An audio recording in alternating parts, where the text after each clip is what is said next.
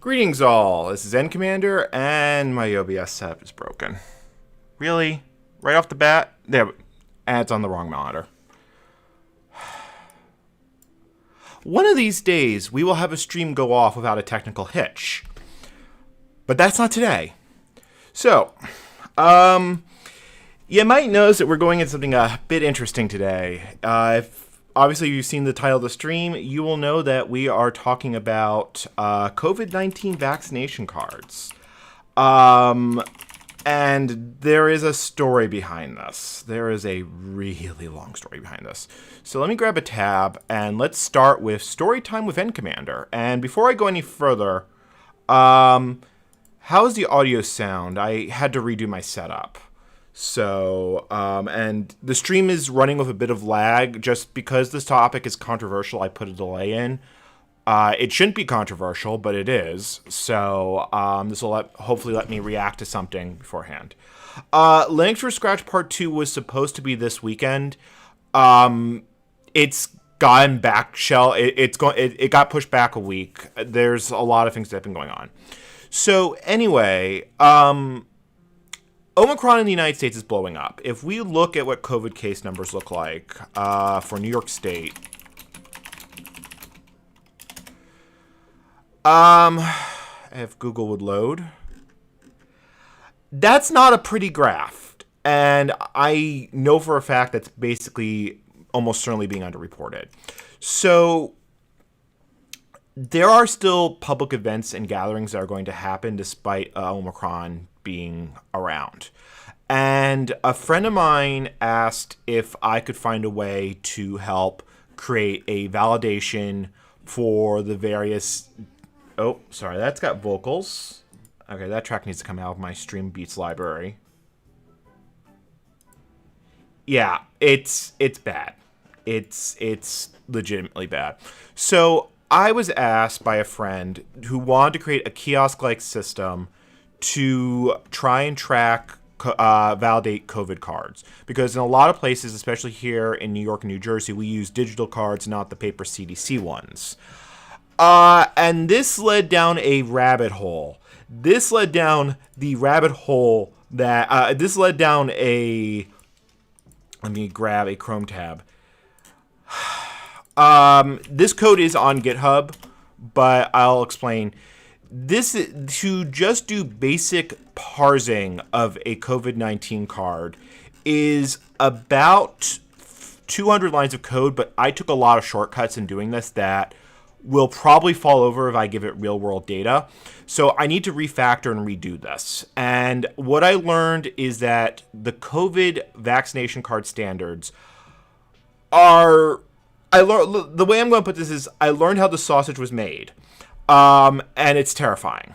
So, in the United States, and this is very specifically for the United States, there is no set standard for the COVID-19 digital vaccination cards. In fact, the CDC cards that we've been issued, I don't really want to pull one up on stream because YouTube, they're actually based off vaccination cards that were handed out in the 1950s. You can actually find those if you look for them, and they look identical. So every state in the union has their own way of doing digital cards. New York has what's known as Empire Pass, and the Empire Pass program, let's grab this here, is actually based off IBM's health point system. I can't actually find a standard for it, but I was able to decode the data, so I at least understand how this works. Apparently, the newer Excelsior Plus is what's known as the Smart Health Card, which is what we are covering. So there are standards to handling this. Europe is using what's known as the Green Card standard, and it's standardized across all the EU. all Canadian provinces and about half the U.S. states are using what's called Smart Health Card. This is also used by a lot of insurance providers and pharmacies because it is legal to use a vaccine card that's been issued by a pharmacy or an insurance card here as proof. Well, I'm not going to say proof. It depends on the specific regional laws, but they are used as proof. I have to be very careful with the terminology here. Because reasons. So there is an actual technical specification for this. It is a horrifying pile of medical coding turned into a QR code. This is about 15 years ago. My very first job was working at a medical company. Sorry, it was called Green Pass, not Green Green Card. Brain, words, hard, yes.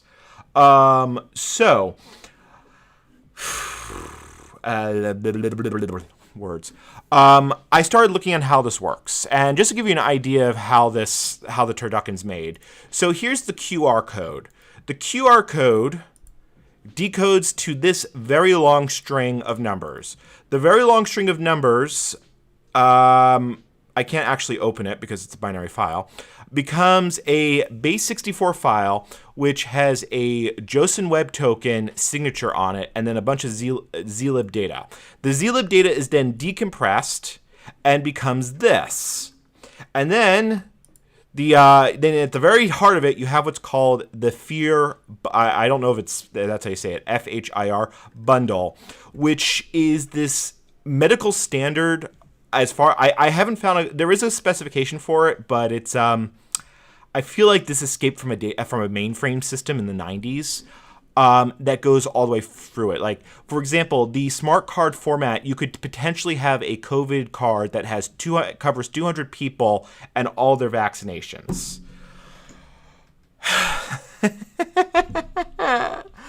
So I was thinking, so the original goal of the project was to be able to create just some sort of automatic kiosk or an app where you could just put the card, have it print out a ticket that shows that you've been validated, and that handles it all at once. And what I learned is that there is no framework for doing this. There is no free and open source one that I could find. There was a few for JavaScript that I did find. If I go to COVID-19 Smart GitHub, I can't even find it at the moment. I found a few on GitHub, but they all had problems. Either they didn't check the signature data, they didn't do it correctly, and none of them parse the FHIR bundle to try and determine if vaccination status is correct. Because you can be issued a COVID card if you've not been issued both shots. Like, if you only had the first shot, you'll still have a card with a QR code, but it won't be valid because it'll only have one immunization record instead of the two that you actually need. So this is to put it frankly, is a big problem. And like I said, none of this, there's no framework for this. There's no way to coordinate and handle this. So the day before, so yesterday, because I was specifically asked to do this, I basically took the sample data that we started at. So for those who don't know, QR codes can directly be converted into text or string, and then back up. And so basically I started from here, and I actually got to the point that I can decode it. This wasn't easy, but mostly because half the Python libraries do not do EC curves correctly. I had to go through like 4. Python Jose seems to work correctly, but PyGWT did not work correctly. I tried like 6 other things, and none of them worked. So there's other problems though with this standard. Let's see here. Okay, hold on. Sorry, just need to deal with certain comments being made. The thing is that there's no way of globally validating this. The example card I have is signed by what's known is signed by the Spec Smart Health Cards signer. New Jersey cards, which I tested, are signed by the New Jersey Department of Health. But a card that's issued by Walgreens, which is a pharmacy chain here in the United States, that's signed with their own key, and there is no database of these. I think that's largely why there's no public validator tool for this. So, it really just goes all the way down. So what I want to try and do is I want to create at least a proof of concept Python framework that can decode the COVID-19 card, properly models it, and then makes it possible to make decisions based off it. So what I coded in this one, just to give you an idea of how parts of this work. Let me find so this handles decoding the base 64 data. This handles checking the card type because, of course, the standard's used for 6 other things. Like, for example, if you have a vaccine code of 212, it means you got the J&J vaccine. You only need the one you got the shot. Great. I don't handle time of date and issuance in my proof of concept because it is what it is. With Moderna, it's just one code, so I just need to see if there's 2 shots, and if there's 2 shots, it's fine. If it's Pfizer, so as it turns out, the medical authorizations for Pfizer use different dosing depending on age. So it has 3 different magic numbers that make the whole thing go. And there are codes identified for the other approved vaccines, or I should just say the globally used vaccines. There's AstraZeneca, Novavax, Sinpharm, I think that's how you say it, and Coronavax. There is actually also an unspecified code in the standard, but the standard also says that one should not use it because I guess that's how the medical world works. So I want to be able to handle this all in a generic way. And the idea is that we have a simple library that can handle multiple types of digital cards. So I want to be able to handle the smart card standard. I want to be able to handle New York's Empire Pass. I want to handle the European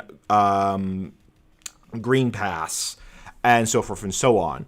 So if we have a conference or a meetup where where enforcement of vaccine requirements is in place, it's not just people just showing a QR code that can't be scanned, because that is what is currently happening here. So that's the entire context of where we are right now. And yeah, to say it's fun and painful is, I don't know what to make of this. It's very clear that the people that designed this standard were reusing existing medical technology because that's how things normally work in medicine.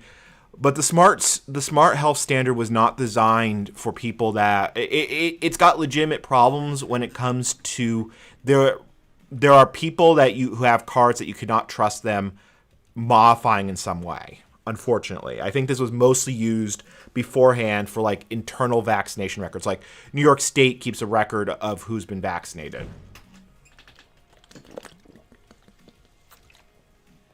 So yeah. So to answer some questions, Benny, I won't say that they're useless. There are validator apps that exist. There is no generic validator app as far as I know. Period. And I could not find any. I mean, if one exists, I would love to know about, because it means I don't need to do this. But the fact of the matter is that, at least in the short term, COVID's not going anywhere. Partially because people flaunt the standard. You know, I know at least one person who was caught using a fake vaccine card, and I know lots of other stories. So this is why this needs to exist.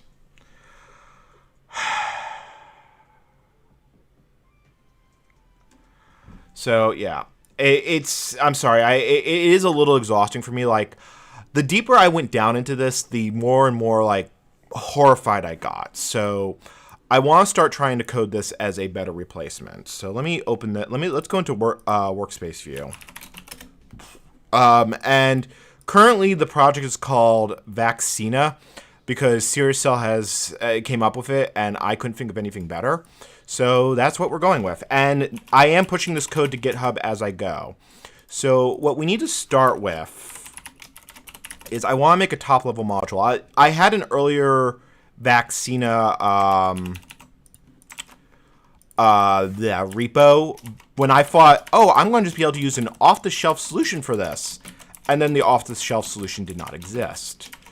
So I just kind of want to do a little bit of sketching out what these classes are going to look like. And we're going to see how rusty my Python is. I don't code regularly on a day-to-day basis anymore. So probably about half of this is going to be me Googling to remember how stuff works, because it has been quite a while since I've tried to do any sorts of real stuff. And I forget that control / is a thing. Yeah. So, okay. Mod, and like I said, obviously we are getting a lot of comments from the, shall we say, alternative opinions crowd. And the mods are hopefully are on top of that. So if the chat starts getting really bad, I will put us in subscriber mode and slow mode. I was, so hopefully it remains fine. So what I need, so from what I want to do from a top level point of view is we're going to need, let's see here, so let's grab our header. So we're going to need, probably I want to create a smart, I think I'm going to just call it SHC for Smart Health Card. And then what we're going to do, because this is a new Python module, copy and paste that in. So new file, I want to handle signatures, or let me see here, key loading, or key management.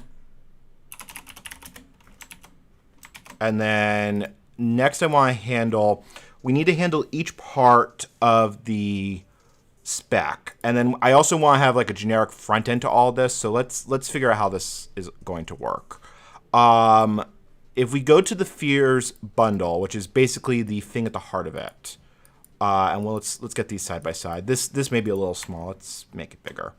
We have patient records, and unfortunately, it is plural. You can have multiple patients. So you have patients, and then beyond that, you have the immunization record, the vaccine code, and they also have lot number. I'm not really that, like, I don't know how much data is common to all different types of cards, because again, there's like no real standard for this. It's incredibly irritating. The key, the cards are signed, but there's no specific global management of this. There's no version of like the Mozilla root store, as far as I can find. There may be something in private, but that's not helpful if you're running if you're running an event and you don't have access to that. I don't remember if the lot number was on my third one, so let's call this. So let's see here.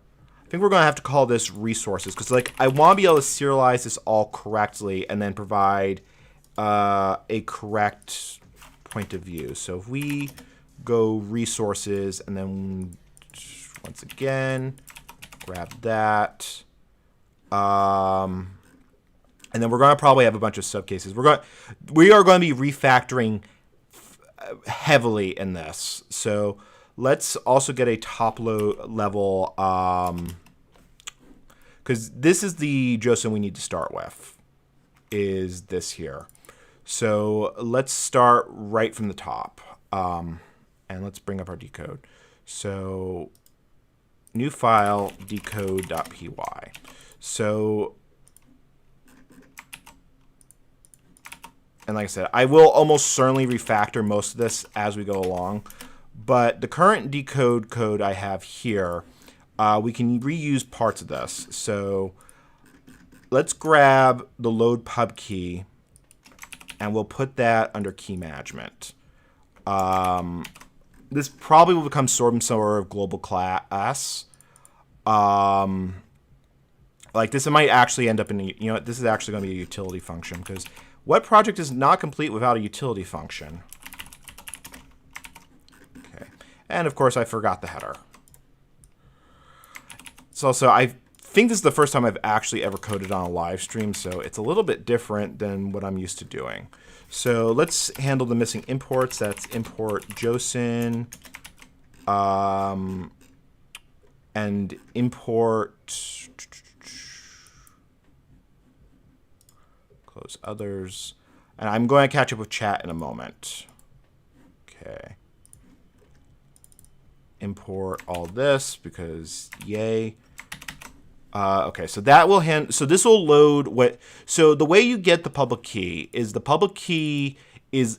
you'll have a URL and what's called ISS, and that leads to a well-known address.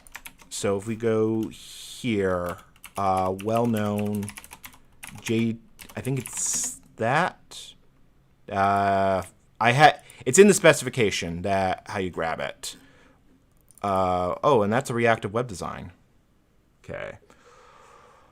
Well, that's kind of why I'm streaming this. And it's also to bring awareness and to also make my position somewhat clear. I have members of my family who, shall we say, are not following the science. I like I said, I'm being very restrained in what I'm saying. So let's load pub key. So here, what we want to do is, frig, I'm trying to remember how you do the module management. It's, yeah. So I want to do from utilities import load pub key. And then let's just make a test file. We're going to make actual test cases for this, but just to start. User bin python3 import vaccina def main. Let's see here. If I was always surprised they kept this when they changed over to Python 3, because this is like gotta be the most awkward syntax. I mean, I know why it exists, but let's see here. Does that actually, can that actually import the code? Okay, yeah, so that does actually import. So then let's do load pub key. Okay. Key management. Load pub key of, what am I doing wrong? From utilities, import load pub key.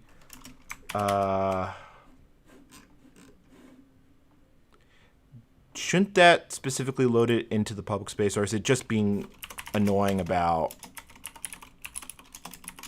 And then test. Actually, no, this actually does have a value, because I need, if we scroll all the way down, we need to know this pub key to be able to validate the card correctly. And then it reports undefined. Why is Pylance having problems? Oh, it probably doesn't like my Python path. I'm betting this is going to error out now. No, that actually worked. Okay. All right.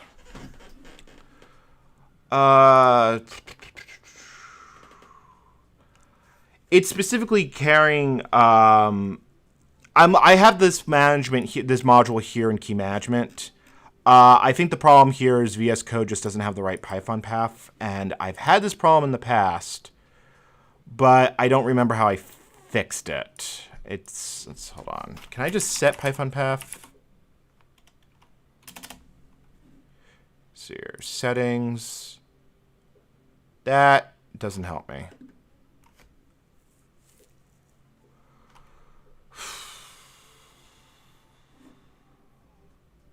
Click Python version. It's in the VM. See, I have it set correctly here. Enter interpreter path. Warnings. It's on the right branch. Synchronize changes. Open remote window. Let's see here. Okay, hold on. Are you importing it from? You forgot to import the module. No, I imported the module. The module's right there. And then in the modules in file, wait. Oh. Chat, I had a moment. I legitimately did.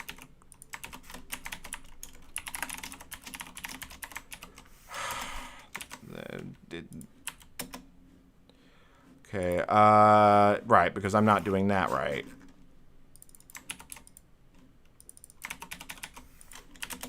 Hey, look, now it blows up. Perfect. I successfully failed. Okay.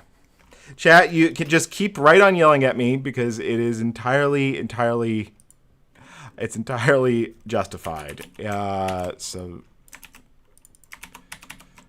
let's see here. And I'm actually just going to import this as SHC because right now we're just going to deal with refactoring the existing code as is.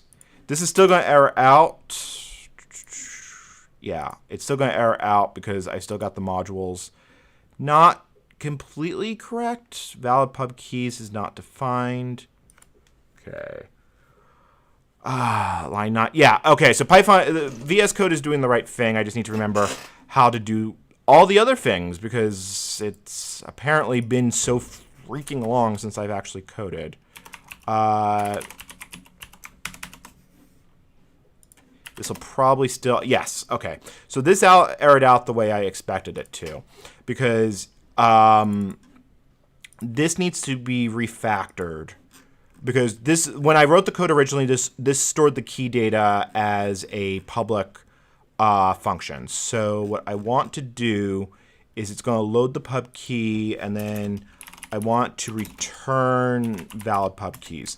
There's a lot of steps I have to go through here because the Smart specification is much more restrictive than the Java Web Token one, and I couldn't figure out a way to look at this directly with Jose. And so you can see I went through a lot of pain to try and get this to work. So now we need to take valid pub keys. Let's see here. So I want this to return that. And now we get test, and then that should properly load as a crypto module. So let's test that actually worked. So JWS key equals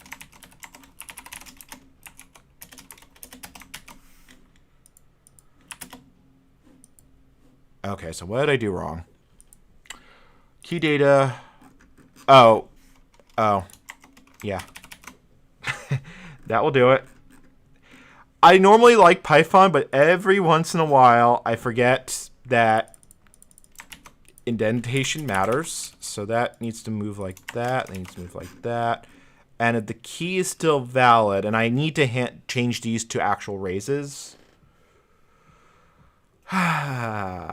Okay, so key data. So valid keys, append key data. See, I don't know how I want to handle errors with this because I shouldn't be getting any of these errors if the data coming in is good or bad. Although I have this special error, super error. Someone left the private key in place because who here could entirely see a healthcare provider accidentally leaving the private key for their COVID signing cards online? Like, that's a thing that I no doubt will happen at some point. This is fine. This is fine. Okay, and that worked. That actually worked because now I get the ISN, I get the key, I get the issuer. Perfect. The largest problem, I actually think I may want to return this as a dictionary. Because I need to be able to go through each key and reference it on the fly, but one thing at a time. Yeah, I was literally coding line by line by following the smart health cards thingamajig, the technical specification, and the technical specification. If you go right to it, and I'm going to drop this link in chat. If you go right down here, shall not have the ecliptic curve private key parameter D. And you know that sentence exists because someone, somewhere, did it. I know for a fact that someone, I believe Realtek has leaked like 4 different private keys for Windows code signing. So it's not like this is not unprecedented.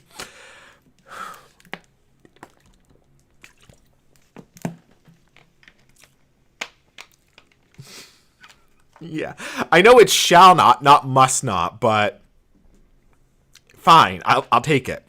So what I want to do, so now that we've got the function that loads the keys, I don't know how, I'm not completely sure of the nuances. So what we probably want to do is now we want to go into key management, because, and apparently I copy and pasted this function here as well.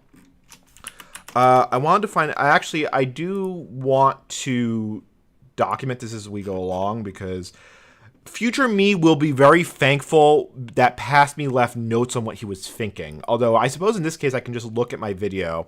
So let's go with class JW key, let's see here, no, what? It's a JW key management. And then it has to derive from object because it's Python. I'm not expecting to have any initializer, but we'll just have that there. Default initializer. Okay. Actually, I'm just going to call this key management, and then let's give it some information. So handles keeping track of all known SHC key signatures. Because, for instance, if I'm doing validation, I forgot one. That's why. To get the keys as they exist right now, I have to just download them from the issuance section of the JSON file. Yeah.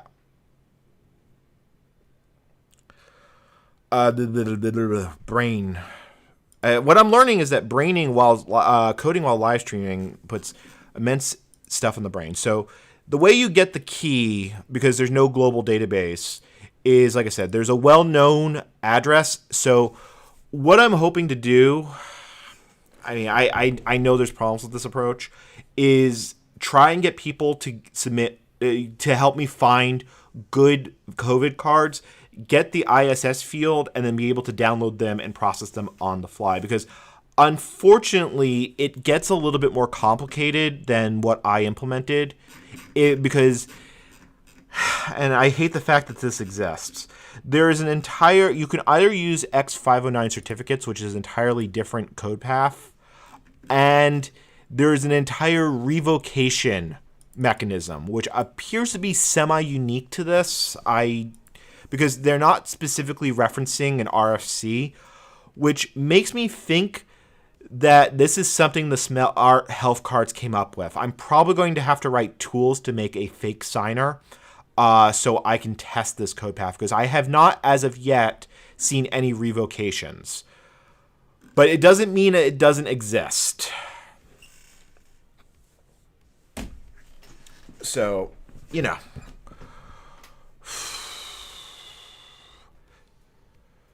Yes, it's basically it is possible to revoke a vaccine card, like if it's got bad information on it, although if you scroll all the way down, there are some this specification was like ran by 2 separate people who had a very different idea of what this was supposed to look like. Like, it specifically says that Smart Health cards contain factual information that is assured to be correct at the point of issuance and does not change with the passage of time.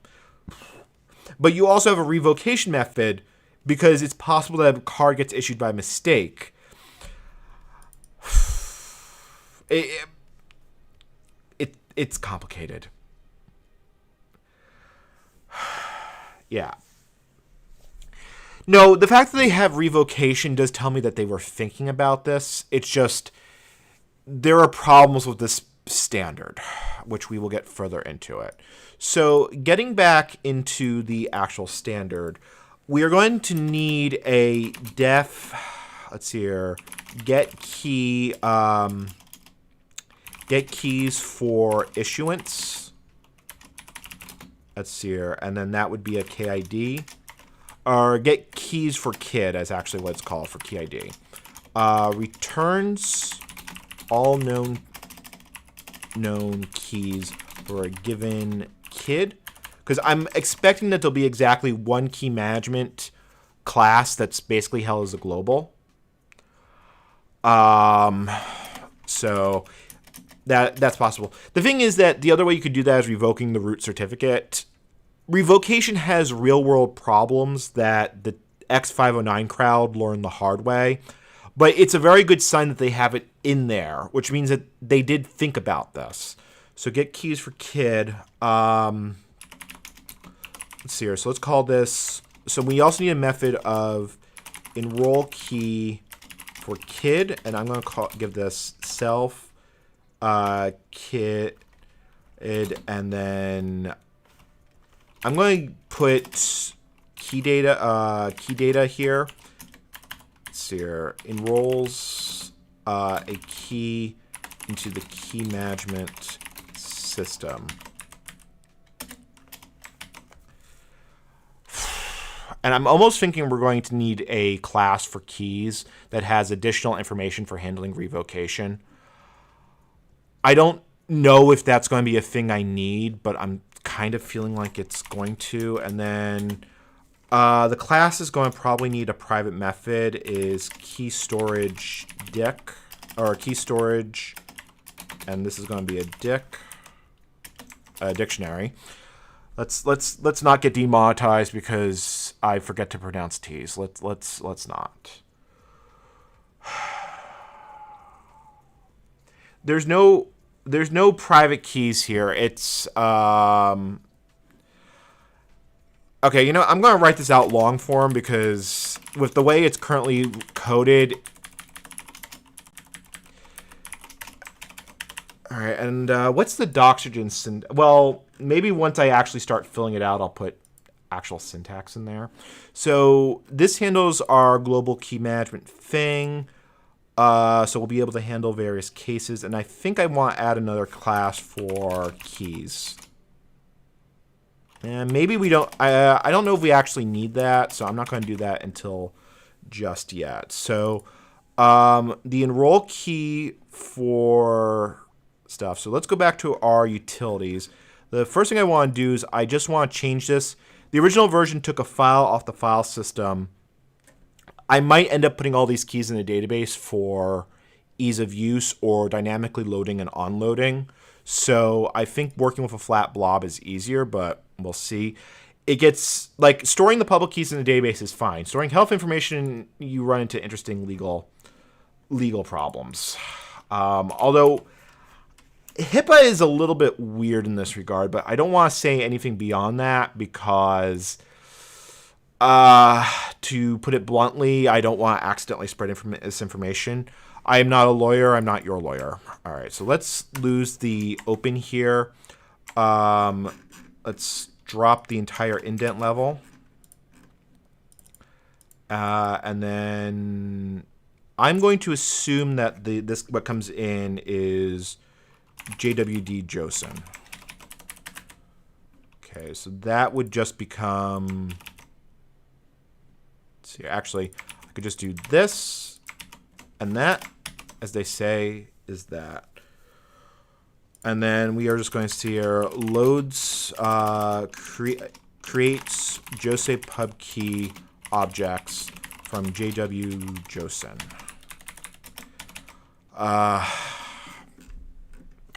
I've got to look at this library and see if they handle revocation, but I'm going to have to set up an entire CA to handle this.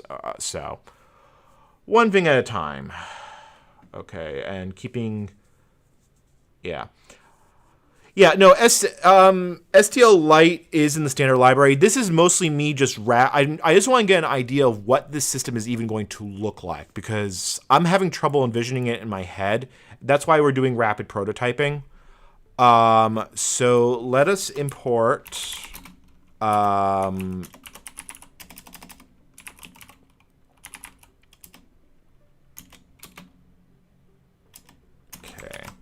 And actually I'm going to import this as utilities because syntax.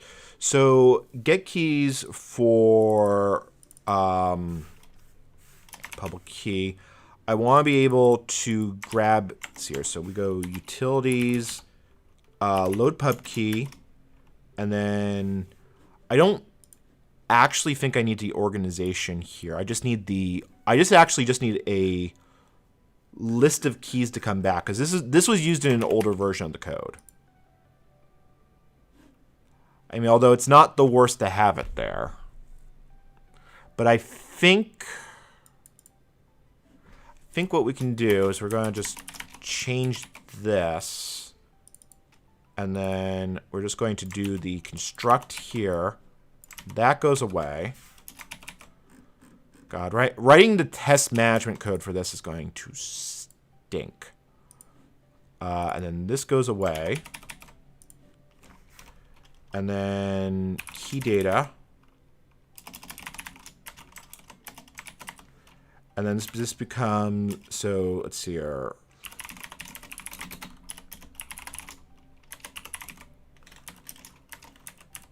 All right. So there's that. So let's continue to refactor this. So import, normally, like once I have a little code down, I normally just do this all as,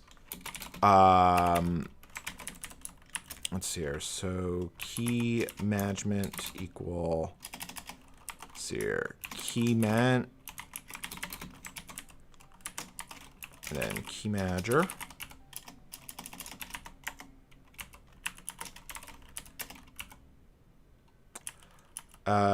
Oh, right. You know, it helps if I use the right class. And then let's see here. Was it enroll that I used? Yeah, it was enroll that I used. So I wanted to enroll the test public key. All right, let me keep an eye on the chat. I am sorry if I'm not responding well to the chat, but I'm keeping an eye on it. I mean, a lot of what's really frustrating is just how many people are determined to treat this, you know, downplay and just make everything harder than it has to be. And also, is the Streambeats music working? I completely forgot to ask. Although that is definitely not the music I want to be jamming to. There we go. That works. I mean, I'm doing what I can here because it will, you know, the people that should be doing this have kind of not succeeded at doing their job. And it's just so infuriating. So, all right, so let's see here. So with open jws.josin, let's see here, RB,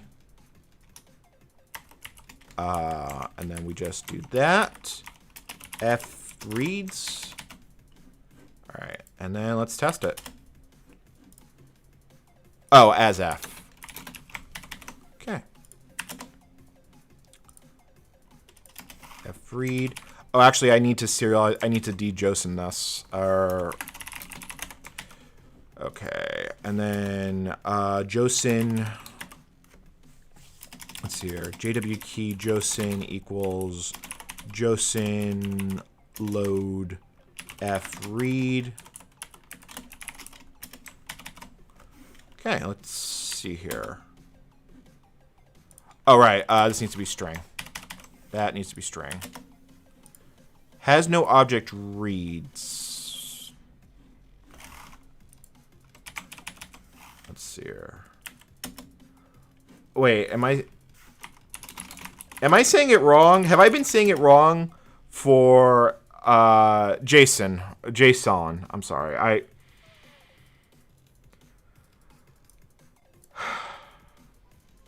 So most of my professional career was working remote, and most people never corrected me on pronunciations. If I do start saying things wrong, please let me know. Just, it would be nice.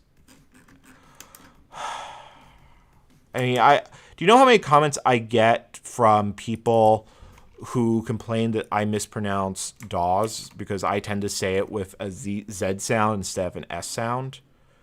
You know, it gets tiring after a while, and I do try my best. But I don't always physically hear it. And where is my... Let's see here. F read. That's what's wrong. Okay, so missing one positional key parameter, and that would be this.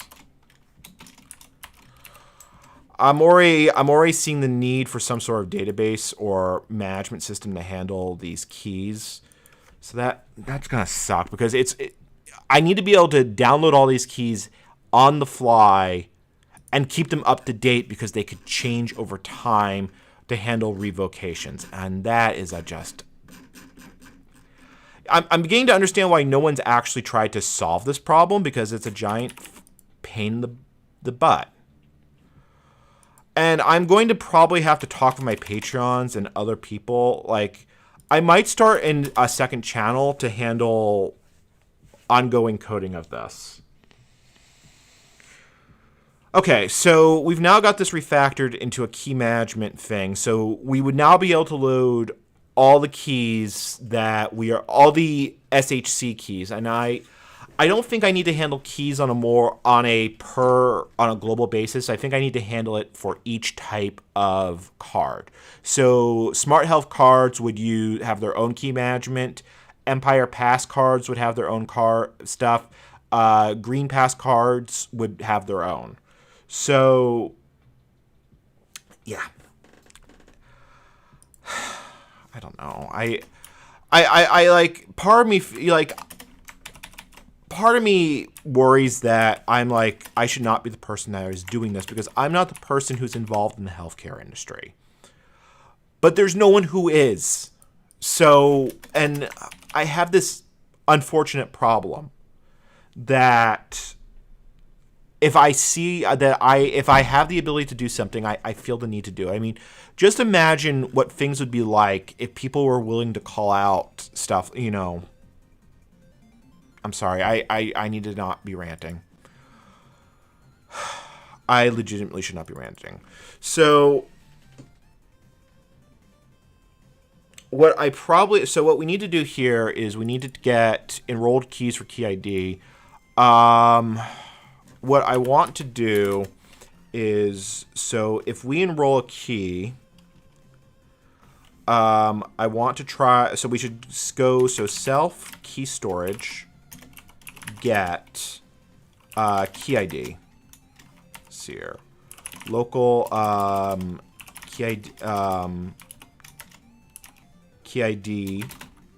Let's see here. Keys equal that, and then if it's none, because we may have not seen this key before, so if keys is none, then this is easy. So key storage, let's see here, key ID, and then loaded key. Like, and the thing is that if I do it like this, then it makes things a lot easier. Yeah, HIPAA compliance. HIPAA compliance is the role of the application. It's more specifically, it's the role of the organization as I understand it.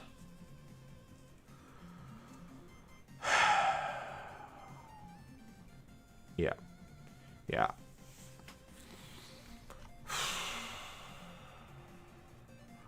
I don't know what, like,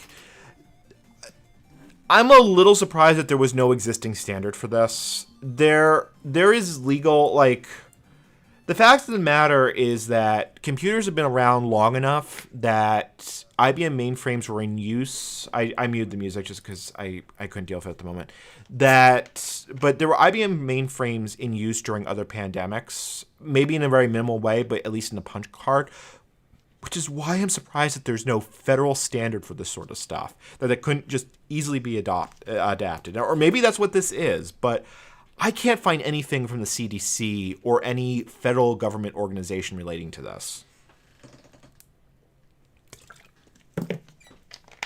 Okay. So let me handle the second case.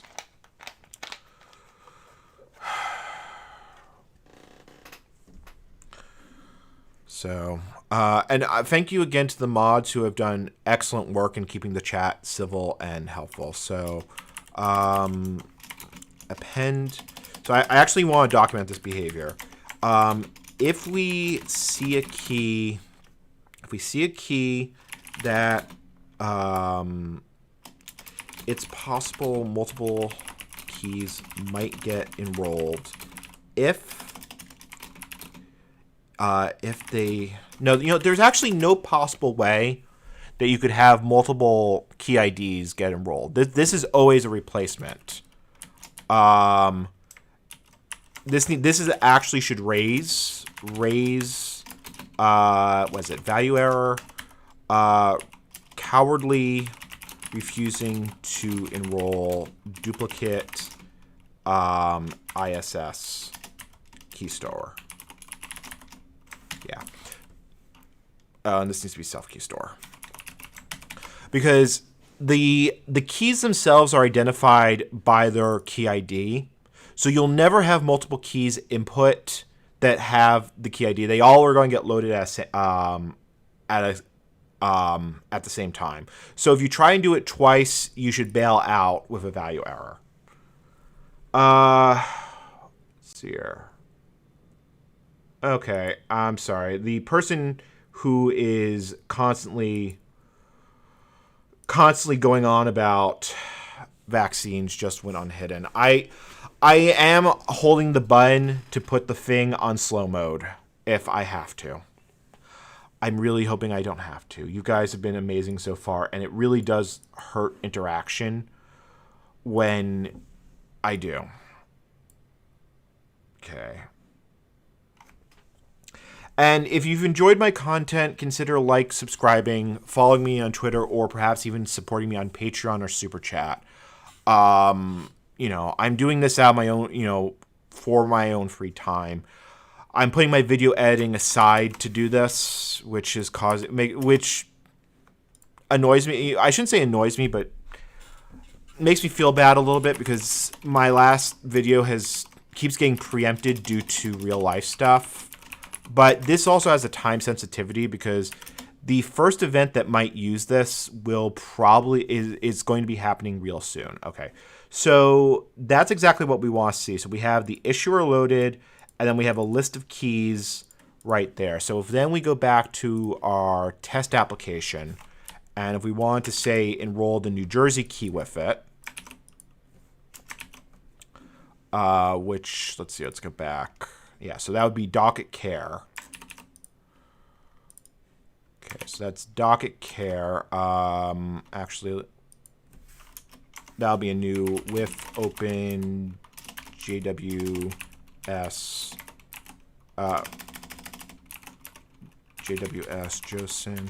I sort of regret getting a clicky keyboard because I didn't really expect to be doing a lot of live streaming with it.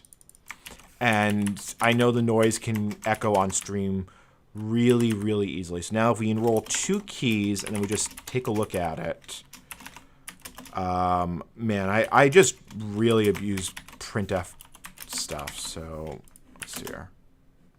So see, why did I end up with 2 multiple cryptography? What did I do wrong? What? Oh, because I printed out here. Okay. So yeah. So let me do that through a pretty print just so we can get a better idea of what I'm doing. So import pprint.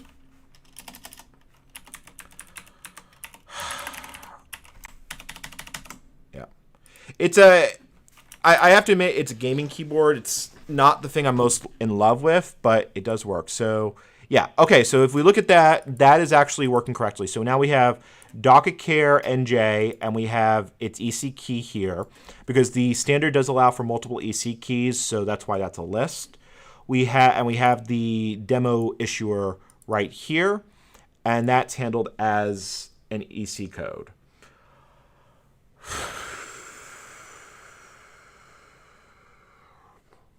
Okay.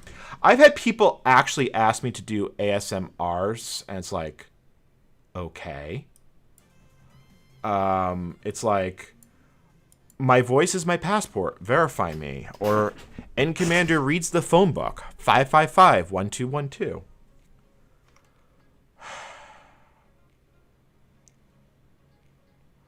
What the hell? What's going on with chat?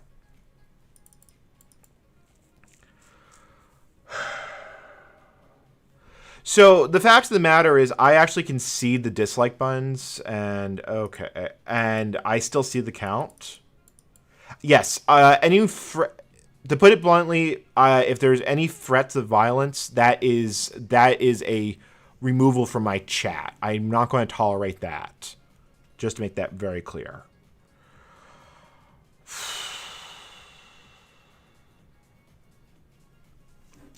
Okay. All right, so the next thing we want to do is we want to be able to just return keys for a given key ID. So this is actually really easy. So we just need to do a return self key storage, and we just need to get the key ID or return none.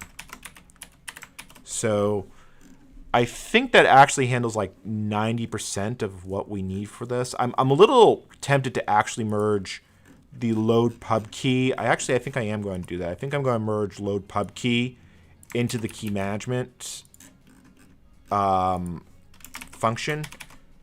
I'll keep utilities around just in case we actually need it, but I like keeping all this sorts of code in the same place. So and then I just need to fix the indent level. Let's see here. Like that. And then I'm going to make this a private function like that. And then that becomes self load pub key. Now, I'm not sure if I should make these raises because the record could have multiple keys in. I think I'm going to need a debug print function that handles how it's evaluating at each step. I'm not completely convinced that's the right way to do it. Oh, wait, doesn't Python have a built-in logging module? Like, I should know this. I've done... Python has a built-in logging module. Why am I doing this the hard way? I believe Python has a built-in logging module. I don't need to worry about it right now. So, okay. And then we just need to... We go back to our test code. Right, so that goes to utilities.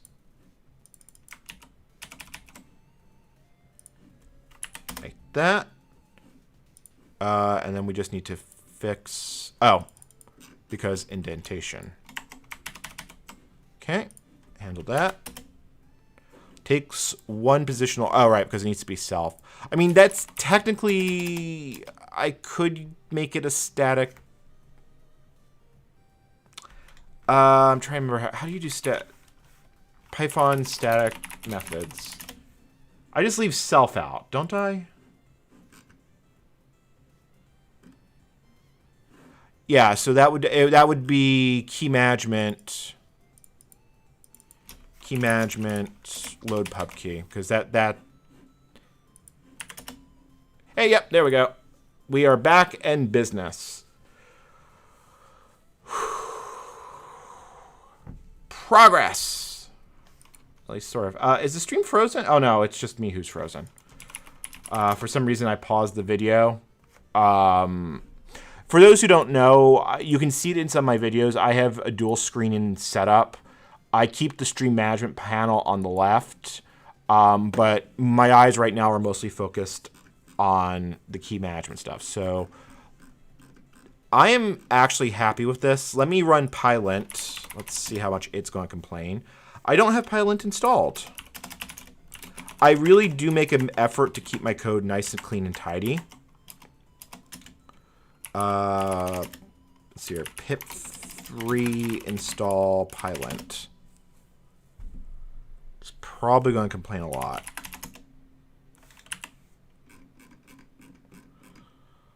I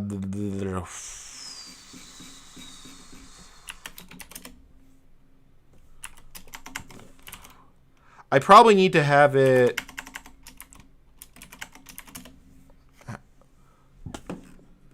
I probably need a SEP file to make it actually do what I want. All right, I guess we're not going to lint this right now.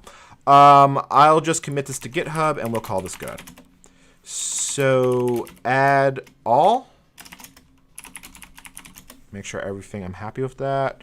Git commit. Start implementing key management object class. Okay. And let me grab the GitHub link and I will drop it in chat for you guys. Okay, so there you go. All right, progress is being made. I don't know. The thing is, I don't think I'll ever need to be certified.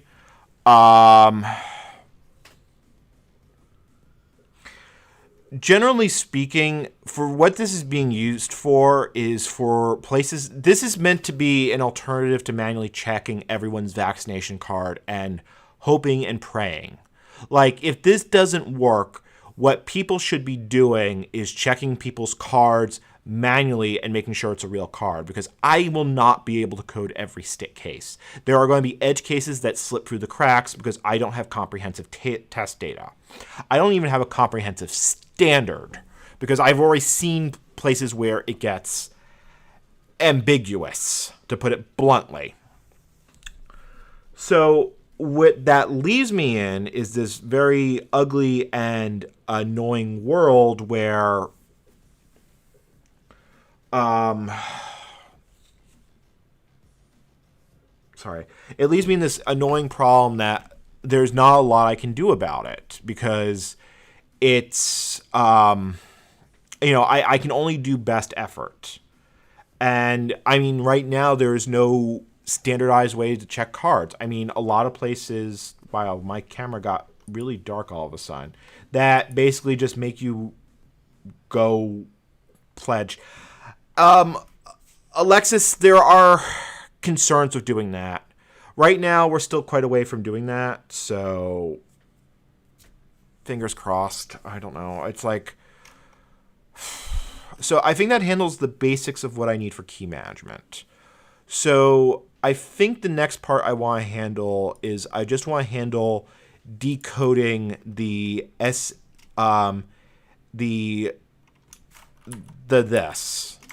This horrible, wow, can I please have line wrap? Like, do you not have... Does gedit not have line wrap, or am I just not remembering where it is?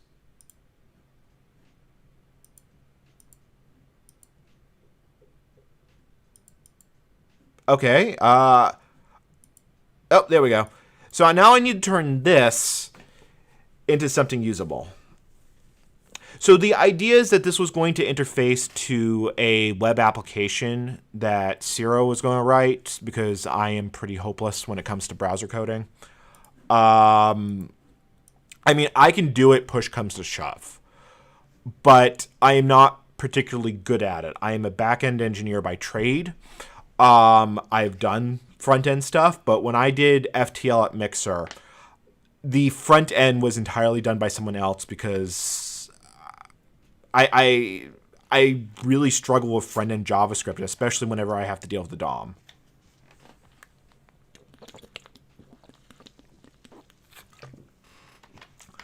A lot of this is to have a reference implementation of how it should be done. To be honest, a real-world implementation I'd probably write in either Rust or Ada, because Rust has good memory management, and Ada, well, I like Ada for a lot of reasons. But both can give you a C standard API and can be compiled to every major platform. The main reason I'm doing this in Python is because Python is much more forgiving when I try and do this sorts of stuff.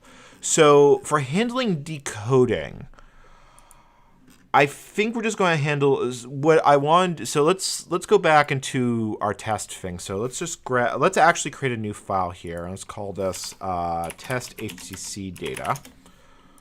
And maybe I should just rename you as everyperson.hsc. Hey, look, I just invented a new file extension. I used to work at Mixer. I made FTL. The FTL was my brainchild.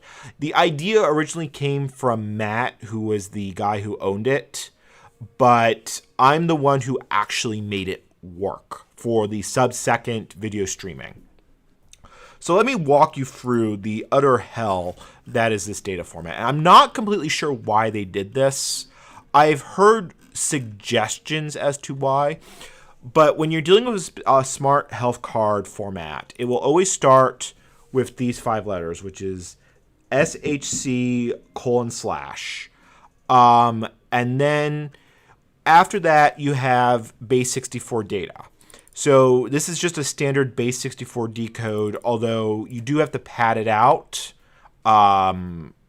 It's just because I never understood why Python requires this. Like a lot of other base 64 implementations don't, but Python does. And then this will get you. This is where the layers begin to go deeper, because this is where you get the unverified data.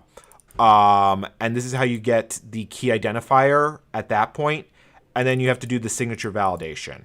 And then it just goes deeper and deeper and deeper. I'm not even going to call it that. I'm actually, let's rename that. Let's call this, what was the name on the test card? Actually, the test card has an actual name from their example. And we might as well just use that. Yeah, it's this. Because that's what the card directly translates to. Okay, so that's there. But I will note, so here's how you do this. So the standard, let's go back to HTTP decode. And I fortunately found this link. This was actually very helpful, because this was the only documentation I could find on actually parsing this blasted format. It's not base 64 initially. It's a modulus 10 version of base 64 where I have to add 45. Apparently, this compresses better as a QR code, but I've never seen it anywhere else. So that's what this deep magic does. And then after that, it just turns it back into regular binary data. Like if I do a print right here at JWD data, and then I run it, you'll see what the base 64 decode is. Because you can see that it starts with this signature header, and then we have just a blob of binary data that follows. So we need to handle all this. So what I am thinking for decode, we want to pass in the key management object. I get a little I'm on 2 brains here. We could make key management a global, which I don't always like doing, but it may make a lot of sense in this case. And then you can access key management through that global object. Or I could have a generic SHC object, which has its own key management. It has its own decode.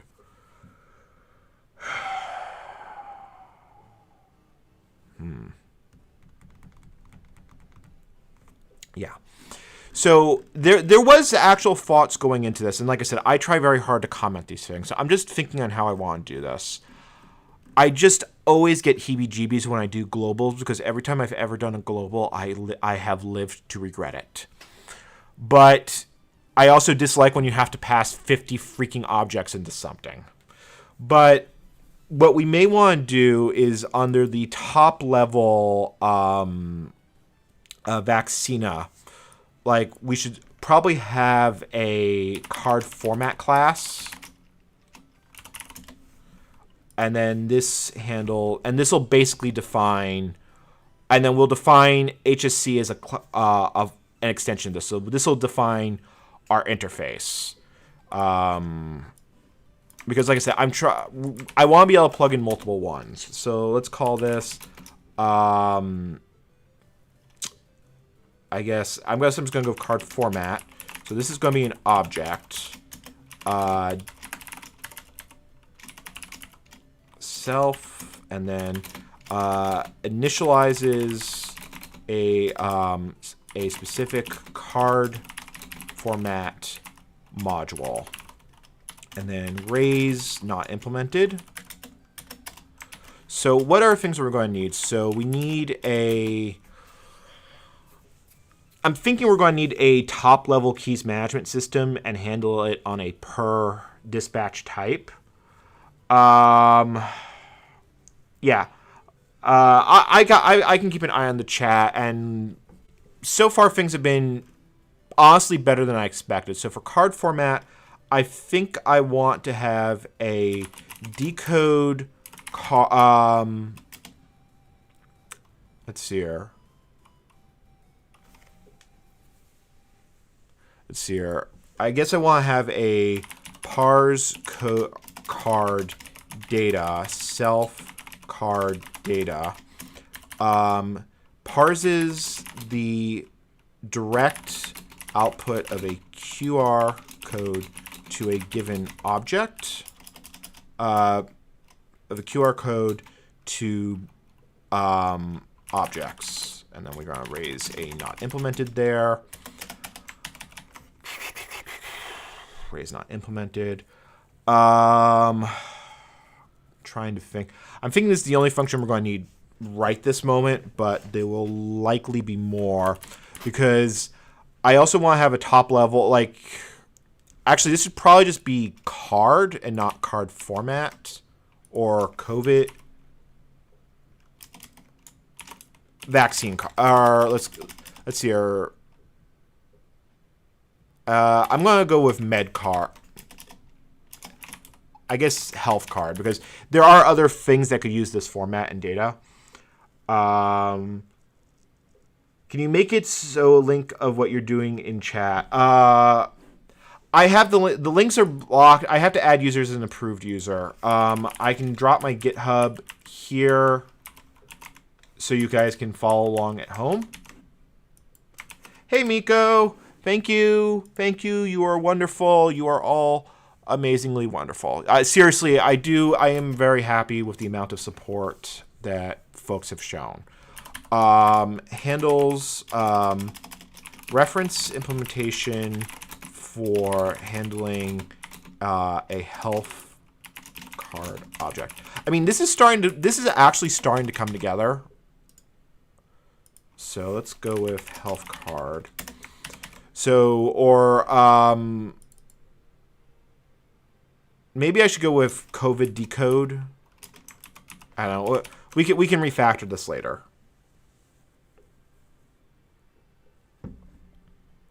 Am I saying parse wrong? See here. Can I pin? I can pin. Yeah, hold on. I'm a turkey. I can actually pin that. And I can, and I should. And okay, so what I'm thinking as far as the class hierarchy here should work. Let's sketch this out real quick. So I'm thinking we should have the card object, and the card object then becomes like HSC card object. I probably am going to make this a markdown document. So let's add a doc, because it helps to actually have this as we go along. So let's go with docs. Let's see here. Objects, stuff, MD. I am so freaking professional. So, okay, so we have card objects. Let's see here. Okay, so let's see here. Card objects.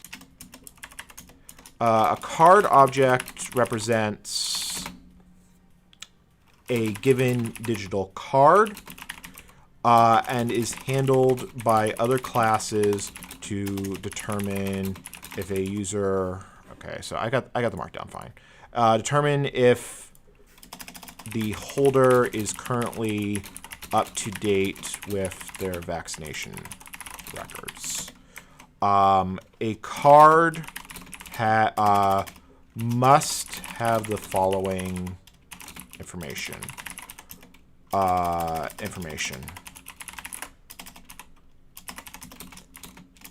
Name, date of birth. I believe every single COVID card has that because that's on the original polio cards I've looked at. I don't know if they all have the immunizations that were given. Immunization record, if possible. So this will handle the card objects, and then each card objects are a generic superclass for each type of card, i.e. HTC, Green Pass, Act. So card objects get passed to validation modules to determine if if holder is actually vaccinated. Okay. So I think that works from a superclass. The thing is that there may be unsigned card types that exist, but I don't think that's a problem in and of itself.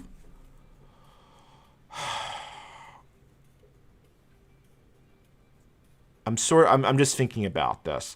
And I think what we need to have is card type manager. And then the manager acts as a top-level facility for processing various cards and dispatches as needed, i.e. it will handle creating all HCC key management stuff and more ready for processing. Because I want to be able that you could just parse cards independently of actually doing something with it. There's a two-stage step here.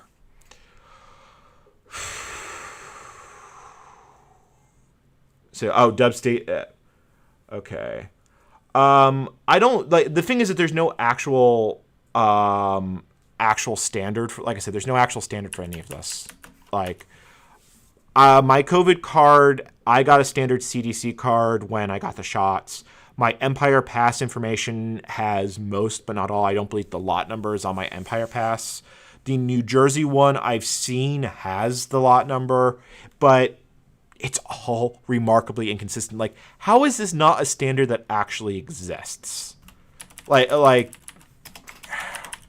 I would think that the World Health Organization would have a global unified thing for handling vaccinations because they handle things like vaccination campaigns in developing countries. So you would think that this would be a solved problem.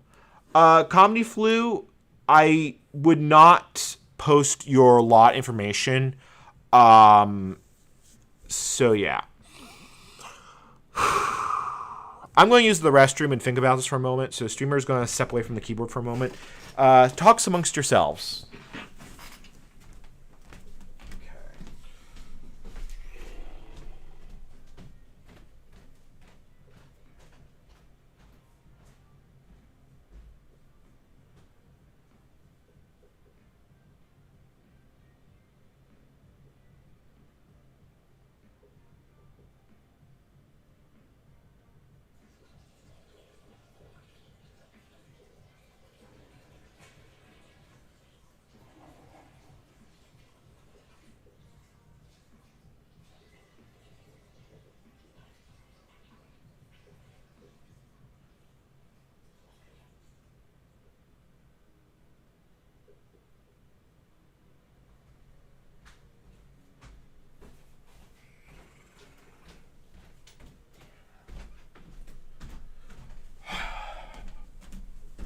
Okay, the streamer suddenly feels much better, and he realized there's a better way to do this.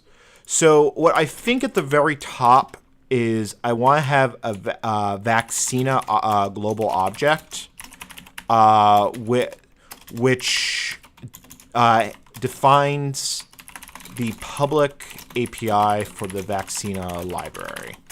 So, okay. So sketching this all out actually helps quite a bit, because now in my mind, this is starting to actually, I'm starting to see what the end game is going to look like.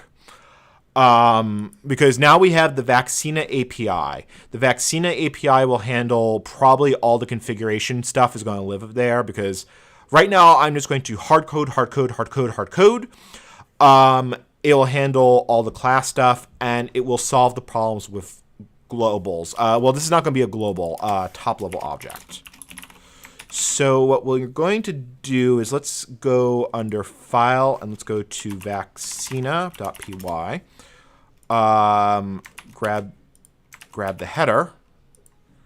So let's call this Vaccina.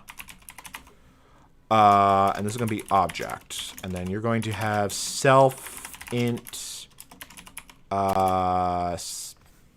self. Wow, I did that. I did that completely backwards. I just realized that this might be very small on stream. Let's make the font bigger. Let's go up to 38. That would probably make things easier for people. Wow. Okay, I feel. Okay, so def int self pass Vaccina defines public API objects and holds per instance state information. Okay. So we're going to have to define an initialization module here in a moment. So, but let's import. Let's see here. So I want to grab the HSC stuff. So right from the word go, let's grab. Let's see here. HSC storage object is none. And then self HSC storage or HSC handle, or how do I want to call this? What did I call this in the document? Because I made a document. Let's see here. Card type manager. I'm going to call this CTM is none, and then when this gets initialized, CTM equals Vaccina HSC. I didn't define the top level object in time. I did not, in fact, do that. There are days. There are days.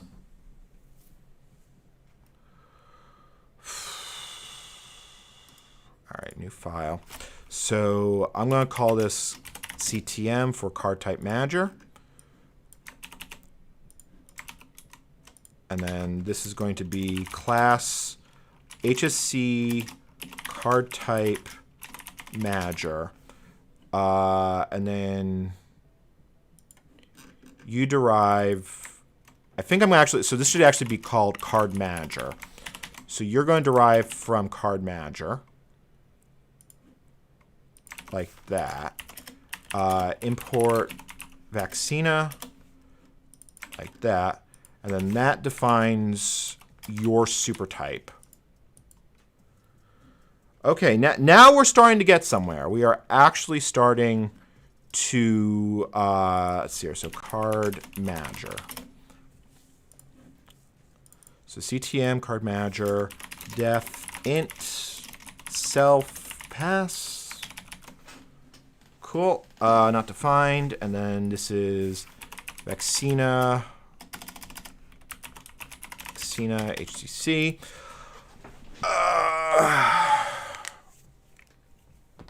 All right. So then we just need to handle. We just need to implement these functions.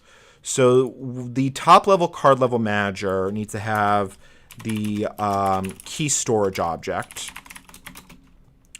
Let's see here, Vaccina HTC. Or I'll have to import that directly, won't I?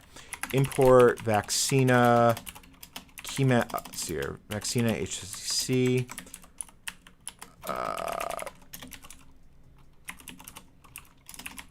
Let's see here. Oh, I probably am not. Yeah, hold on. From HCC, export key match.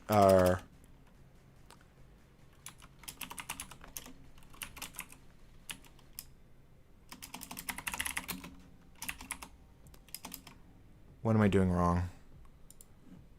Key management. You're defined there.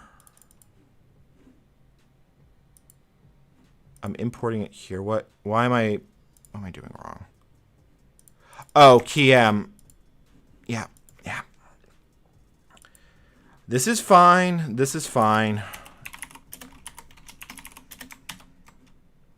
And I should actually rename this to HSC key management. Just to prevent, well, actually it's namespaced. I guess it doesn't really matter. You should not be using this API directly. Not that that will stop people, but key management as KM,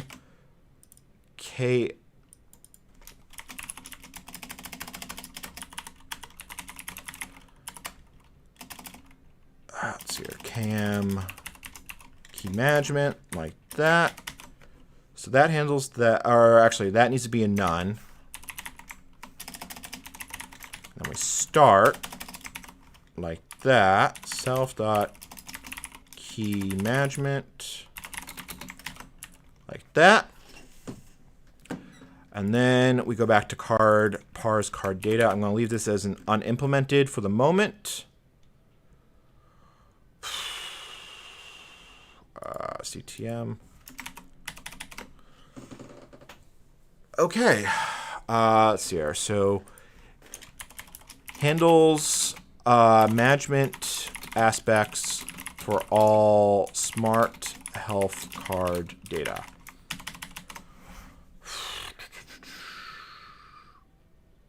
Let's see here. Yeah. I can make the font even bigger if it makes a difference.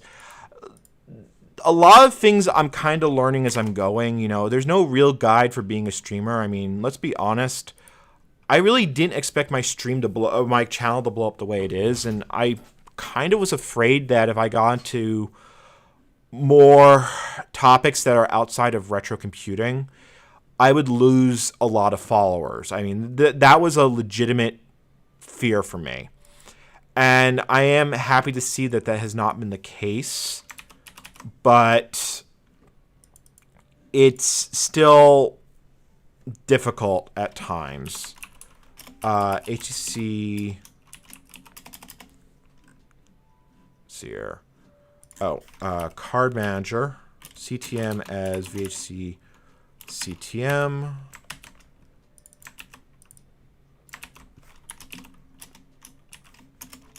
Okay. All right. So now we've got the top level Vaccina object. So we need a way to, what we want to be able to do is we want to just be able to work with this directly. So I'm thinking we need to actually add some more functions here. So I think the key management needs to be added as a top level function. So import signing key, self key ID, key data. I might need to define key data as a top level object, but we'll cross that bridge when we get to it. Imports a key into the key store.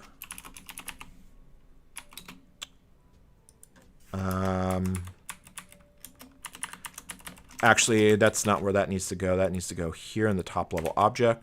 So this needs to import a signing key, and then this needs to have a see here. This is actually going to have to show about card type, because different keys might have different handling pathways. Puyo, you just nerd sniped me, because I'm now thinking of what it would take to validate one of these cards on a Commodore 64. Like, the image input would be a little bit tricky, but now I'm thinking about what it would take to parse one on a Commodore 64, and I didn't want to think about that.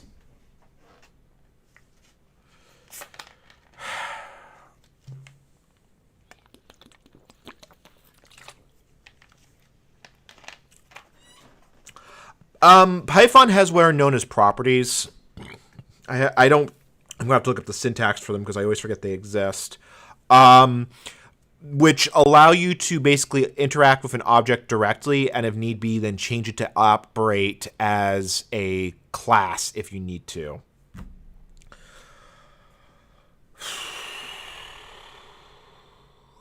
I mean, realistically, you could do it with a Game Boy. Well, Game Boy camera may not have a high enough resolution to handle. I mean, put it bluntly, the reference card that we're working with as a QR code is this.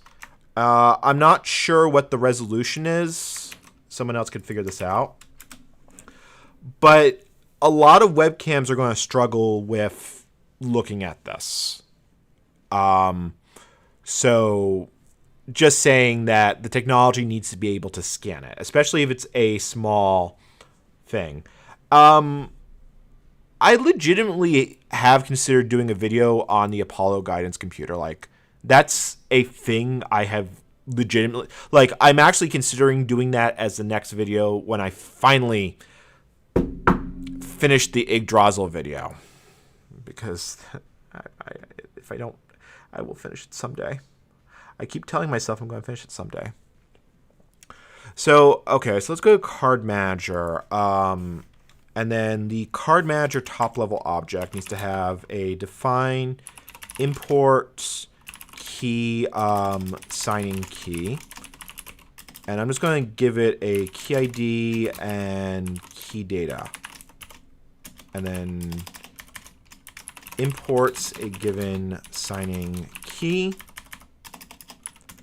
Raise not implemented, because this once again, this is a top level class. It's kind of amazing on how quickly this project has grown. But I'm a big stickler for maintainability. I mean, that's what it boils down to, because you need to be able to interact with the damn thing. So now we need to go to our top level object and we need to implement this. But because the thing is that having this all nicely cased will make it a lot easier to handle doing the tests. Okay. Yeah, that's Curious Mark. I really like his content, although I do wish it was a little bit more edited at times. The thing is that while Curious Mark has done a lot with the Apollo guidance computer, he hasn't really talked that much about programming it.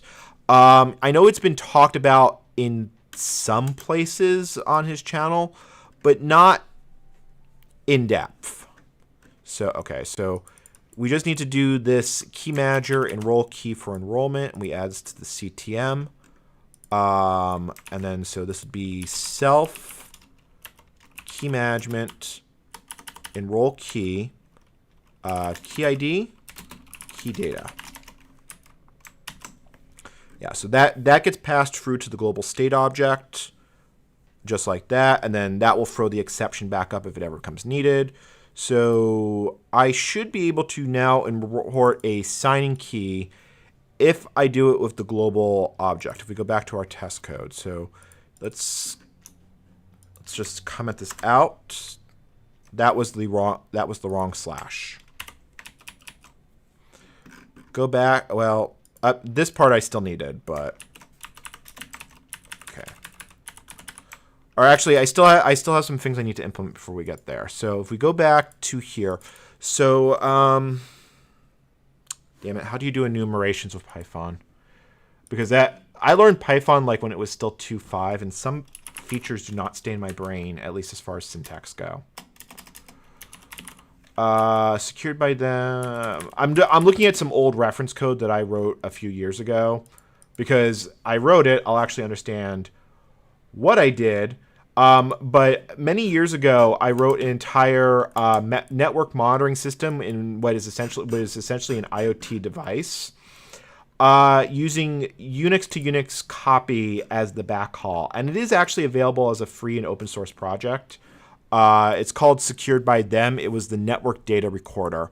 The startup didn't succeed, sadly, but I learned a lot about doing this. I believe in here okay, so that's how you do it. I knew it was relatively simple, but I never remembered how. So I wanted to find some top-level enumerations. So the way it worked with that particular project is it would generate specific network codes. It would sign stuff as an SMIME file, and then use UUCP to upload it, because UUCP has a lot of very useful functions that modern IoT things do not understand. I could probably do an entire video on this particular project. Let's see here. So let me call this class Vaccina. Let's see here. Card management. Let's see here. Card managers. And this is the enumeration. So HSC is, I'm just HSC. All right. Yeah, that's fine. So actually, that should work fine. So if card type is, let's see here. If card type is HSC, why are you complaining about your class? Oh, right, because seriously. Then self HSC CTM. Let's see here. Import signing key, key ID, key data. Like that. And then raise not implemented. Unknown.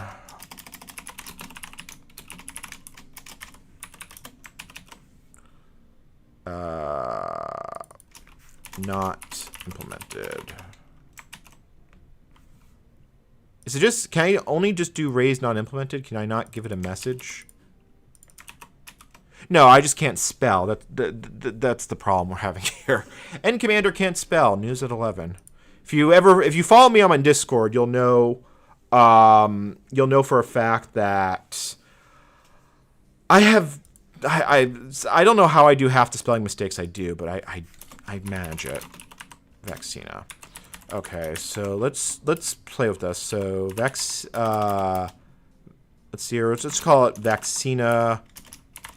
Okay, so import signing key, and then let's just grab this. Let's see here. Import signing key, JWD Josin. Let's see here. Why is your indent all screwy? Wow, how did that happen? Okay. So that import signing key. Okay, so we need to, hold on, this needs to do a bit more here. So this is a Vaccina card manager HSC. It's this.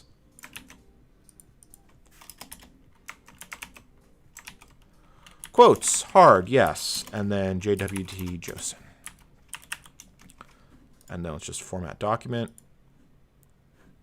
Oh, and of course, AutoPep 8 is not installed. Okay, format document. There we go. Let's see how this goes. Okay, let's shake loose the bugs as we go. I mean, what is missing? Cannot import key management from int. Import key management. management. I guess I don't actually need this, do I? Has no top-level management. Card manager. Card manager. Right, okay. This is me completely forgetting everything I know about Python. From Vaccina, card manager, import card manager. Right, and then this doesn't have a key management, so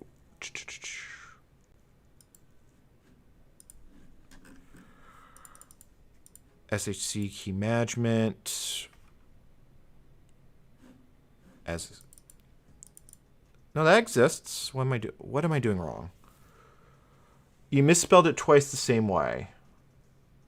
What did I misspell? Okay. So Angular Momentum, we are writing code to help validate COVID-19 cards because, as it turns out, there is no actual way to do this that I can find. And one of the things that are driving me completely and totally crazy. Really, what we're doing right now is building a lot of... basically, we're turning this 200-line Python script into a much more generic mechanism that can read COVID-19 vaccination cards. And specifically, we're starting with the smart health card format and then going from there. Let's see here. Yeah. Well, I know I misspelled it twice, but I have like I said, me feel English, that's impossible. That's impossible. Right. So what was I going? So self-key management KM has no attribute key management. Key management. I'm obviously doing something very simple wrong. Let's see here. Import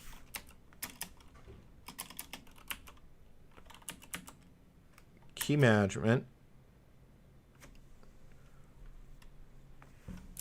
as KM,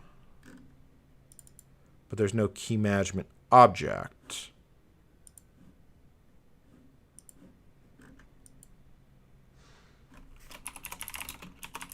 So HSC dot, hold on, Vaccina HSC key management import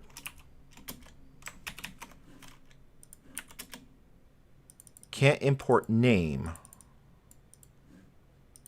but the autocomplete succeeds. So what am I doing wrong here? So we import this class, and that's all fine. We look here. We can import successfully from the top level scope.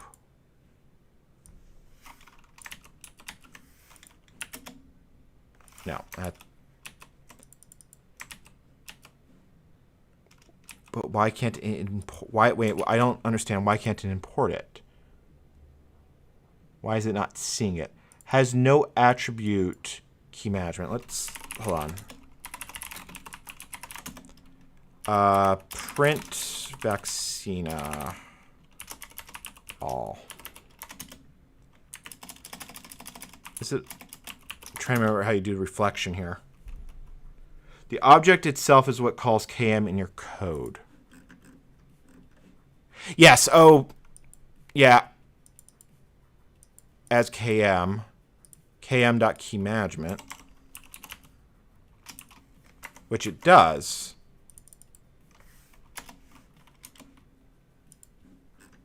I mean, I know I'm doing something really basic wrong here. I'm not sure why I'm not seeing it. Right, because it's not a singleton, it's just an object.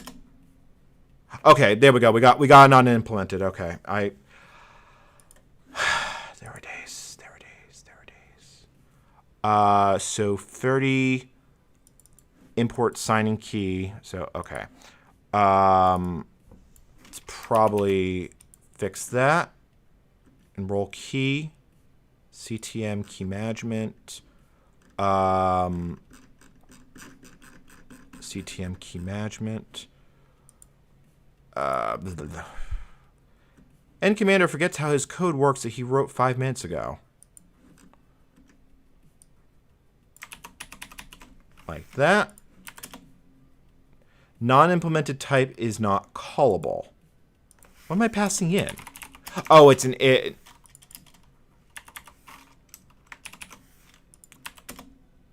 No. Oh. HTC card manager. .HTC, that's what I'm passing in. That is what I'm passing in.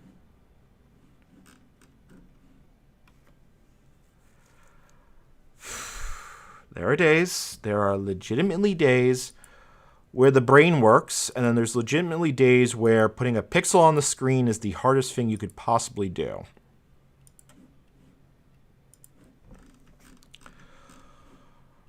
And for those who ever suffer from imposter syndrome or like feel like you I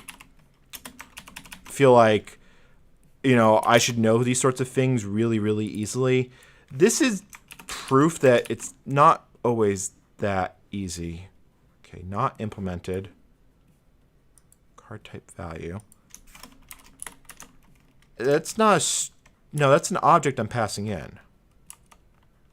Because I'm passing in as an enumeration. All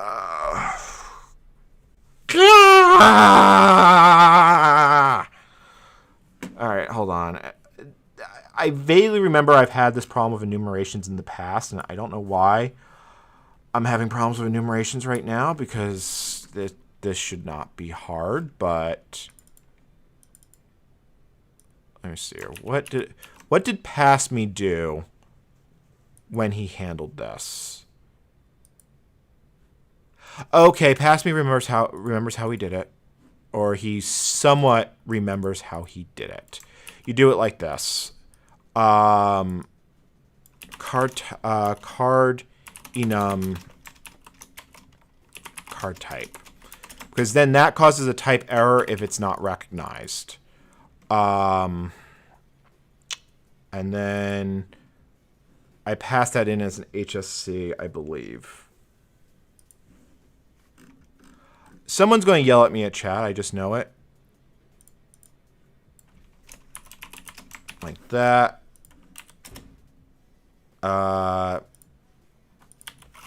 One of these days.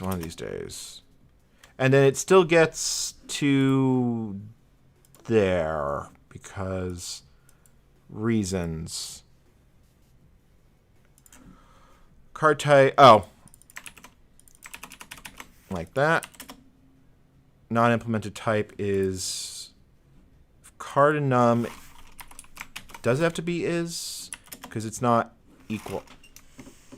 Okay, I'm going to come back to this. We're just going to comment this out right now. I want to see if the rest of the class code works. Okay, the rest of the class code apparently works. And then I just can't handle this stupid enumeration thing. I could just put it as a string, but I like my data to be sane.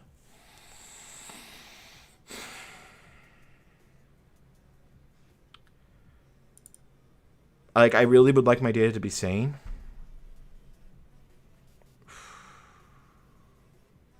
All right, hold on. Let me look at how this is supposed to be done. So in this project, I did ages and ages and ages ago, because I do like using enumeration types. Like I had this entire thing for doing MNAP enumerations that got used in a lot of places. So I did self-type, and then how is this used in other places? I may have not used it to pass in arguments because I probably was a little bit. All right. We'll come back to this. I'm just going to do it as a string, and we'll think about it later.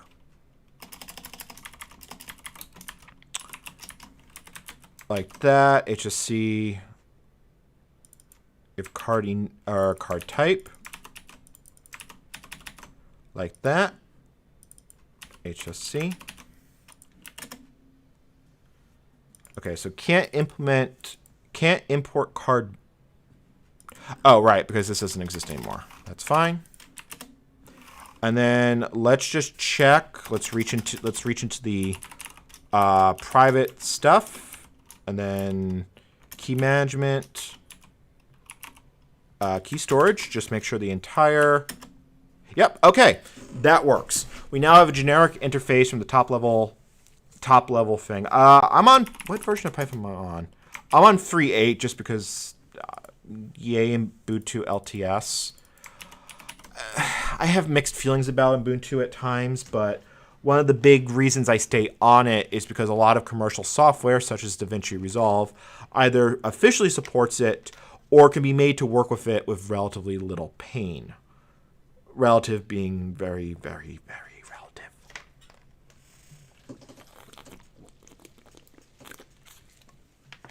Okay. Let me just get the second key loaded in there, which was the New Jersey key, which you've got right here. Like that. Because I want to just make sure this works over multiple cases. I mean, there's no reason why it shouldn't, but assumptions is... As bad things happen when you make assumptions. Okay, so that handles that. And then that handles that.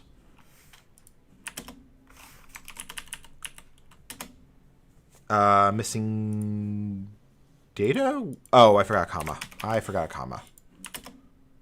Cool. Okay, so that's working. Both keys are enrolled. We have a generic interface for handling all this. So now that the keys are enrolled, we should implement a parsing interface of some type. So where that starts is this is going to go to here. That can go away. Define parse card data. So what I am thinking right here, parses inbound QR code data. Sort of wondering if I need a generic detect method on each of the card managers, but I don't think I need to do that as of this moment because SHC data is very, very easy to handle. I am, however, I'm going to just add a pass. I'm going to commit code. Do you trust the source control? Let's see here. So commit, add object hierarchy for handling various card types and key management APIs.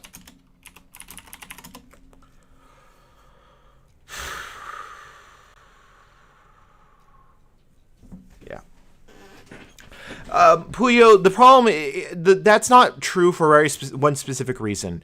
On Arch, the kernel constantly moves and changes, which means that CUDA or OpenCL constantly breaks. That was the main reason why I stopped using Gentoo, and I know that problem exists on Arch as much.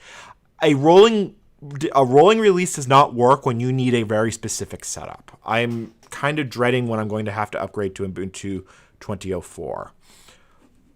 But and I think that's mostly where I'm going to leave that right now. So let's go back to our decode script. So if the data begins right here with just those characters, we know it's an HSC sort of thing. So Vaccina. So it sort of assumes that card data is a string, which I realize is a somewhat dangerous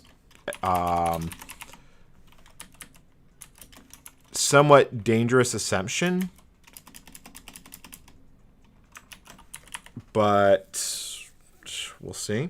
So if we get here, no known way to handle it. So in this case, we handled that. And that means we want to pass you to self chc ctm. And then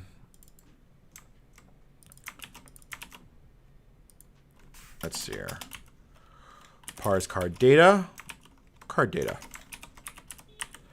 And then that should end up here.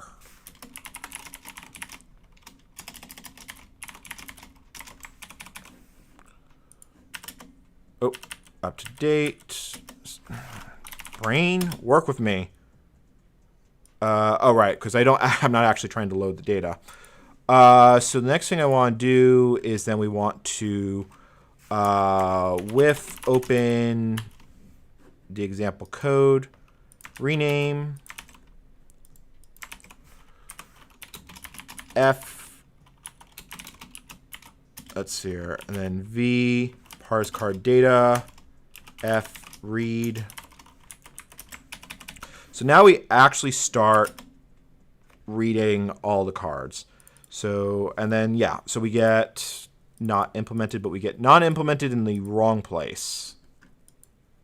We get not implemented here. Why are we getting...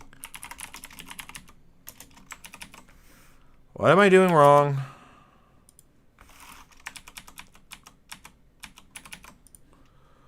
Let's see here. We open the file, read as F.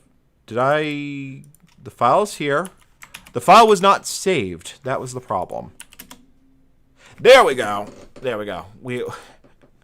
Progress. Oh, check my GitHub issues. Let me do that in a different tab, because they probably posted some really, really nasty things to my GitHub.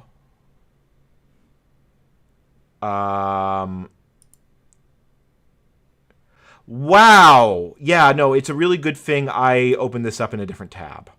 That is legitimately going to be a report to GitHub right now. Okay. Oh, frig, I have to write out a full report for that.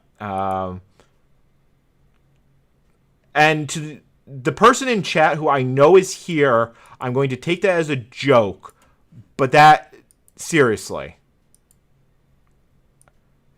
Let's see here. Let me see if I can actually block this user. I can't show it on stream because it will, it's the type of thing that if I post it on stream, I would get demonetized and or flagged. That's why it's on the other monitor.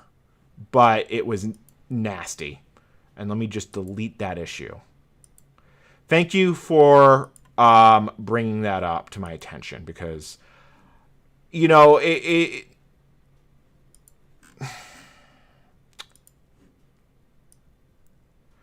I'm going to actually have to delete this lock conversation. He's blocked. I will report it in a moment. Or, you know, I'm just going to report it right now because...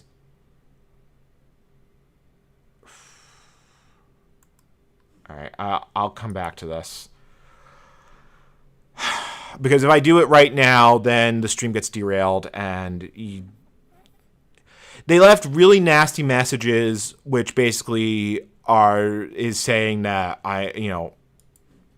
horrible human being, crimes against humanity, blah blah blah blah blah blah blah blah blah, without, you know.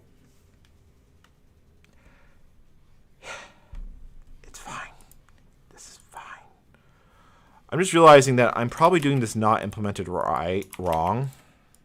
Just curious. Am I actually... Implementations must derive from base code. Like, have I...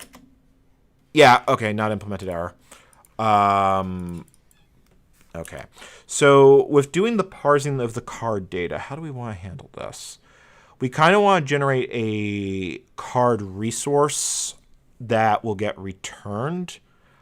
But one step at a time, because we don't need to create the card until we've actually validated that the data itself is good. So so this is basically where a lot of this existing code is going to get used. So right up until here, this handles the initial decoding step. So let's migrate this code into this framework. And let's just get rid of other objects. Let's see here, VHC. I mean, what is it? What is it? Just like, why do people believe that death threats and such are justified? For trying to keep other people safe. A lot of the motivation behind this is that the only reason I need to do this is because, or I feel the need to do this, is I have people I care about who are immunocompromised or otherwise at risk because of COVID. And, we can't establish a baseline level of protection for those who can't be vaccinated if people can't act like a responsible member of society. And it really gets on my nerves at times.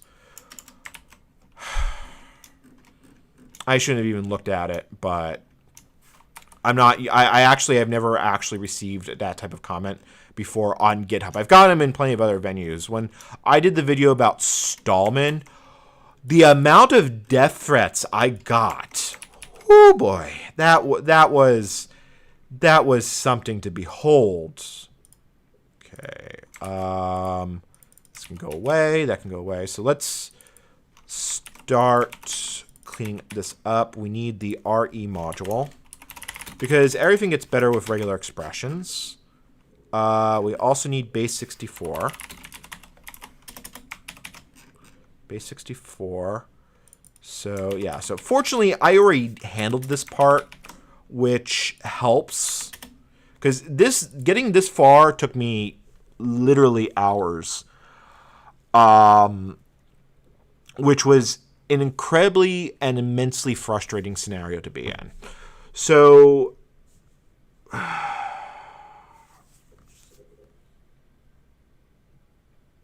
Mr. Meow, you're right. I should not give him the satisfaction. You are completely right, and that is the correct way to handle this. All right. So where we are now is we are correctly dispatching based off the type of card. We now have the signature right here, and we have the zip. So I think I want to validate the signature before I do anything. Although there is an argument to be had on being able to decode a card without the signature check enabled, like to be able to look at and parse bad data.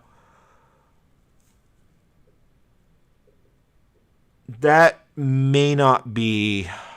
Let me see here. I mean, I can do that. What I can do is I can do that as allow bad sig false.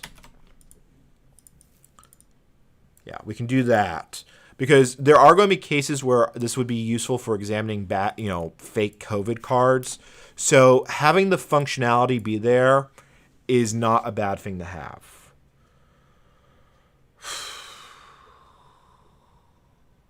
Okay.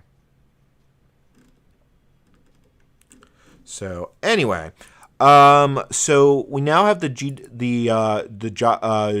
JSON Web Token. I gotta tell you, JSON Web Token is a weird specification. It's not bad, but I also hesitate to call it good. So it's a mystery. So if we're handling an unvalidated key, the code path here is going to change a little bit.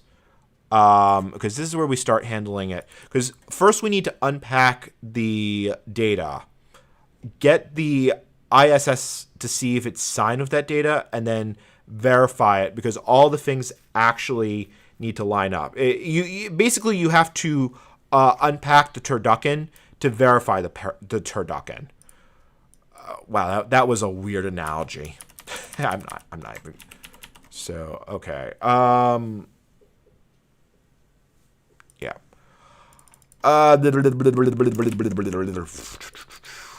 So I'm actually going to use that as a freaking comment. So to unpack the to validate the turducken,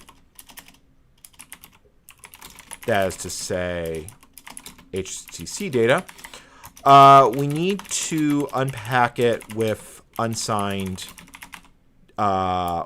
without checking the signature. Then we can get the ISS field, try and get that key from the database, and then validate it. Because again, comments for future me will really appreciate those comments.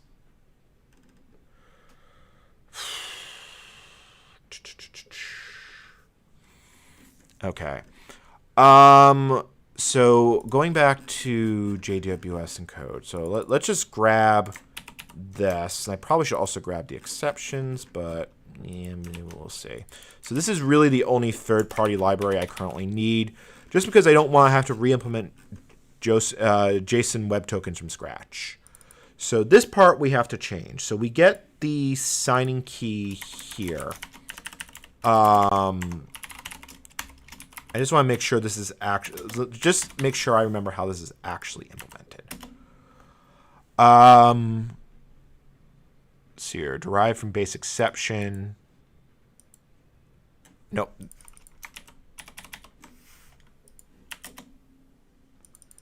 Exceptions must be derived from, wait, what?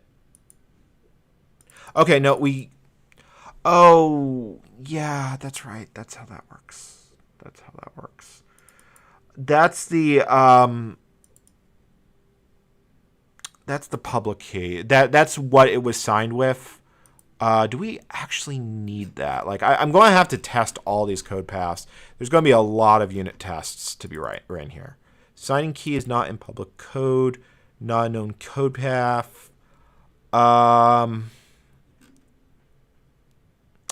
Yeah, we're going to have to decompress it and validate it. So let's see here. So we now need to decompress it, and then I'm going to need the JSON card manager for this, or JSON module for this. And let's just do a format document, because keeping the code looking nice and tidy helps a lot. Oh, and I also need zlib. And JCPD just lit up on my street. So signed data, we don't use. So let's see here. Vax data. Now let's go with unsigned, because we'll do the whole process twice just to confirm that's okay. Now this is a little bit of a risk here, because we are basically running raw binary data through zlib, but zlib is such an old library that I am less than concerned about than I would be with most other things.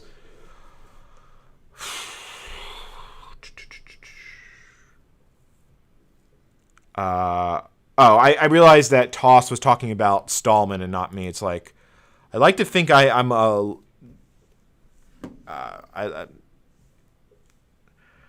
brain, work with me. Okay. So we now get the raw data. I think I want to call this unsigned Vax data, because I'm going to do this twice. Unsigned Vax data, and then let's see here. Unsigned Vax data equals JSON loads raw, and then if I do a print there, I should have what I need. A bytes-like object is required. What did I do wrong? Also, that should not be a semicolon. Get unverified header. No, that's actually not what I need. I need go to declaration. Get unverified. Please tell me there's a function to do this. Believe unverified claims is what I actually need.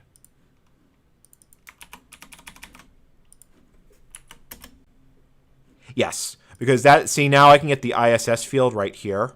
And let me make the terminal bigger. And that tells me the key objects I have to look at. Because I can't look at the key in and of itself. I have to look at the keys that are listed at this address. welcome to the joy of data validation. This is how you get encryption bugs, like, because you realize that like one mistake here and the whole thing just falls apart. And a lot of libraries don't have particularly good or robust test signing infrastructure. So I think if I just do ISS like that, and did we just get dubstep? I think we just got dubstep, didn't we? Yeah, we did. We have the issuer right there. So now, okay, so fingers crossed, we have these key IDs. Let's see here. So let's see here. How do I want to do this? So self key management, get keys for key ID like that. Like that. Signing key.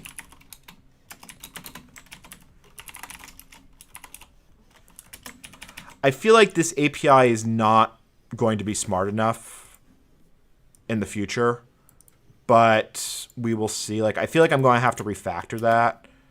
And I get dict object is not callable. Why return self key storage key ID? Oh, that needs to be a get. It needs to be a get. Okay. Function unit tests. They would be amazing, wouldn't they? Okay, arrays not implemented. I'm not a big fan of test-driven development personally, but I do believe that you should have as many unit tests as is completely possible. And then we get the cryptography object there, but I don't actually get it in the right format. How do I get that as a string? Because I need to know which key. Actually, I don't need to know, do I? What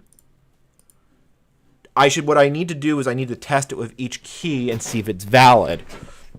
That is the correct way to do it. Okay, so fix me, check for revoke. Oh, wrong place in the code. No, I was in the right place. I was actually in the right place. So fix me, check for revocation here. For key in signing keys. Okay. Is signed equals false. For key in signing keys. Let's see, how do we do let's see if I can remember how to do this part. We need to do the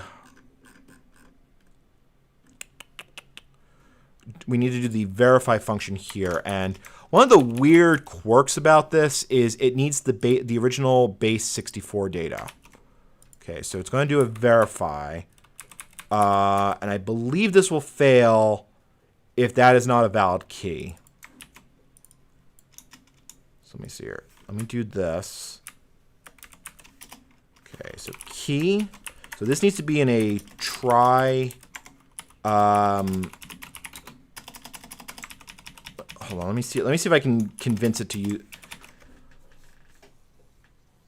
Okay, hold on. I know how to do this. I need to make sure this actually fails with the right keys or wrong keys, as the case actually may be.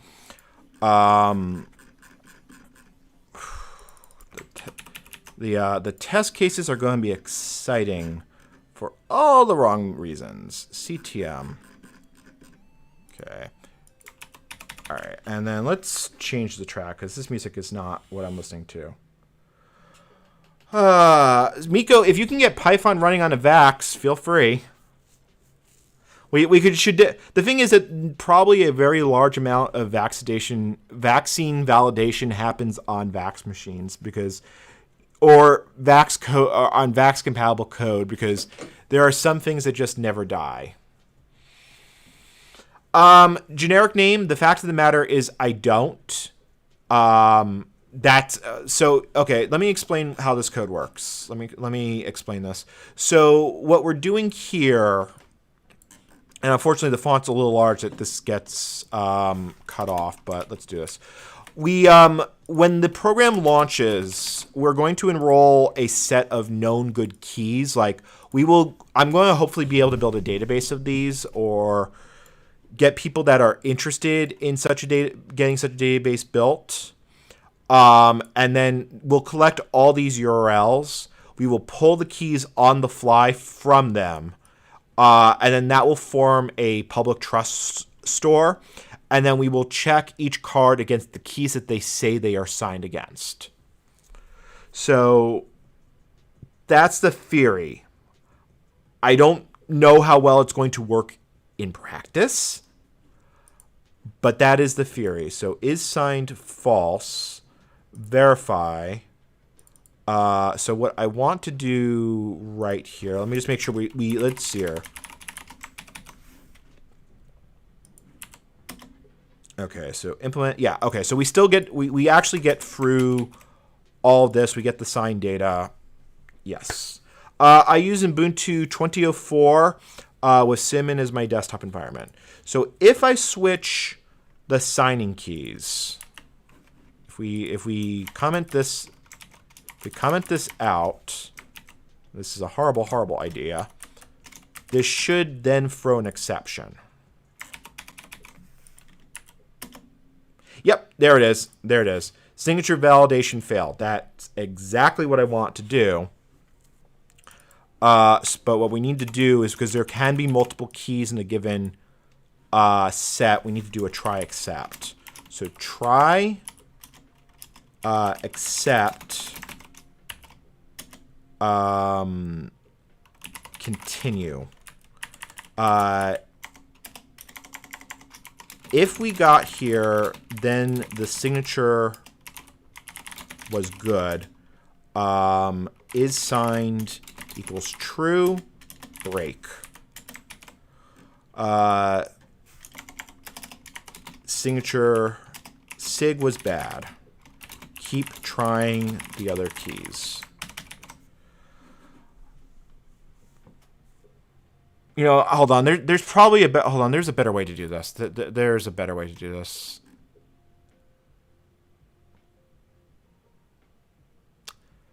Yeah, there's got to be a better way to do this before we get too far down the rabbit hole. Because let me pull up the Python Jose library. I need to look at its source code. Because unfortunately, this library has no documentation. Because of course that would make things too easy. So if we want an actual key, is there a function that gives me public key back as a string? I can get it as a pem get public key. If I just ask what public key it is, let's see here. If I ask what the public key is. You know, I just had a realization we should change how the data is stored. We should change how the data is stored. Instead of valid keys being a list, valid keys should be a dictionary. And this is why. So valid keys will instead store the what's known as the KID or the key ID as an index. Yeah, this is a much better way to do this. And then remove that return. Actually, that return was in the wrong place. So now if we do that again, now it goes to can't deserialize. Now the whole thing just blew up spectacularly, but that's fine. That's actually to be expected.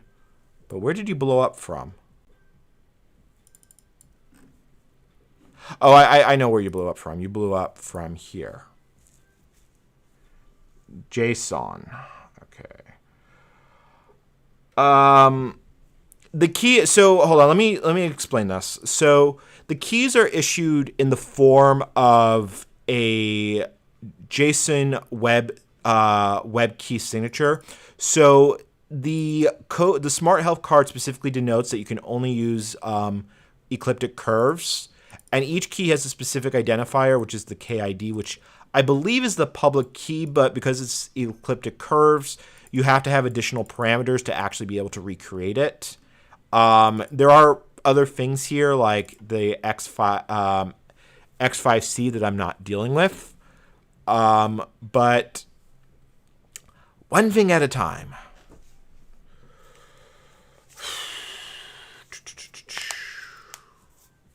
Yeah. So because this key data is basically loaded by Jose to create the cryptographical EC algorithm, which is actually used for the validation. This is written by people by an actual library that is used in production, because one should never roll their own crypto. Or that's my belief right now. Okay. Where was I doing? So so here's where we changed this. So instead of this being like this, we check if we have that key, because right now we've got the signing keys right there. And if oh, it still blows up. Where does it still blow up? It helps when you save the file. Yeah, okay. That's fine. So is signed equals false. So what we can do now, we get key management, key IDs for key ID.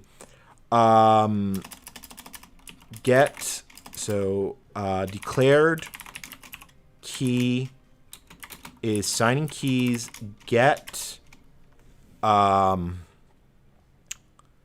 that field is what? That field's actually in the headers, so I still actually need those. Headers.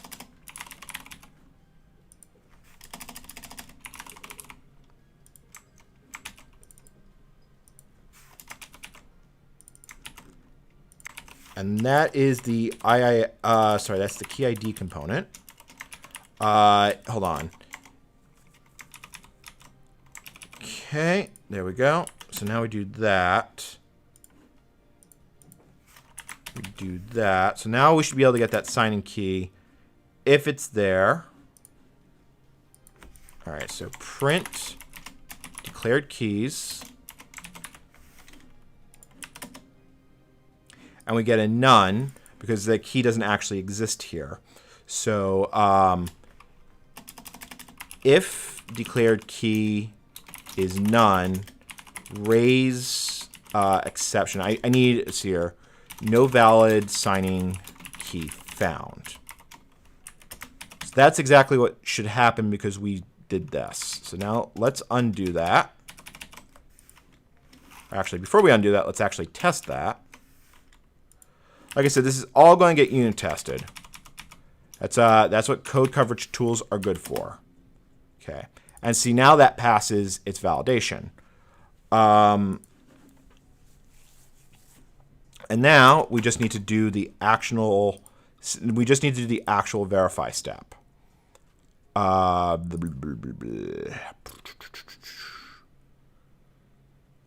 hold on. My brain just had a momentary seg fault. So that's this here. We grab the verified.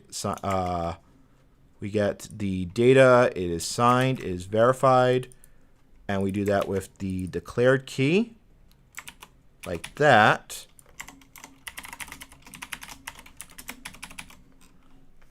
And we still need to do the check for revocation. So I'm going to move that fix me back up here.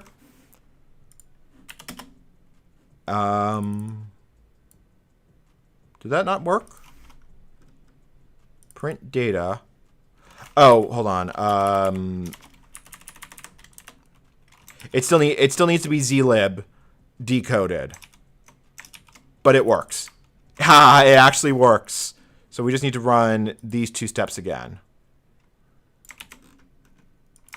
Okay, so verify data goes here,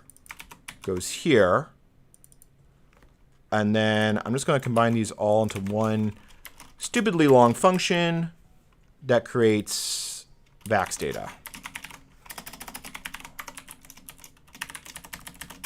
Then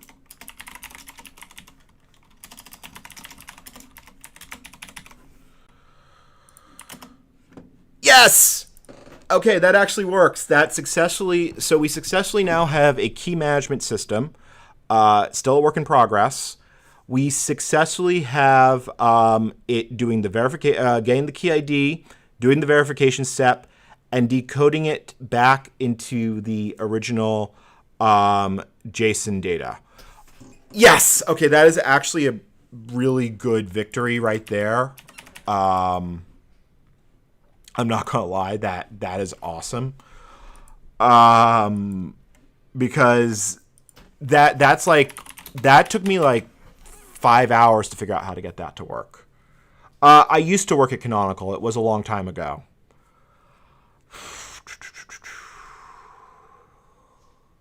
Yeah.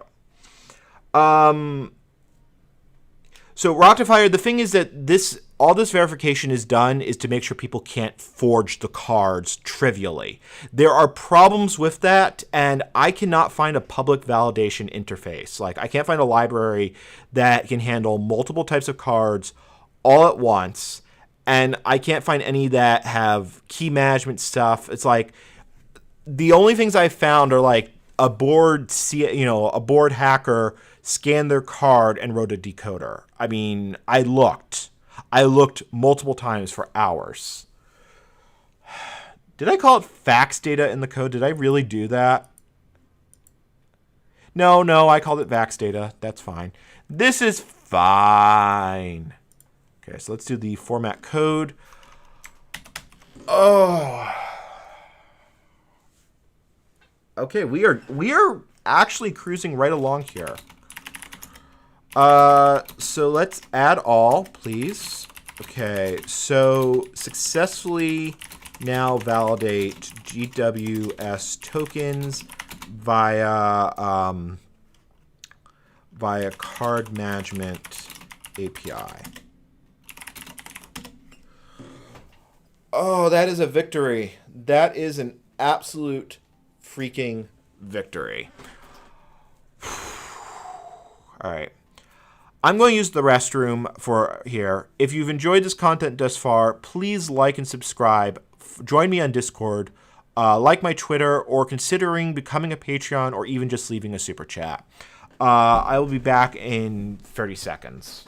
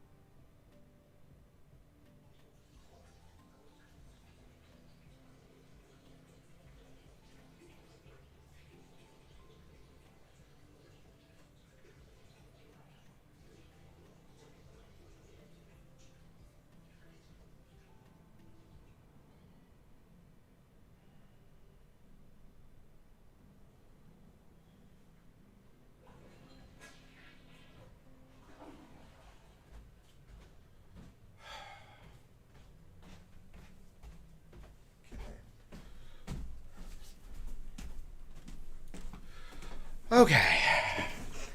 That is progress. All right. The programmer just, the Diet Coke passes in, the Diet Coke passes out, but the caffeine keeps me going because that's what keeps me running. Oh boy, that is really what keeps me running.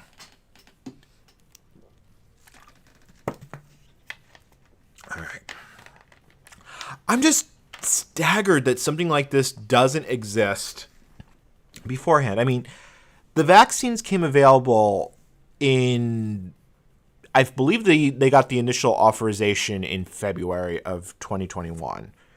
We are now a year past that point, and we still don't have a good way for people to validate these blasted codes. And I just don't get it. I really don't. I mean, maybe it's just because of who I am, or I don't know. So The next part is going to be the hard and kind of annoying part. It was October of 2020. I do think that a lot of the thought planning is that no one really considered that there'd be so many people that were unable to get the shots, or I say unwilling to get the shots, I think is a better way of putting that. That there was no need to really think about this being a robust thing. It was supposed to be we all get it, or like 95% of it, and that's enough to at least make COVID manageable. I mean, that's how polio was ended. That's how smallpox was actually eradicated. That's why measles almost went completely away. But it didn't happen. It continues to bother me that it did not happen.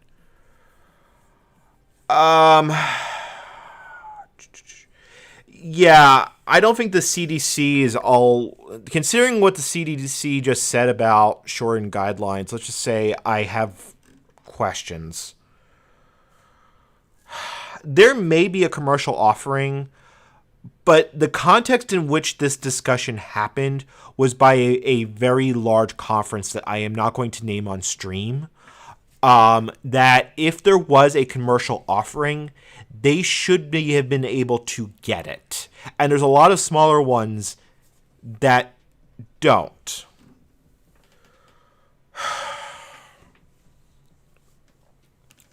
I'm just hoping other people will help bring up the slack, because if this continues to grow, or I shouldn't say continues to grow, if this continues as is, this is going to become a very massive project very quickly. And let me just bring up the relative XKCD. I do not want this to be what this becomes. I do not want the vaccine validation infrastructure being... I don't want to be the random guy in New Jersey who's been maintaining it since 2022, because I'm having this horrible vision of this that happened last night. So I'm trying to avoid this XKCD. I do not want this to become my life. It probably will, because you'd think someone would have written it. So the next thing we need to now deal with, because now we've done with the signature validations, we actually got to make the blasted card. And the blasted card is parsing this this data structure. So the big things that we need to handle is we need to handle the credential subject. I probably need to bring up the fears specification, because I know there's parts of this that I don't know, but I'm also only really interested in the data that directly relates to me. Like, you can define PCR tests in this format, and it probably exists in places. Oh yeah, I completely forgot to drop the XKCD link. I'm sorry. XK, let's see here, 230.47. This. I really don't want this to become that. I don't know how many different types of QR codes. I know that New York State, because that's where I'm vaccinated, has their own independent program. About half of the states that I saw... Actually, hold on. There was actually a list on smart cards. Let me see if I can find it. Let's see here. General inquiries, FAQ. Here we go. Issuers. So here, this is the list. I think I can only have one pin. Yeah, I can only have one pin. I'd rather leave the GitHub. So this is where it's actually used. The current one that I'm implementing is the Smart Health Card. It's used in 1, 2, 3, 6, 9, 11, 13 states. All of Canada. Although Canada, I've heard Quebec's cards actually do not follow the specification correctly. The Cayman Islands. And then you can see here that these nationwide pharmacies issue it directly as well.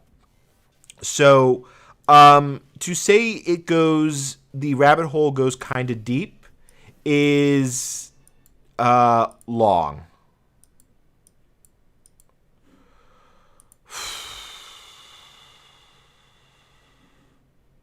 Okay.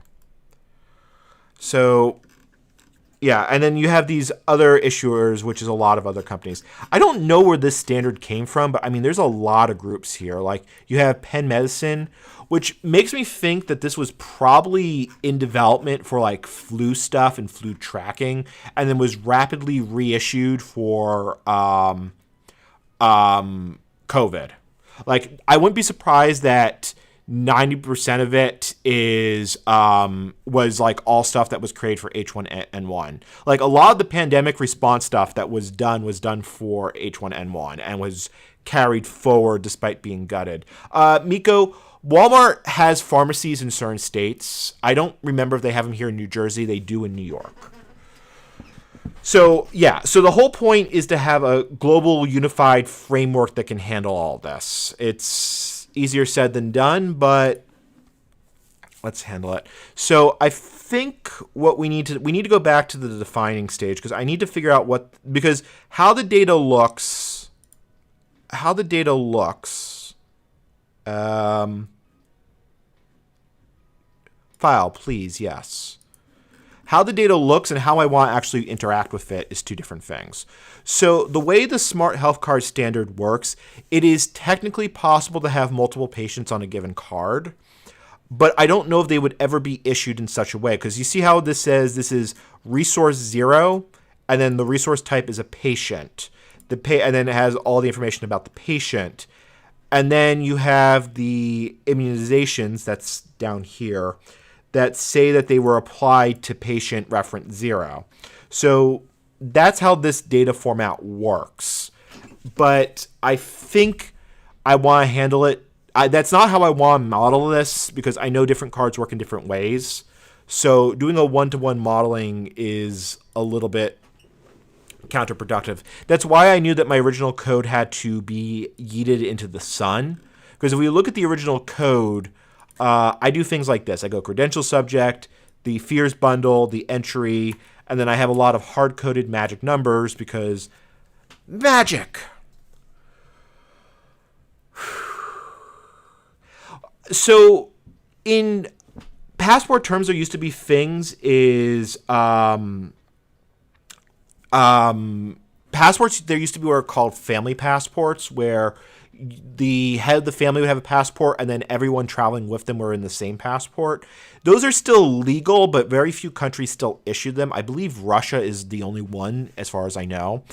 And I'm guessing that this is meant for like a mass vaccination campaign where a lot of people get vaccinated all at once. So, yeah. So it's unfortunately, it gets kind of complicated and kind of frustrating all at once. So I'm thinking what I want to do, let's go back to the brainstorming stage here, because now we've validated that the data is valid, we need to validate that the data is valid.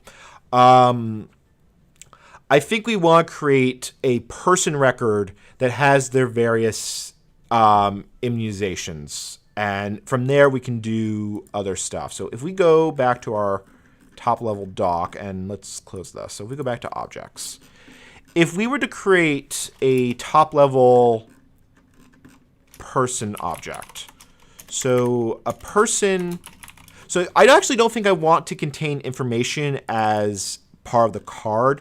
I think I want to contain information as part of the person, because it is also possible that the information is in multiple places coming together at once. And I want this system to be flexible. So I want, good, what the adage that was told to me when I was a junior engineer was, good engineers think more about data structures than they do about actual code, because it's so much harder to write good data structures, and it's easy to fix bad code if the data structures are good. So the original way we were looking at this is we were going to attach this all to a card object. But I actually think this is the wrong approach now that I'm starting to think about this a little bit more. I think we want to handle vaccinations as a person and then serialize the card data into a person object. And if someone ends up using this for a database, I'm not going to code any database functionality into it, but if someone ends up using it, that is a much saner way to reference and handle data. So a person is the end result created from parsing a given card. Probably should have a unique identifier, but that's probably unique identifier. If storage backed. So a person. Yeah, Andre, that's actually the exact case I'm thinking of, because in my test data, which is actual live data, I can't show it on camera because YouTube has a very explicit policy about that. One person has a shot in New York and has a shot in New Jersey. So there is a valid argument that they are two separate people. Or sorry, they would have two separate cards or two separate things. I can't really handle that case in a sane way as of right now, but I want to be able to handle it down the road if we were working with a more authoritative state of stuff. So, yeah. I want to be able that you're going to be able to hook a database up to this. I am not planning on coding that because HIPAA. I don't want to deal with the quagmire that will follow. It may happen down the line, especially if someone decides to actually sponsor me. I mean, it's not unheard of. But I don't know. All right. So let's say that, so let's have a person object is created from parsing card objects in a card manager. A person contains the following information: given name, date of birth, records of procedures. Because sometimes a PCR test would be included in this type of data. I believe there is serialization. Could include PCR tests, rapid antigen, must include vaccination, complete with status, record of procedures. Let's see what else we've got working from our sample data. Because unfortunately, I'm working only about one type. So there are some things that get a little bit complicated. Could include PCR, rapid antigen, must include vaccination, can be processed by a validator module to determine status. So I think the correct way we handle this is the card manager spits out person objects on the offhand chance that we end up where we are parsing a lot of smart cards in a single go, or we're handling some sort of massive unified thing. Because technically, parts of the SHC code could be used as a more generic fears management code. So I want to be able to handle that case even though it's not directly in scope as of right now. And then this information can be passed. Oh, I already have that actually right there. Can be passed to a validator. So that's how you get a person. And then that's where it all goes. Okay. So Canada uses the Smart Health Card standards, so it will work with the code that I'm currently writing.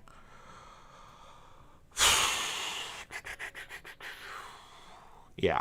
The standard. I'm going to post a link to the standard. So this is the standard as it exists. It's both good that it exists, but it's also annoyingly incomplete in places. Yeah, like actually, this is actually kind of handy. They actually in their GitHub have a generate cert chain and well-known stuff. I don't think they have, but that's all they have. I don't think they have any. Do they have any other repos here? They've got, actually, they do have a few other repos. Oh, they have a parser. I did not see this when I looked earlier. they actually have a parser for the fears data. Hold on, this might actually make my life a little bit easier. Is this in PyPy? Because if this is in PyPy, this suddenly made life a lot easier because I don't have to validate it then. Because I was looking for a more generic, let's see here, PyPy. It is in PyPy. When was this last updated? Like, is this actually being maintained? Sort of. That actually makes my life a lot easier. Hold on, let's see how this works. I'm not planning on using a database right now. I'm not dealing with the entire issue of storing health information. The entire point of this is that you could scan the code and get a check mark, a question mark, or an X. And then the data just gets discarded. Because the moment you start storing it, it becomes a lot more complicated. And I'm not ever sure this will ever be used, but I'm looking at this. So this handles the specification. There's a lot of information here. I'm thinking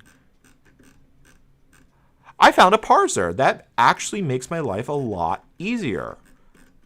So let me see here. Let's look at the sample code. I really hope. Do they not have, let's see here, template dependencies. They don't actually have the, I wish it was better sample code that actually showed how it works.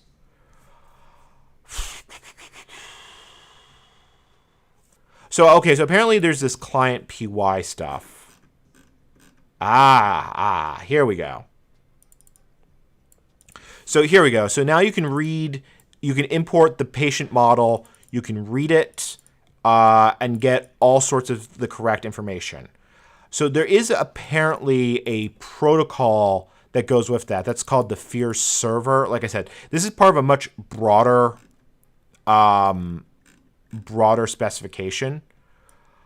Let's see here. So handles data in a given way. Yeah, so I can, let's take a slight side break. Let's take a look at this because this may be exactly what we need. So what is this called client dot? Yeah, so install Fears client.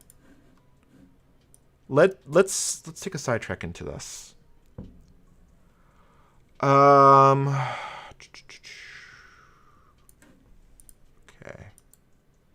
eParse power, they basically broke on it. Sorry. Was just keeping an eye on chat. I don't know if Miko's still around, so, and I always like, I like to see what people are saying regardless. So pip3, let's take a look at this. I want to see if this can actually, if we look at the, it's nice to actually find something that can parse at least part of this. Like, I still don't understand why I couldn't find an existing one. Like, if we go back to, where's the samples? If we go back to examples, and we look at this, because if you look right here in the middle, you've got the bundle, and this has all the Fears information right in it. So if we can actually load this up, that's a really big deal. So let's see here. Alexis, thank you so much for ongoing lurking. So let's grab the bundle. So smartbundle.json. Because I want to play with this library and see if this is actually going to help us or if it's going to hurt us. So let's add a test Fears. Wrong file. We are not playing. Okay. Is that how it said? Fears? Fear. No. Okay. So rename. Grab that. And let's play along. Let's play along with this because I want to see. So import Fear Fear client. Let's get the main code added. And then def main. So now we get to see if NCommander open smart bundle.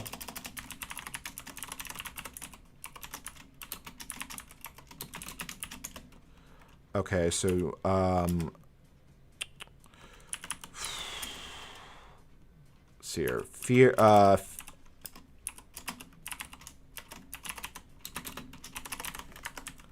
then we get that. Actually, that should be smart Josin. Because if I can just hand that bundle right off to the center, we're in business. So Josin equals port Josin. Josin loads f read like that. All right. So confirm that I'm doing this correctly. The rabbit hole is getting deep. I'm not gonna lie. So test. Did I installed the client? What did I do wrong? Where's their test code?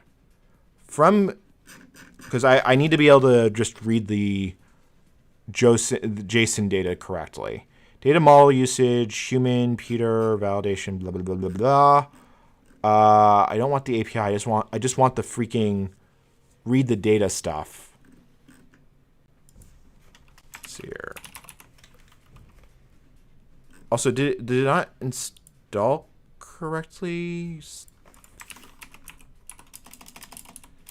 Import.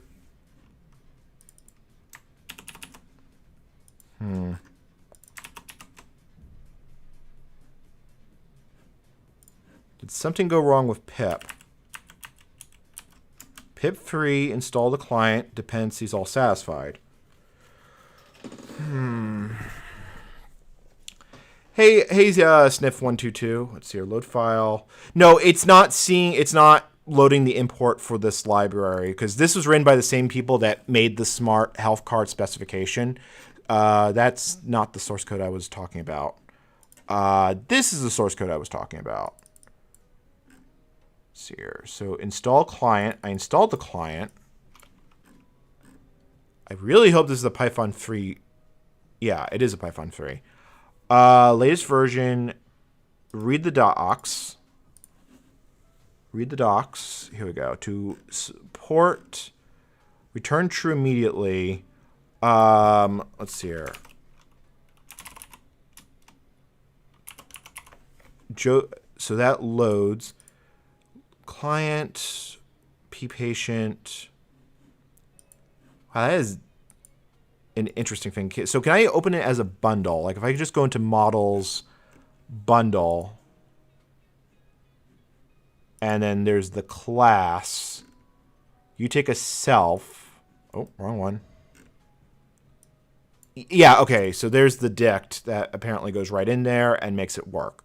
And I guess it just recursively goes through it, so I can just load the bundle right into that. If now I can just figure out why the client doesn't install, it would be amazing. Pip3 Python 3 import. That works.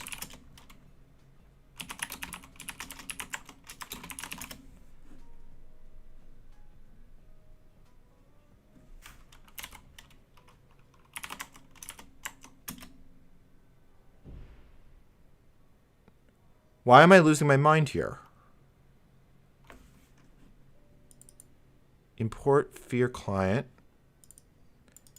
Am I just making a subtle typo? No. What am I doing wrong here?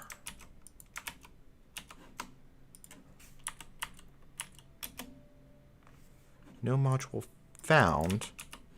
Maybe okay. But the environment. Oh. No, that's correct. User bin Python 3. Oh, no. Yes, yes.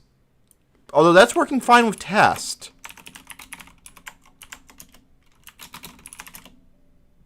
Yeah, see, that's working fine with test, but let's just rule it out. In env bin Python 3 module name. Okay.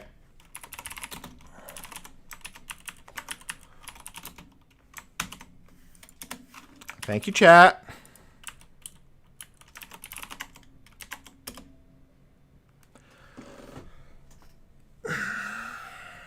This is fine.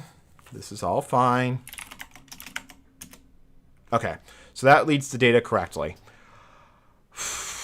Noamic, thank you so much. Thank you so much. There are days. There are legitimately days. So if we just, so the basic bundle data is, let's see here. So let me do dumps, indent 2, because I want to be able to, I'm just doing this as a quick and dirty pretty printer. Okay. So if I want to look at the data from the base, I have to look at the credential subject. So let's see here. So if I do this and I get something breaking. Oh, it's in VC. Let's see here. Okay, so I think that's the fears data that's on the card. So let's see if we can import that. So bundle equal fears client. What was the model? They had an example of this. That's not the file I was looking for. Models. Okay, so I think I have to import. Okay. Import bundle as FB. Let's see here. FB bundle like that. Print bundle. Fingers crossed. Module is not iteratable. Okay. All right. So obviously here it does a read. Let's just see here. Is that what I need? It's missing positional argument server. Okay. Obviously I'm going to have to just dig into the API docs and figure out how this works. Class hierarchy, object. Yeah, nope. Go to class list. Models.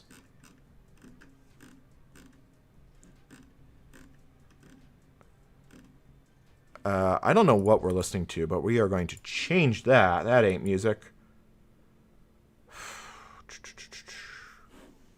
Okay. So if we scroll up, here's bundle. And bundle does not actually have... Bundle doesn't actually have anything useful in it.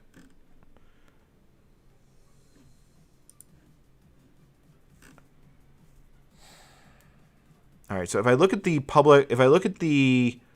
way it opens, initialize all valid things. So let's open this. Raises validation, a JSON dictionary to use for initialization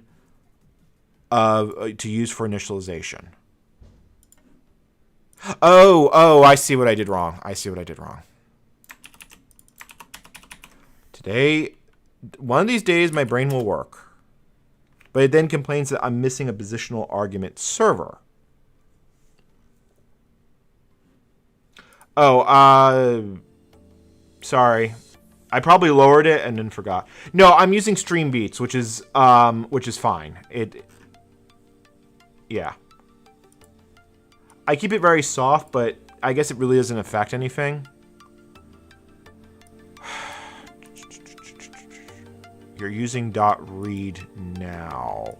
Oh, Yeah, you're right. You're right. It doesn't validate. It doesn't validate. Oh, why would I expect it to validate?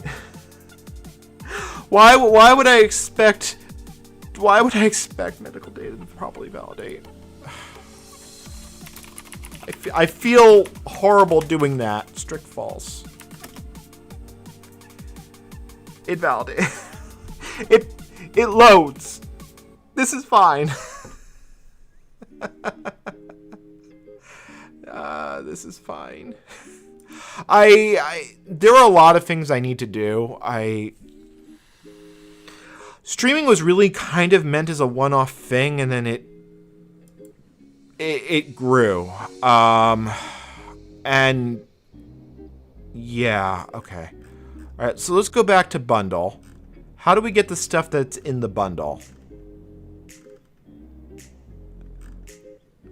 I get this distinct feeling that, let's see here, bundle identify signature total type, but it doesn't have any members.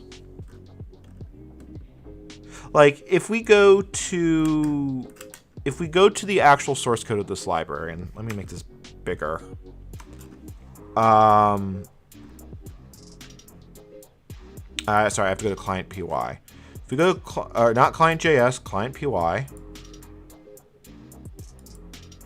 And we go to models, because this will looking at the code will probably help. I mean, look how much data this specifically handles. That's a lot of data.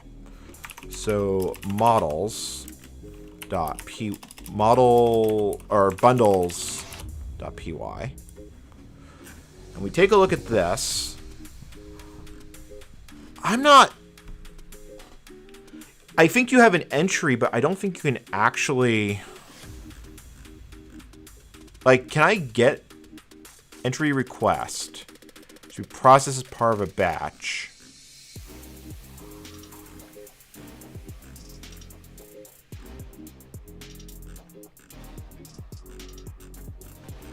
I don't think I can directly use bundles. I think I have to import each individual object, because if we go back to the example one, you have the bundle for a patient, and then each entry. Now, there has to be more than this. Oh, wait. I think I see the problem. I think I'm importing the wrong item. I think I have to actually import the bundle object, because it's, let's see here. Non-optional not given primary source. And look, yeah, see, I'm now getting additional things. Non-optional property not given, because this is now recursively going down the thing. Okay. Now we're starting to actually get somewhere, because this is reading, we can clearly see that it's reading the immunization data, and it's also probably reading the patient data, which appears to be here as entry 1. I need to figure out how I get to that. If I just do print bundle entry, like, how do I get the entries in an entry bundle? God, that is a weird sentence. This is why I hate working with medical stuff. This was, I worked with quite a few EMR programs back in the day, and I swear half the time it would have been easier to pull the disassembler out than work with their freaking documentation. Okay, so when stuff is initialized, there's a bunch of search represented as a type of dict. Element properties. So results of execution, element properties, element bundle search, element link. And none of that is actually useful. Let's see here. Collection of resources. Entry identifier. JS extend. Like, would it kill them to have an example of how this all works? Let me see if there's let's look at, when in doubt, look at the test code. Although, why is the test code in the same place? So, bundle resource type must be instanced. How do you get stuff out of the bundle? So you can get it through entry 0. So I want to do like entry 0 resource ID. What do I get if I try that?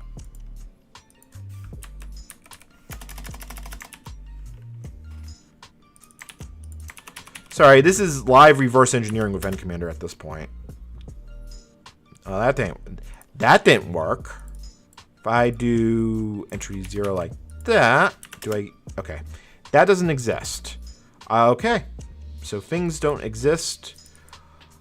How does it get entries in this? I don't think it's supposed to validate because that data is not in the source, is not there, but who knows?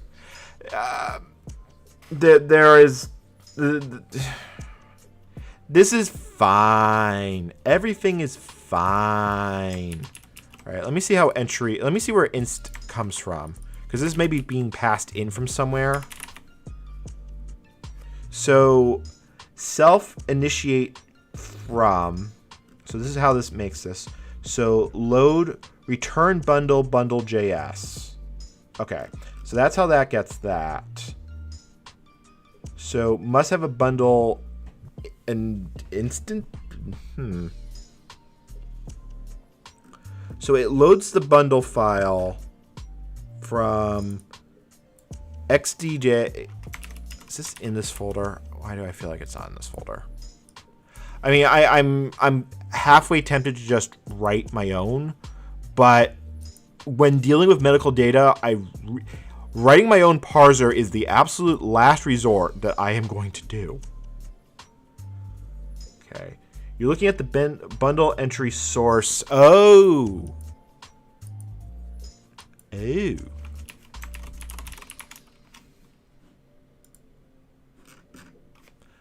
Okay, so here's how it does the tests of it. So this is bundle tests. This generates this reads the file with open, and it gets a bundle, which is what we did. And then it's here. So then it goes to implement one. So I should have entries. Let me see if I have an ID field. Let's see if it's even. It's possible that the non-optional property it's complaining about. It's here. Do I have an ID field here?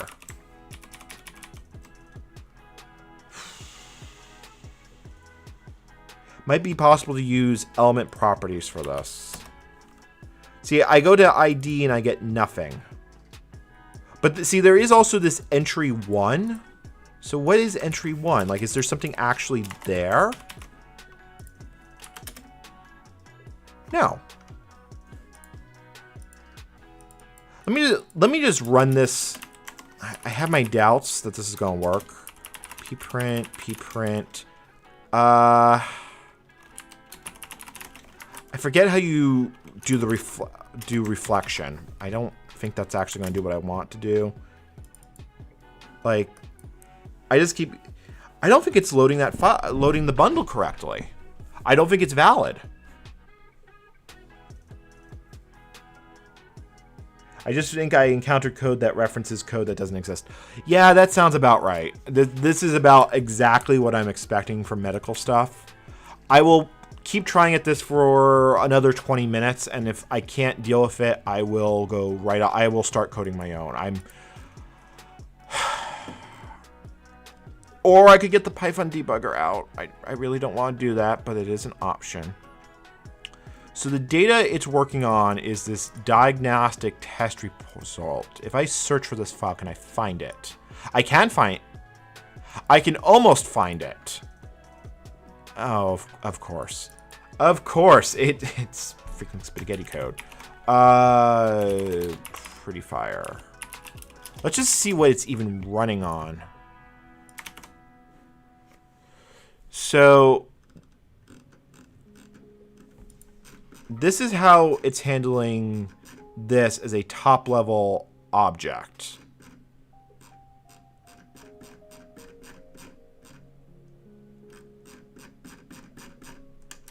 I don't think that actually helps me. In fact, I'm actually fairly sure that doesn't help me. Oh, resources by example.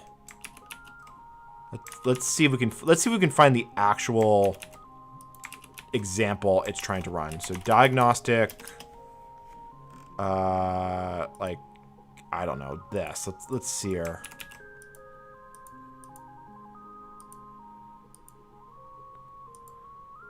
Did I close my pretty print file?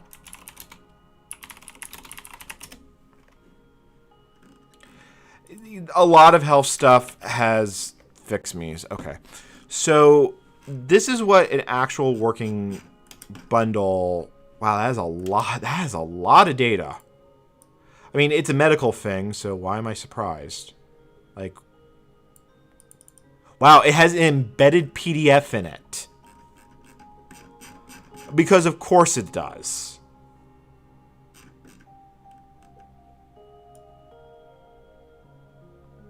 Because of course it does. It's what was in their example test code. That was their, their example F202 stuff. I mean, that is what was there. I really hope that's not someone's patient data. No, it can't be. Look, acmelab.inc. They probably just like did a fake workup running it through the entire workflow. Or there's a laboratory called Acme Laboratory, which makes me wonder if they deal with roadrunners. So there's a PDF encoded in this data format, and this is apparently completely valid. This is fine. Okay. Let me look. Let's figure out what's going on here. So maybe we're not passing this incorrectly. Maybe there's something else we have to do. Because maybe we are just, it's not like any of this is ever documented. If we look at it from this perspective, from the top one, we have a resource type and we get a collection.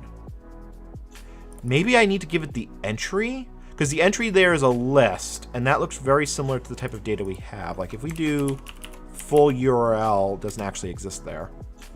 Have a great night, Andre. I feel like this is something very similar to Fears without actually being that. Let's look around in their Git repo. They've got to have some. I know I'm being optimistic here, but an organization that defines a freaking standard. Really, really, really hoping that they have example code. I'm really hoping they have example code. They probably don't, but they might. Example card generator. Let's look at the repositories. Health cards tests. Well, that's promising. What's it ran in? Oh, it's written all in JavaScript. Okay. Now that I have it's not that I hate JavaScript. I don't like using it for back-end coding. I know there's a lot of people that use Node, but let's see here. Sample applications. Yeah, it's like they cut this specification down as much as they can. I mean, at least there's actual sample code here. Like, it could be worse. Let me go back to the specification. Let me actually go to the smart specification and see what it has to say on the subject. So technical specification, protocol details, user receives result, protocol data model. The framework defines a representing demographic and clinical data in Fear, outline and modeling verifiable credentials in Fear. Specific use cases for health cards will be defined in specific cards. Okay, we've already taken care of all the signing part. Presenting can be presented as a QR code. what software libraries exist? And oh wow, there was actually a library here that I missed.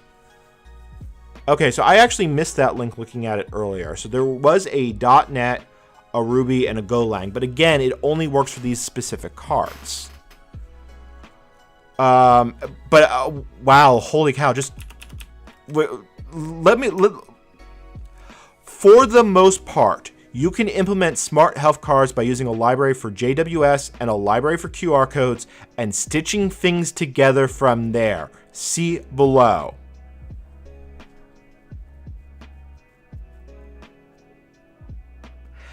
Am I having a problem with this?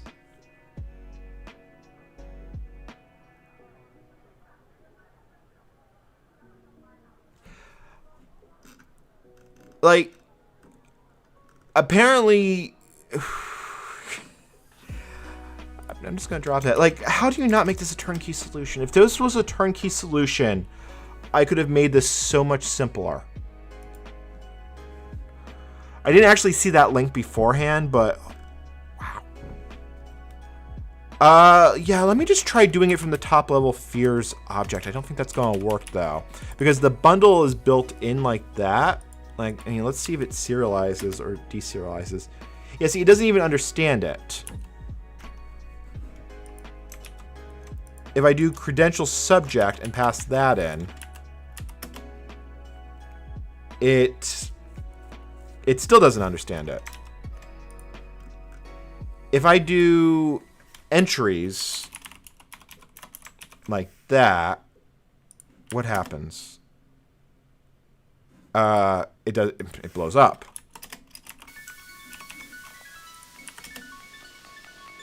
Oh, that's a little bit interesting. Oh, non-dict type. Okay.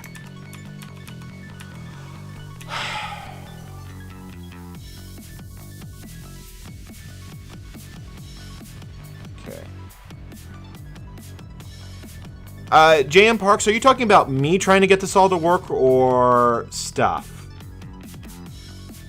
I find this incredible that this is the stuff that makes healthcare be a thing, and it's just, you can't even provide a complete documented example.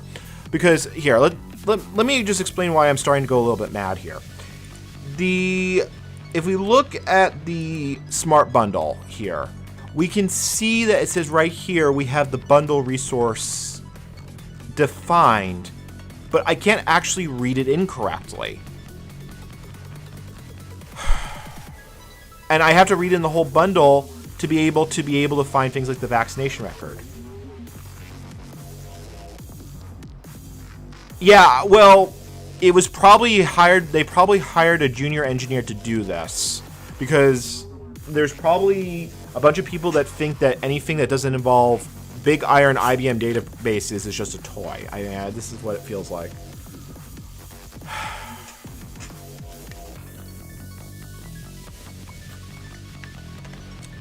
I think the example data is incorrect, or partially incorrect, because this should be a valid bundle, and I don't get a valid bundle out of it, or the code is just completely and totally frigged.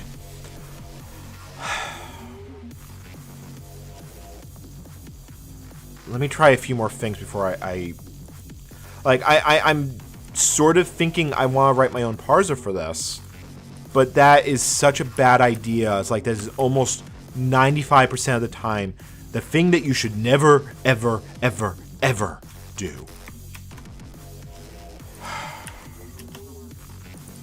Yeah. See, like, it tries to load entry 1, and I get this not given stuff here, which makes me think it's trying to load something. It fails. Can you link directly to the bundle that you're trying to load? Yes, I can do that. It's part of the data that I've already been showing, but let me paste bin this exactly. Maybe someone can figure it. Maybe I can crowdsource this. I'm going to put this as a guest, because we might have to modify this. Because we could patch it on the fly, but that sounds like a really bad idea.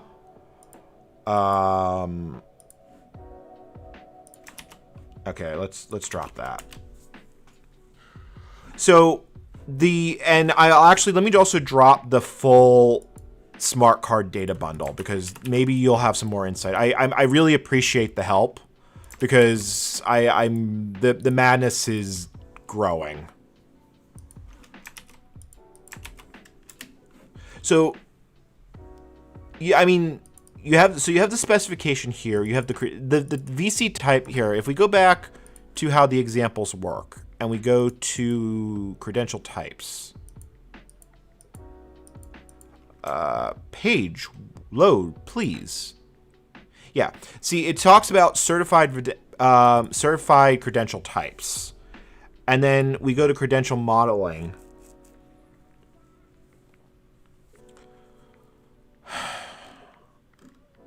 Resulting payload for, okay, so this is actually the page that I needed to be fine. Stream is starting to stutter. Oh, I'm dropping frames. Hold on. Let's see what's happening. H-top. I think we're good. I think my internet just burped for a moment. Comcast has been really flaky in the last few days. Contact. Okay, actually, this explains it. I just found the page that explains this. Sort of. Add to decompress the JWS payload and add to.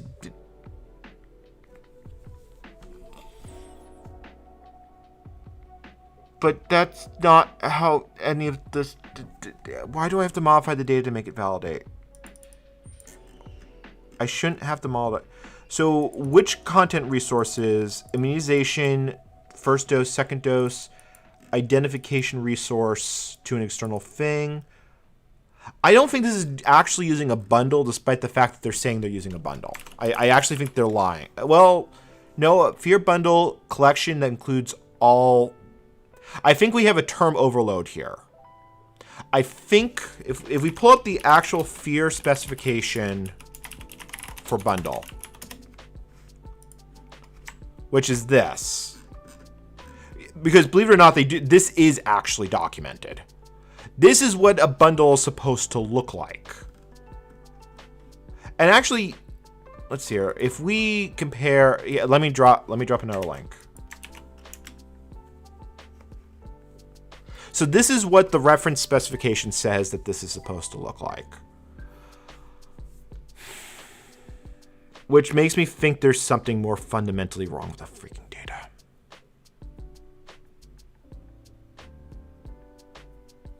Because, yeah, so document, so type code. So if we look at the data we do have, if we pull this side by side, let's grab the credential data and let's look at it side by side.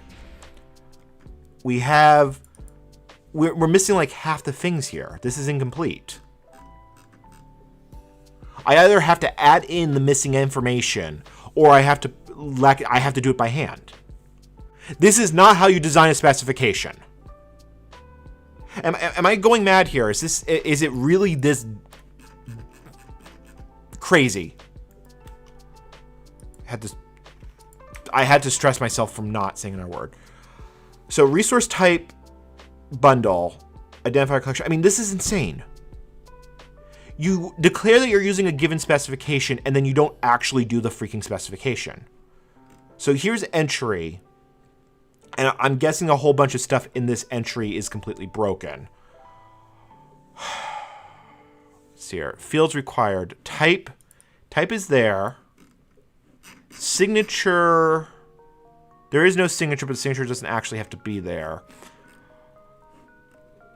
Request does not. See, request is C. Mandatory for batch history, otherwise prohibited. So it's context dependent. Response. So maybe it just doesn't read. It doesn't like. Let me see if I can pull the type information. Like, do I have an identifier? See, I don't have an identifier. And that seems to be like it has to be there. Like, do I have a DST for this? I do have a DST for this, actually. See here, flags, normative, invariant is included in summaries, identifier, persistent identifier. Why does it say if something has to exist? This is a standards use.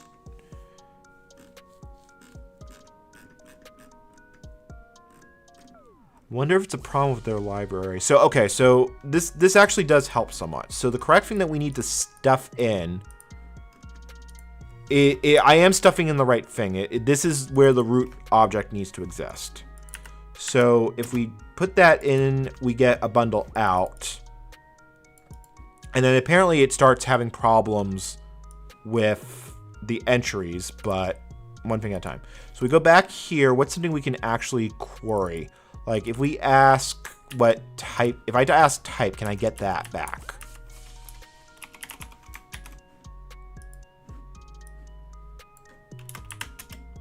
I get collection. Okay, so it is actually loading. So if I then go to, so if we go to entry, we go to entry and I just ask it, what do I get? I'm actually curious. What, like, I get a none, which tells me it's not successfully loading stuff. And I'm wondering if it's not loading stuff. Like, I should be getting a patient in there. Yeah, you're right. Most of them are optional.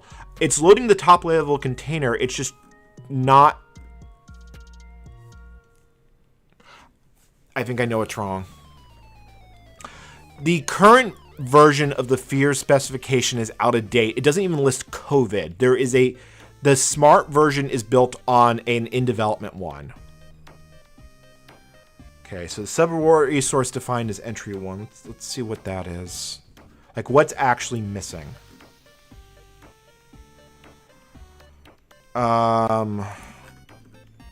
Non-optional property, primary source, missing on immunization, not given.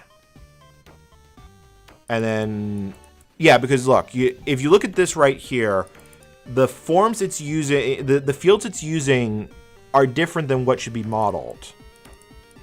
Because you see, this says occurrence, date, time, performer.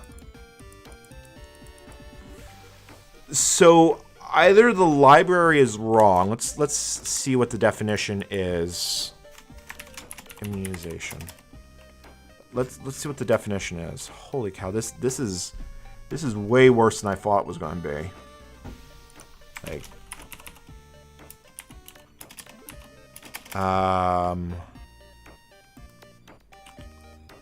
let's see here.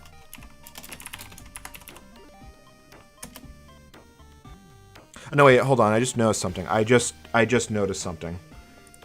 I need the right version of the specification. No, see, this declares itself as 401. So that's correct. If we look at the code here for the immunization record, see, we have vaccine code, which was what was administered. And what we need is to complete the not given. It doesn't actually exist here.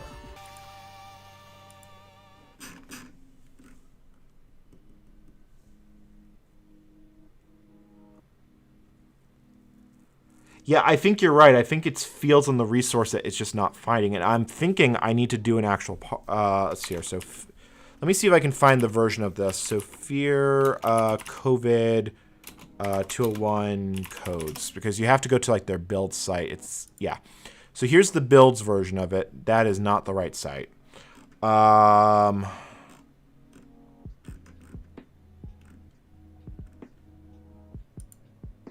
Is this it?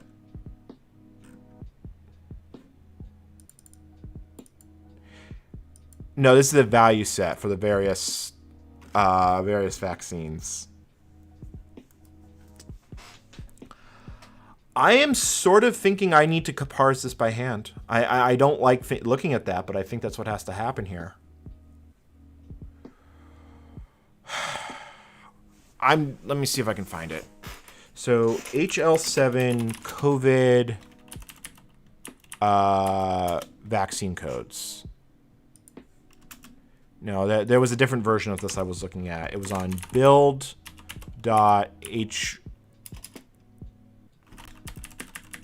Here it is, allowable data. No? Why do I have...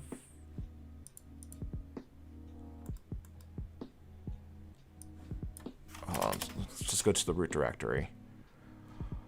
Right, so this is a continuously integrated... So this is basically the most recent thingamajig. This is like what they are working on this very moment. If I go to format definitions, and I want to find table of contents.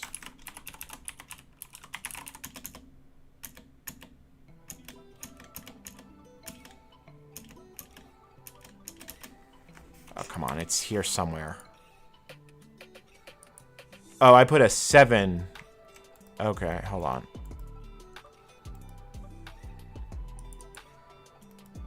Well, I mean, I think I'm still in the right place. Let me just... Site. Okay, here we go. So if we look at the current version of this, and we look at it as a... Yeah, see, this is... If we look... So the validation errors that we are getting is performer. And there it is. So the most recent version of the specification actually is the to be released version of the specification works, or has the fields that I expect to be there.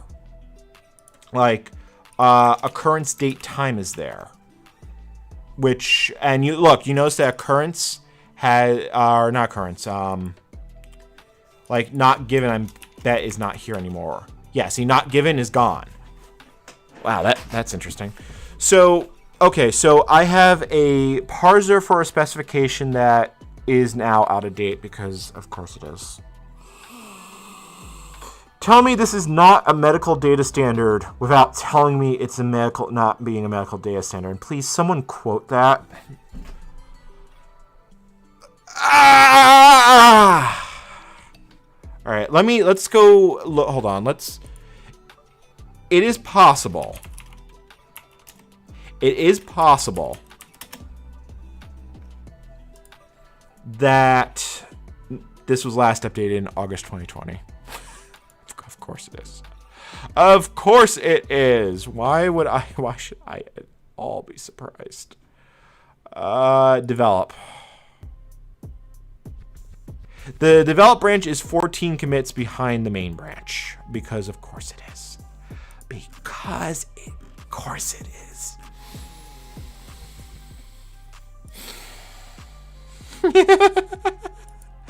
Is the Java version any more up to date? The Java version is more up to date. Of course it is.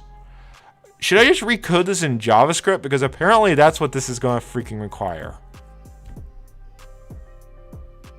Yeah, let's look at the branch. Let's look at the branch before I go completely... Before I start going any more mad. Actually, let me see if there's tags. Let's view all tags. Tags, no help. Look at releases. So, okay, so the last version that works is 4.zip. And if I... Yeah, okay. So... Okay, I see where we're going with this one, and I don't like it, but we're going to have to install it. Let's see, our R5. There is no R5 branch. The R4 branch doesn't actually help. I don't like where this is going. I think this is about to become a Git submodule in my project.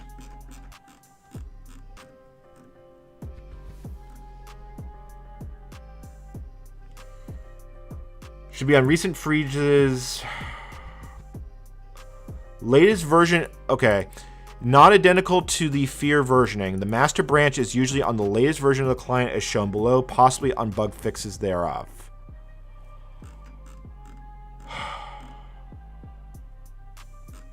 I think I have to pull the in development version from their Git and pray. There's an R5 version in the parser.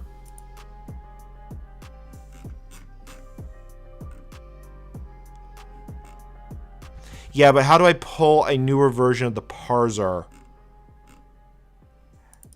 Create a mappings file. I mean, I guess, do I only... Hold on, let me just see if I can get away with just the mappings file. I don't think I can just do that, though. I think I need the whole thing.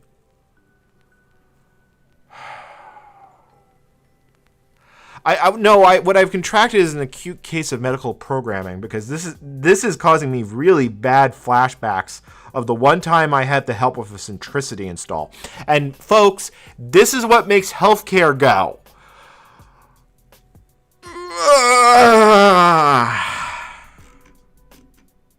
There is so much wrong with that sentence. Yeah, I think I'm gonna have to pull the module out. Let's. Fine. Pip3 uninstall. Let's see if I can remember how to do this. Pip3 uninstall fear client. Would remove? Yeah, that's fine. That's fine. Oh wait, hold on. What's the just want to make sure. What is the most recent release? Like, did I accidentally install an old version?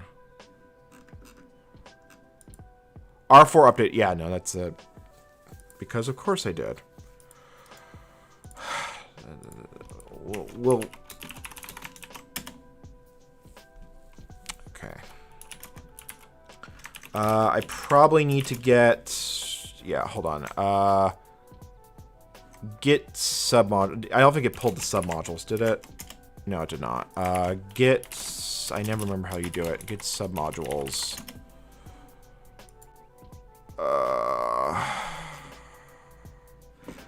I'm working on it. I am really, really trying to make the difference here. Oh, it's... Yeah, it's that. Let's just do the foolproof one, because at this point... the screaming will continue. Let me do the test. Let me run this test code.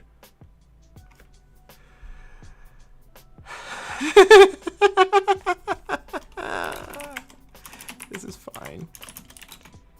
How do I generate you?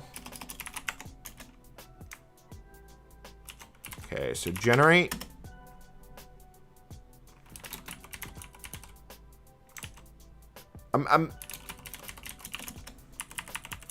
Let me just see if this works.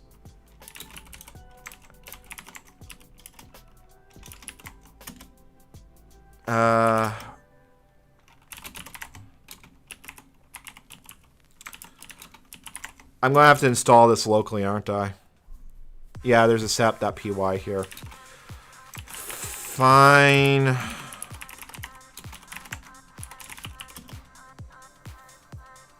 Okay. That worked.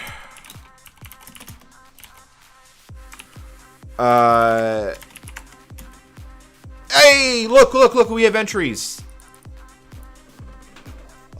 We have entries.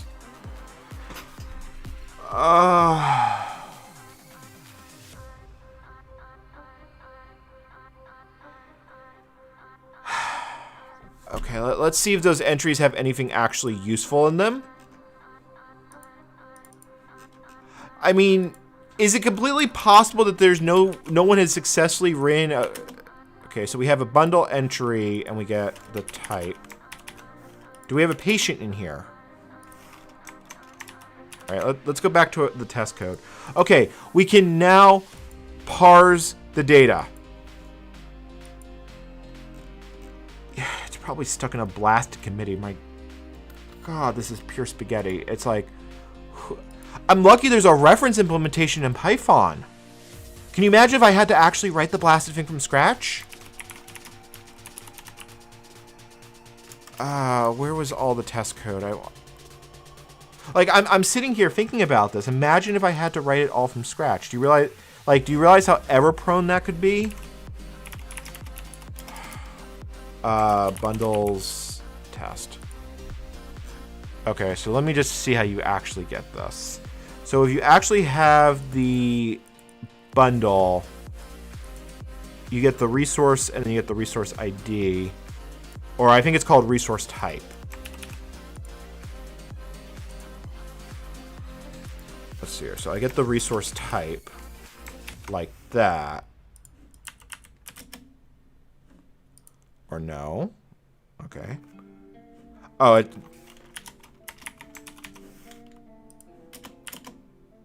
Bundle entry. That's really freaking useful.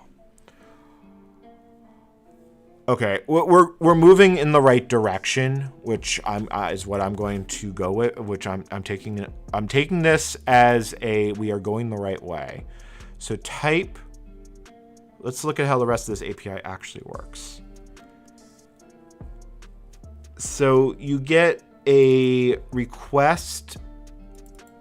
I feel like I have to do further parsing to successfully read all this, although I feel like you should be able to just get the immunization. I've been doing this for 4 hours at this point. I gotta be honest, Corpic, I am legitimately considering doing that, but that specification is kind of scary on how complex it is. And there is an argument to using someone else's validated code than rolling your own.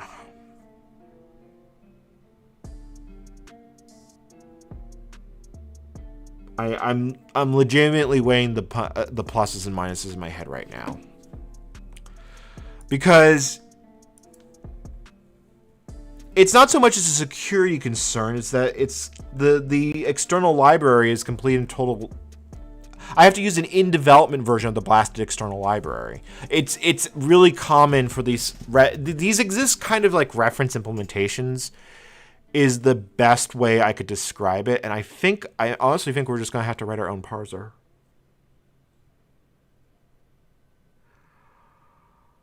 I mean, I still have to use some external libraries. I'm not going to rewrite JSON web objects from scratch, web tokens. There are some things I'm just not going to do. But I'm looking at the resource URLs. Like, see, you get this full URL, and then you get the resource type.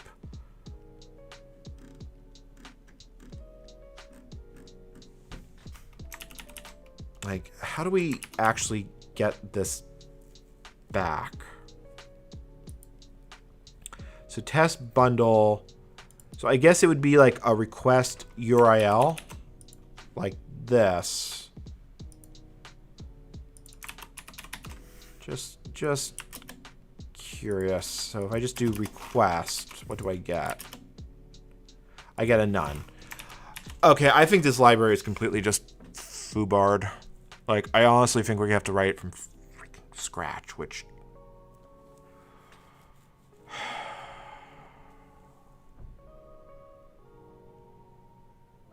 yeah. I'm kind of agreeing with you here that parsing it myself is the better way to go. Because the fact... Here's where my brain is not kind of going with this one.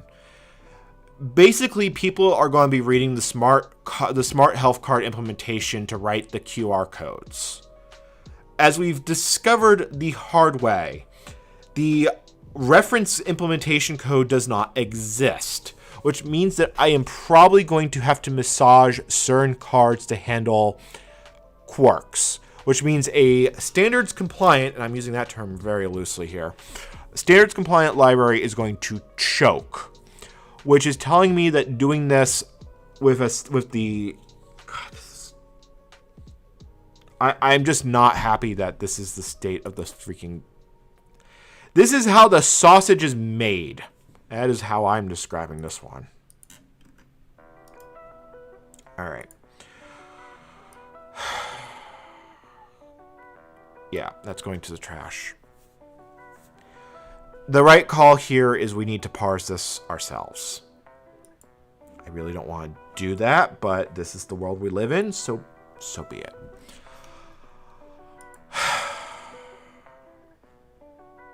All right.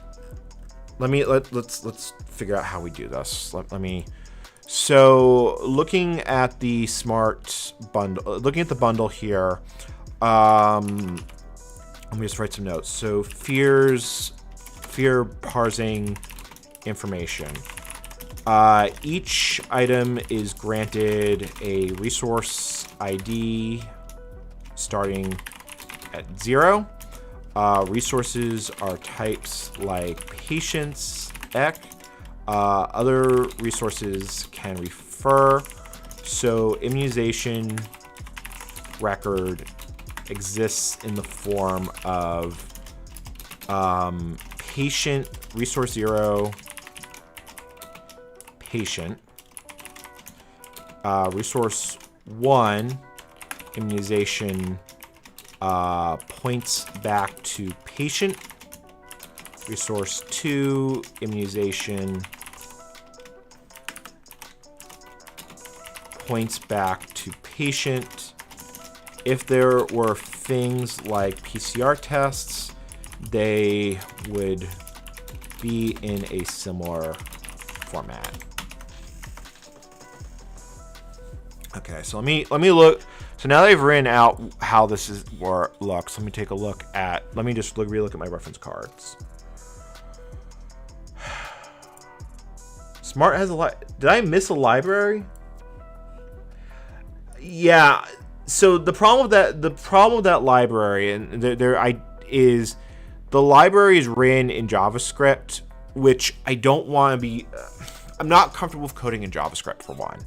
For two, I still want to be able to use multiple input methods and such. My experiences with using Node.js, I really don't like using it. On the plus side, I mean, I like that there's an entire thing about Canada in here. But I mean, the smart health card standard says you should hack it together yourself from various glue code.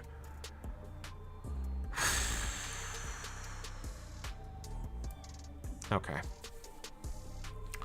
I am kind of tempted to make a hot dog and no, we're going to parse this ourselves. I don't want if we have to go down this rabbit hole, I don't want to go with an external library. If there was a turnkey solution that just worked, great. But there isn't, which means I need to do it the hard way, which sucks. But fine.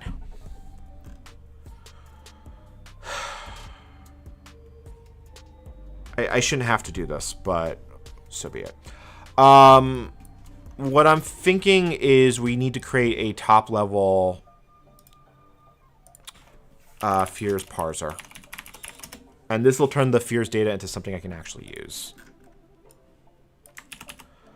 And now we begin ranting. Okay, so this module exists because the reference implementations that can handle the smart COVID data, the smart fears data is in development, poorly documented, and to quote the official smarts specification, you can hack it together from a bunch of freestanding libraries. Since there's no validated turnkey solution to this, there's going to be a lot of health providers that will DIY it and do it wrong. So, unfortunately, we're going to have to parse this ourselves.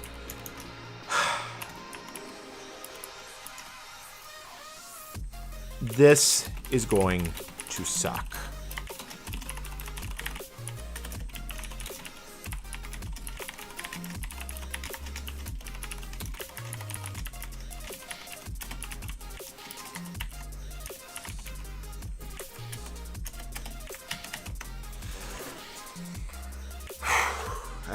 And this is where we are. Forgot a verb on 23. Because the reference implementations that can parse. Okay. I'm ranting. I'm ranting because this is not something I should have to do.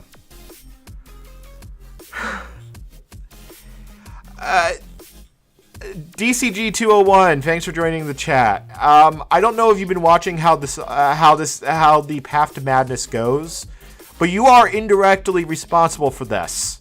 Just so you freaking know, I'm making this completely clear. Shauga, it's going to suck no matter what I do. It would suck no matter the programming language because the data format is completely insane and in development. All right, I'm just going to use the restroom and possibly bang my head on the wall several times. So if you hear loud noises, that's probably what's happening. We will go back to parsing medical data is hard in a minute.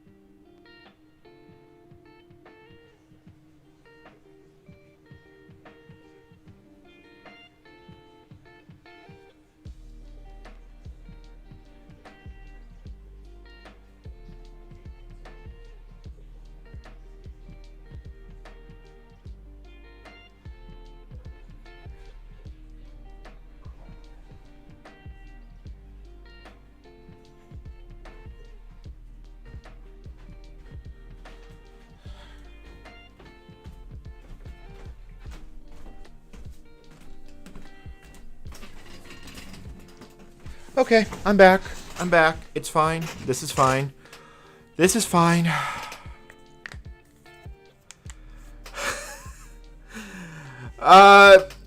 Mr. Dietz, it's a talent. It's legitimately a talent. Okay. All right, so let me pull this tab off to the other screen so I can actually see what I'm working with. I'm going to actually need both monitors for this. So you're only going to get to see part of what I'm actually doing. But I promise you I'm doing it. So let's grab the Smart Bundle, which is what? Everything from basically all this. So, all right. So let me put that in a tab. I actually want something with syntax highlighting, please. Let me open a new VS Code window.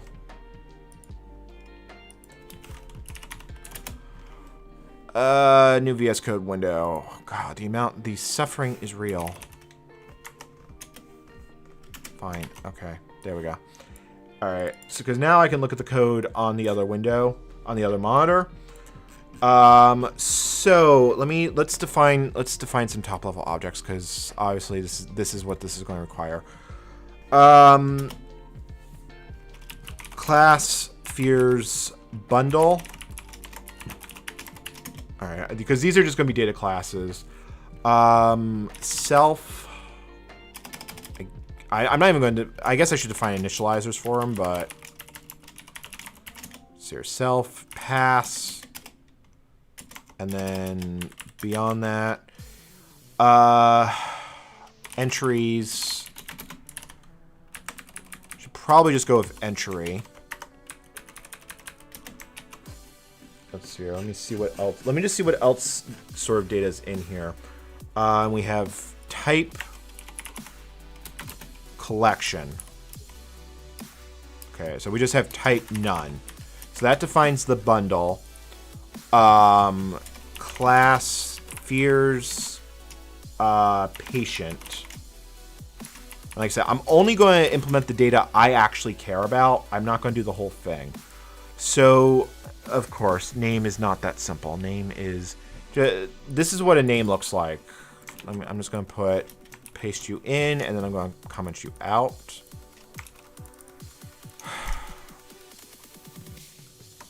Shift tab. Like, that was not what I wanted to do. Like that. So that's what a name looks like. Which... Oh, actually, there's more data here. So,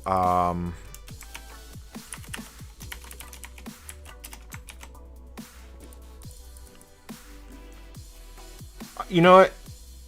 Maybe this is not the right way to do this. I think the right way to do this is, instead of going through it bit by bit, this is not the right way to do this. Let's just create the data as we need it and spit it out the other side. So let me define class person, because this is what we were talking about earlier. So, and then a person has a name. A person has a date of DOB. A patient has immunizations. That's a list. So that's actually the only... Is that the only stuff we actually care about? I think that's actually the only thing we care about. All right. So, all right. I am really rolling my own code. I'm not happy about it because I'm screaming internally is the way I'm going with this one. All right, so... All right, and then class immunizations. So an immunization is going to be a little bit more complicated than I'm going to like. Let me figure out what data I need to keep here. So for the immunization, I don't think we actually care about the lot number. I don't think we have any. I don't think there's any possible way for us to validate it. So status is none. I'm gonna have. God, this is gonna be fun. Let's see here. Okay, vaccine administered, none. Self. Let's see, what else do I need? I need the date. Date given.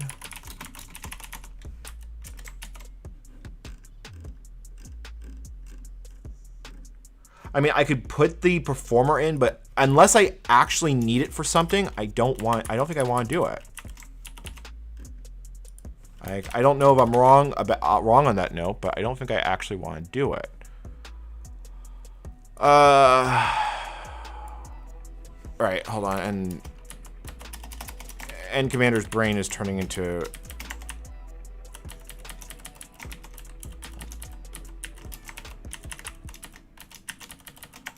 All right.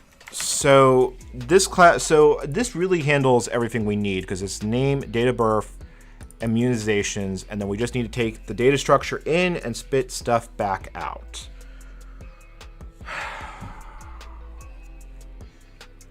Okay, and the okay, so, and then high user for channel.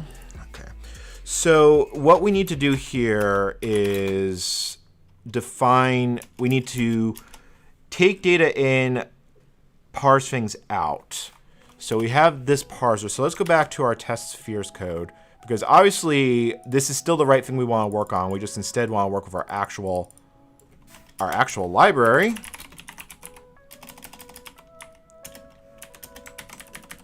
And start working on it. So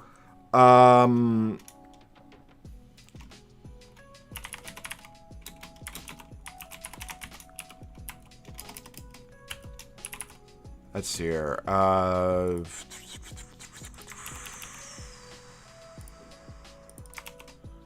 Here's parser, like that. Just make sure the actual code works, because my brain is pretty much turning into a pumpkin. Okay. So let's just grab the bundle, and we'll do that as a standalone thing. So bundle equals this.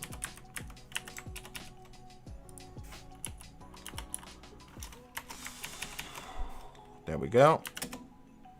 All right. So now, why no work? Import card manager. Oh, it's your class parser. Oh, right. I know what I'm doing wrong. I know what I'm doing wrong.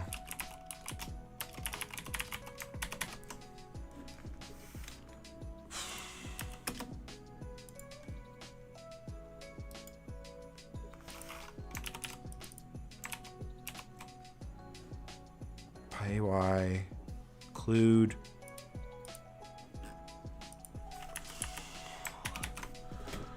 Yeah, I mean, you're right. I didn't have to deal with mumps. I legitimately, and for those who don't know, mumps is an actual medical coding system.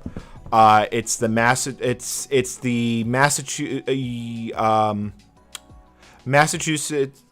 Municipal University of Massachusetts Patient Health System. It's scary. Look it up on Wikipedia if you want to see the details. Oh, yeah, brain. Okay, oh, apparently that was my alarm for something that's just going off. Phone.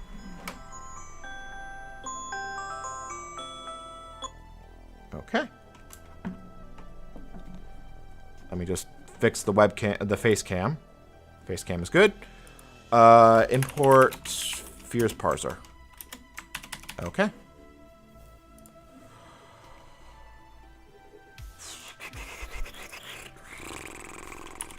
Spaghetti brain is okay. Hey, well, you know that actually works. All right. So. I feel like I should just throw. I usually like to prefer to throw objects in and not. I don't know. I don't think there's any reason to have any self-referential stuff here, but I could be wrong. We need to create a def parse data to persons. Self. I mean, this could be defined. This can actually be defined as static methods. So let's do that. Bundle, because I don't think there's any reason not to. So looking at the bundle, we need to first we need to sort and create top level records. So for entry in bundle entry. Okay, let's make sure I'm in the right place. Okay, so grab that. Go back here. Grab that. Yeah. Oh,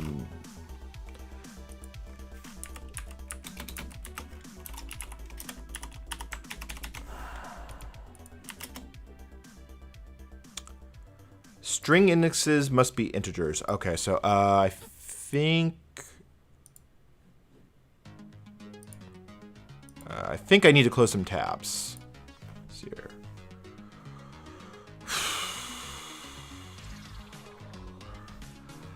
I know I have moments where I'm capable of massive hyperfocus, and then I have moments where I can't code my way out of a paper bag. That was entirely not what I intended to do. That was not. This is not the code you're looking for. What went wrong? Right. Okay. That's what went wrong. It wasn't a string. It was I want a dictionary. Okay. So entry.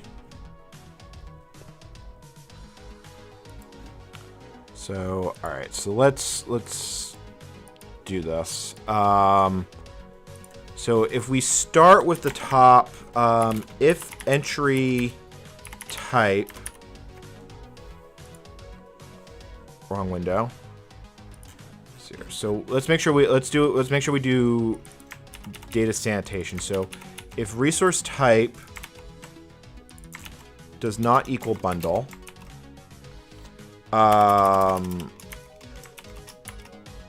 Bundle.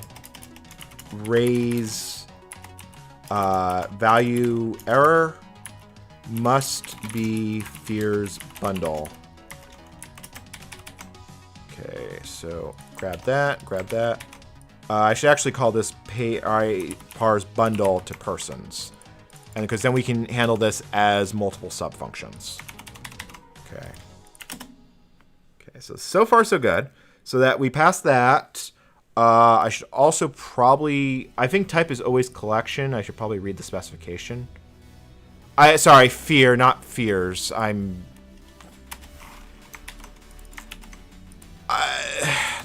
There are days. Thank you for that.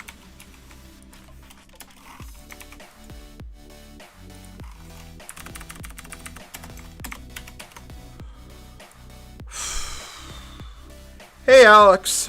I am currently trying to write code that can parse COVID vaccination records, and I am literally starting to lose my mind over it.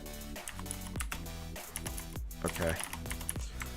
So now we get the resources. So what we want to do is we want to group them. Is the full URL always going to be like this? Because I don't think it is. I think I have to keep full URL as a dictionary, because I think this is a free-form field. Let's look at the specification, because I really all right, let's look at the specification. God, this in specification is the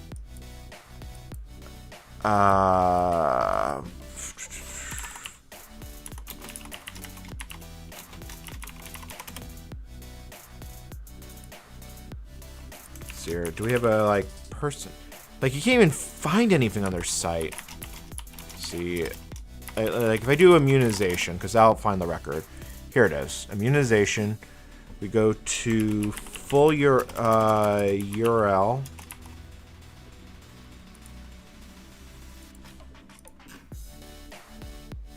Oh, domain type. It's probably because it's... No? Maybe?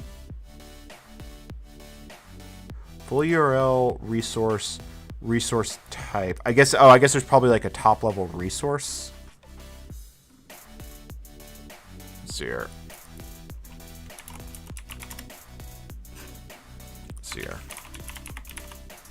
Aha! Here we go. URI for resource. Absolute. Okay, so there has to be, so it is a freeform field, so I have to look this up as need be. Okay, that's fine. Oh, wow, holy cow, someone who actually works with fear. I have to ask, I don't know if you were here when I was banging my head into the wall with dealing... Is the official library as bad as I feel like it is? Because I'm just writing it from scratch because I think it's less painful. Okay, so we need to map each type of resource to its URI to build the end result. URI fields are freeform, so yay. Okay, so resource URI is just an empty dictionary. Okay. Thank you so much. Well, this is the first real bit of creative coding I've done, although granted I'm mostly just implementing other people's specifications.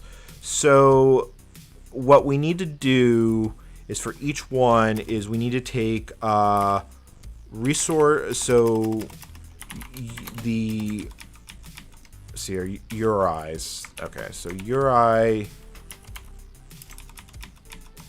we do this as the last step. We take the entry full URI, and this will just become an object at the end. Fix me, become an object. Okay.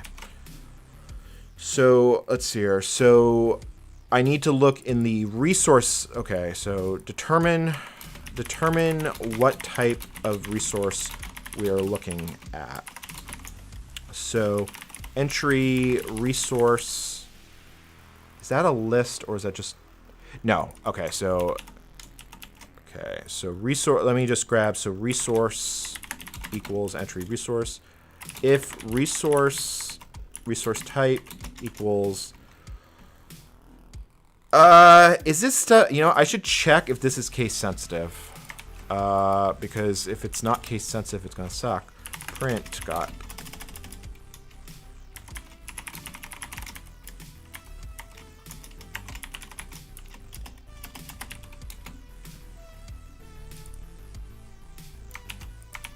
Okay,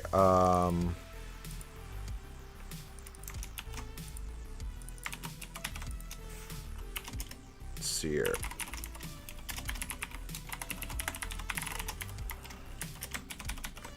Okay.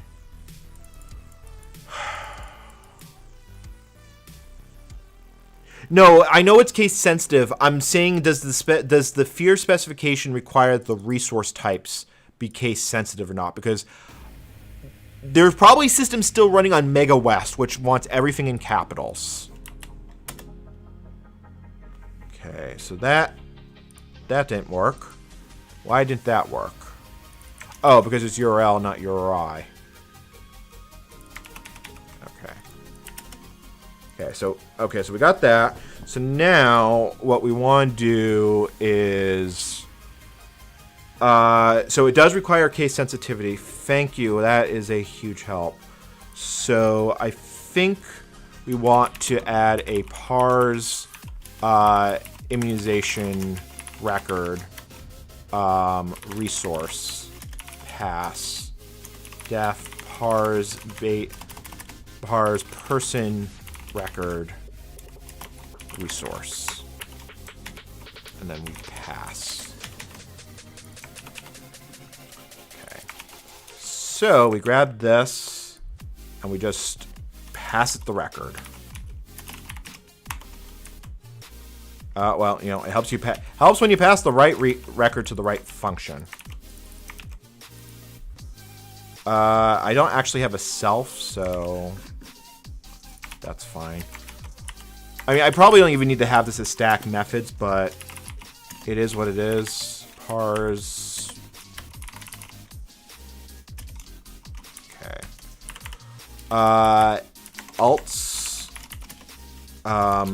It's a record type we don't know, understand.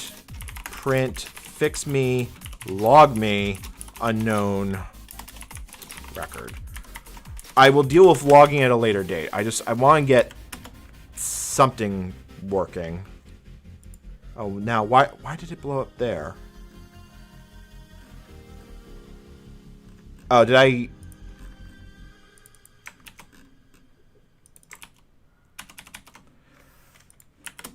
This is fine. This is fine. The point that you need to trust is a source of data everyone can agree to trust on. The problem is that there's no way to do that. There is no publicly available application, and I've looked. If someone, and no one has been able to send me an application that says otherwise. There is no publicly available application in the United States that can handle the variety of different cards we have. I believe Canada may have an application, but even if so, I need this as a generic framework, because let's imagine a year from now and we're dealing with Zeta COVID, just to be clear. And it's contagious that we still need to have vaccine requirements, but not so contagious that we couldn't have a large gathering, so we might have people coming in from overseas. That's why there needs to be a generic framework that can handle all these things in a single place. Canada has an application, but can that same application also handle US cards at the same go? It's being able to handle them all as a single lotus of truth.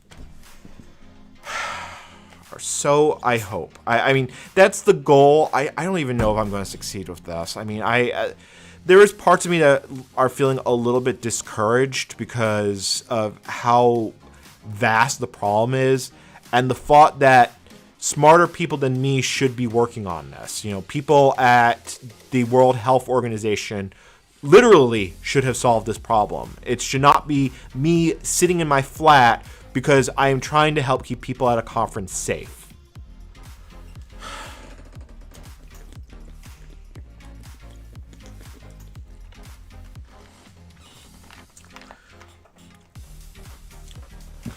I mean, am I completely out of base here? I mean, maybe this is just a case of madness. Maybe this is just a programming exercise that's gone a little out of hand. I don't know.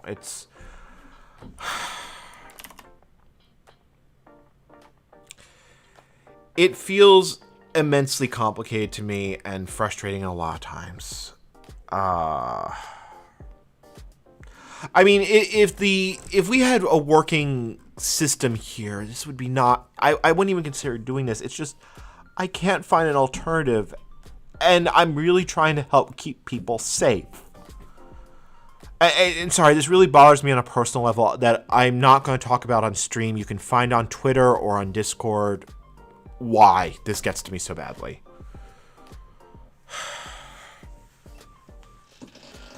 Well, I mean, JM Parks, but imagine if we had people coming in from overseas to an event here in the United States. How are we supposed to validate their COVID cards? A Pancake Sparkle is because no one said that you shouldn't, is really the way I'm going with this one. I mean... Alright.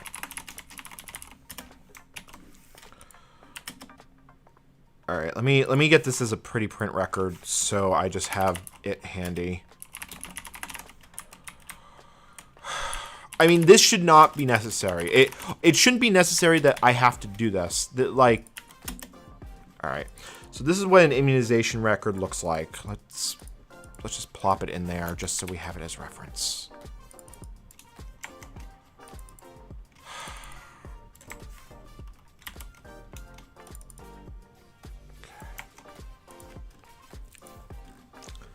So the trick, and I think the problem here, the coding is going to require some special stuff that we are going to come back and deal with. But it's a one thing at a time sort of thing. So we need to actually add some additional things. Because these are going to be internal stuff that we're not really supposed to play with, but so be it. So parent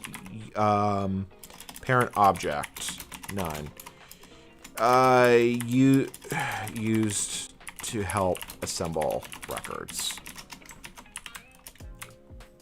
Let's see here. Who else? What else do I want to grab? I mean, I could put a lock code object on there, but I don't know if those are actually standard. I mean, we can add it for good measure.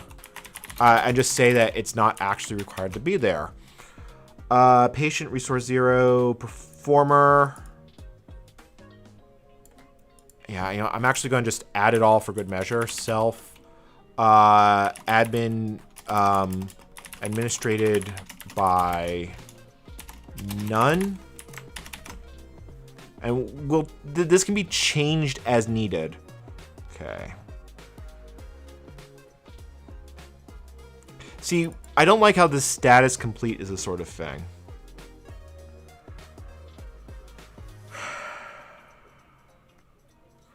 The thing is, I'm legitimately hoping I can get other people legitimately to get involved with this. Like, if I've got the skeleton of the thing built, I can help, other people will help me with this. This cannot be a one-man project if it's going to have any positive impact. But it does need to exist in some form or another, which is part of what drove me to do live streaming today. Like, I don't normally do current events, modern programming on this channel. But I need to get awareness out. What I'm really going to just need is help. Okay, so converts fear immunization record to object. Self. All right, let's just go right down the lot. I'm going to treat lot number as a string. Let's see here. Hold on. Let's see here. Immunization equals immunization. Did I make that as a plural? Yeah, I did. That should not be a plural. Immunization. Immunization lot number. Not lot measure. Lot number. I probably should go right down. I say I gotta do special handling for the. Let's see here. Lot number equals.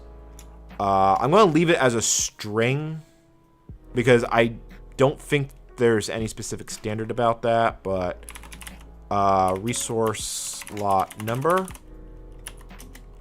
immunization, occurrence. Okay. Let's see here. Date given is what I want. And date given is I want a Python date time object for this. Import date time. Date time. Please work. Okay, date time. Occurrence date time. Okay.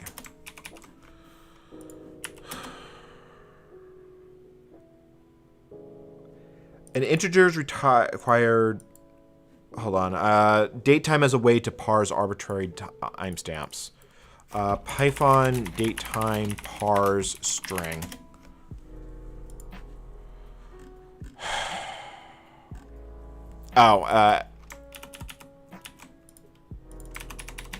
Use the right function. That helps. That is not the right function. From date time, import date time.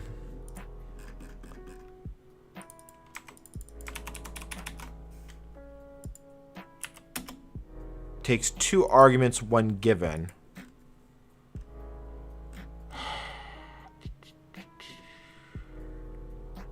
Parser. No. Hold on.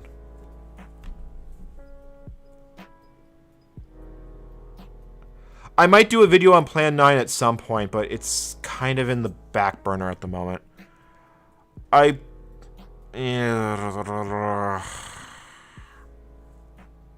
think I'm going to have to use... Yeah, I forgot about this. It's an external library, isn't it? Because it's entirely possible that they put the wrong freaking timestamp on. Let me look at their coding. Let's look at the specification. Let me see how they define this timestamp as. Because this is something I don't want to get wrong. Because if I let it automatically guess, it might get the day, month backwards.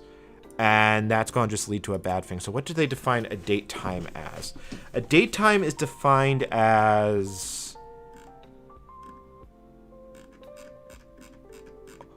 A date time is apparently... Okay, hold on. Date time. Partial... The format is year... Okay, so...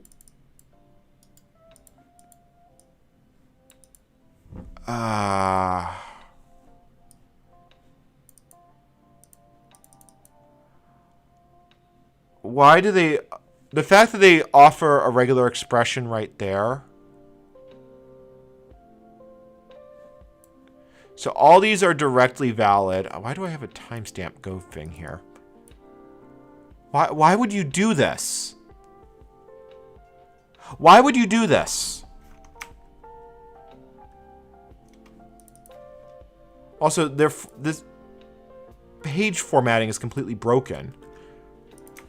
Okay.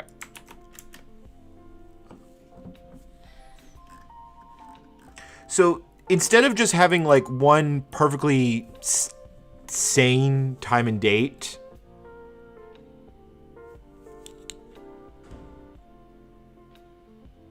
like, why would you do it like this? Like, I can understand having a date, a time, and a date time field, but why can't you just pick one freaking format and call it good?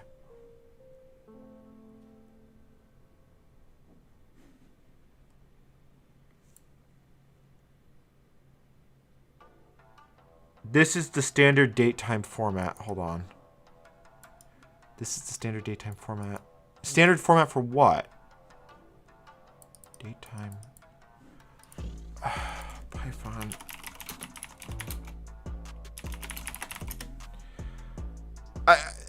I'm not losing my mind here. This is complete crazy. This is ooga booga crazy. All right, we're gonna come back to that one. It's what C# and Java understand. Okay, well that actually explains a lot. Python parse strings to date time. What's the easiest way to do this? There are multiple ways to do it.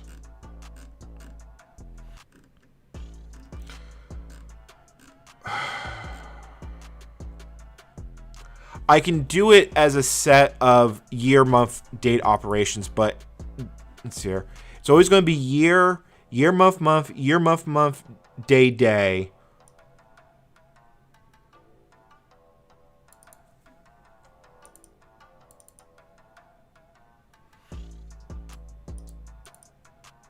I mean, I could see cases where they would put it as the month.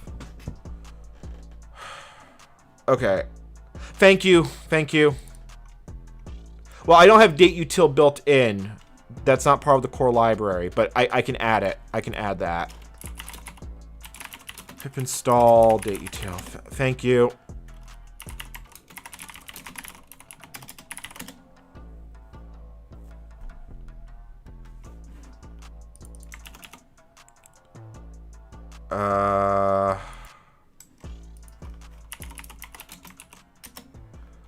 Hold on.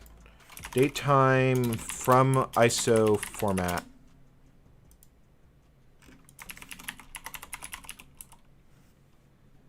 Yeah, okay, that'll work. That'll work. Thank you.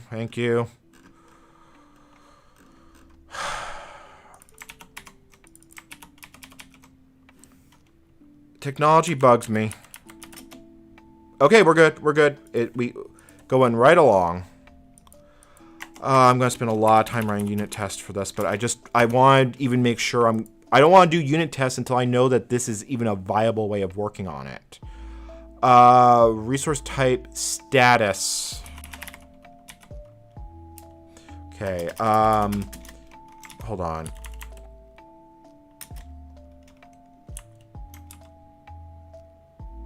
I'm going to make a decision here. We only care about an immunization if it's completed. Okay, special case here.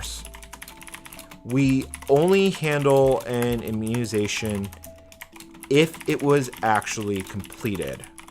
Otherwise, disregard.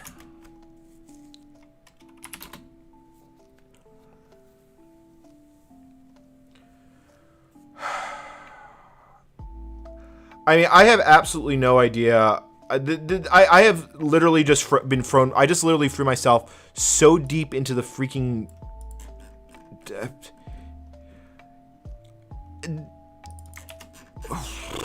I don't know.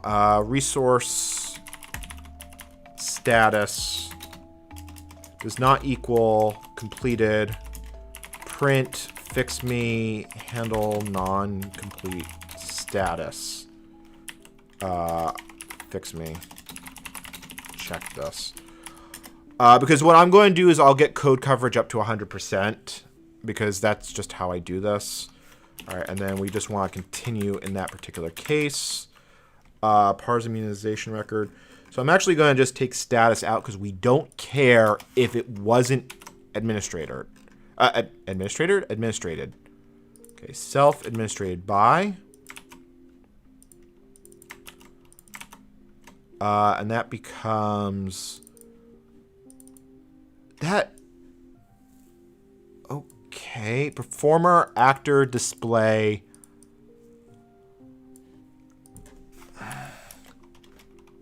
If this needs a try catch because I don't think this is actually required. Try administered by equals resource. See, that's that's actually that's a list. So there could be multiple performers for a given operation. I don't care enough to actually do that. So we're just going to move right along. We'll use if we have to do it at a later point, we will do it. Let's keep this to minimum working viable product. I do, however, need to handle the vaccine code. So the vaccine code is complicated. Okay, so vaccine code equal resource vaccine code. Let's see here. So then we end up with the coding object. But why is that a list? All right, we gotta look at the specification to see how that's supposed to be parsed. Like, why is that a list? Who designed this? Like, well, no, I know exactly how it got designed. It got designed by 90% of it was probably designed by committee. And wow, I keep losing the link to the builds page. All right, let's see here. So when I go to, so performer can be an infinite number of ones applied because of course it is. Primary source lot number. Let's see here. Education reaction. Reason, route, dose quantity. Where's vaccine code?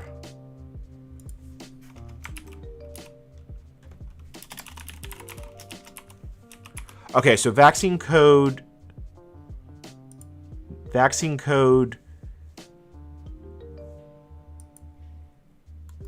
Okay, so there'll only ever be one vaccine code. Wait, that doesn't look right. Oh, okay, hold on. Because I have to look in this object, I have to see if there's multiple codings.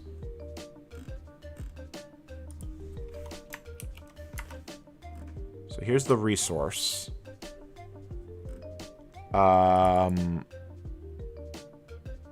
Codable concept.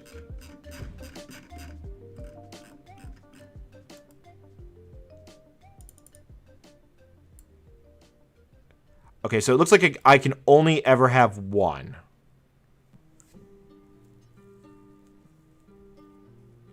It looks like I can only ever have one if I'm understanding this correctly. It looks like in certain cases, the value set can be used in multiple places that have more than one.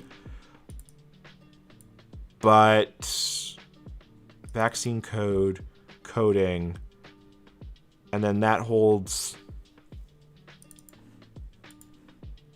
Okay, hold on.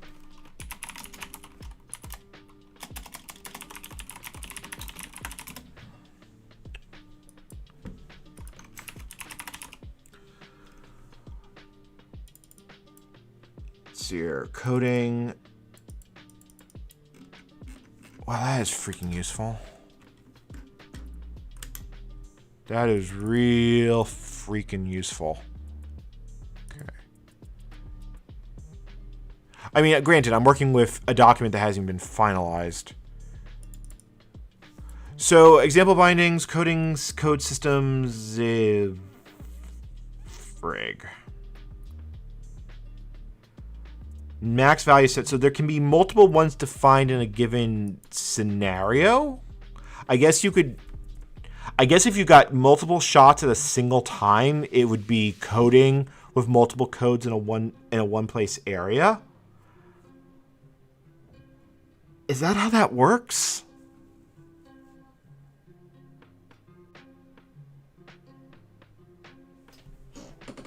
I mean, it makes sense, actually. Because in certain cases, a patient can get multiple vaccinations in a single go-around. But for COVID... but for COVID specifically, it would only ever be one shot at a given period separated apart as far as all the vaccines are currently concerned. You can get more than one shot the same day. You can get more than one shot the same day, but but COVID vaccines are not administered that way. Which makes sense. I understand why they coded it this way. It's a little bit strange. I would think that you would have it as multiple top-level immunization records, but I see why they did it like this.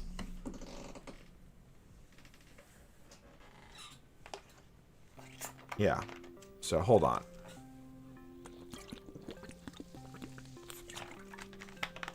So to actually do this correctly,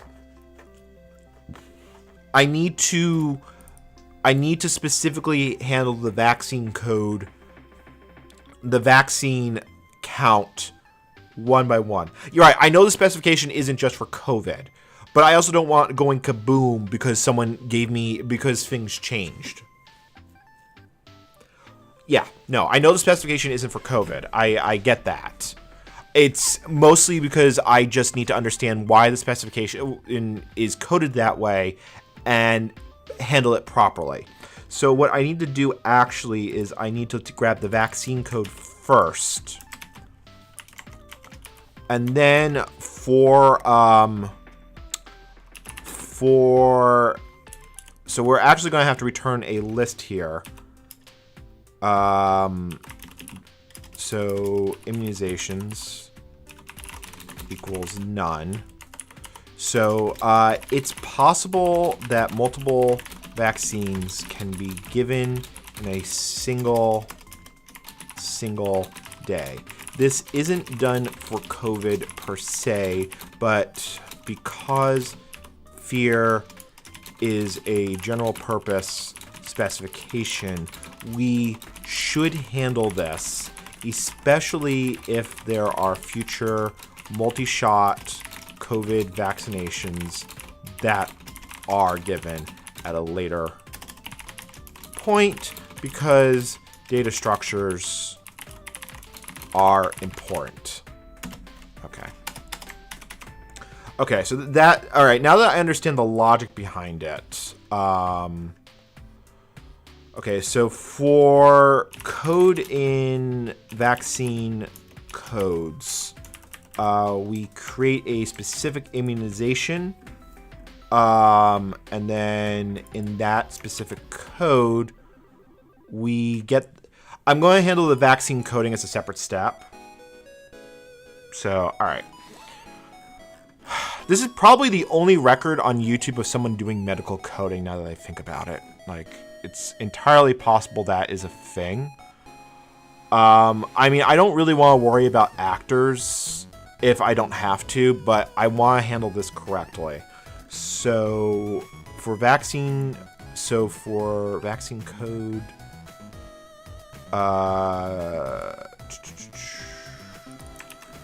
like this.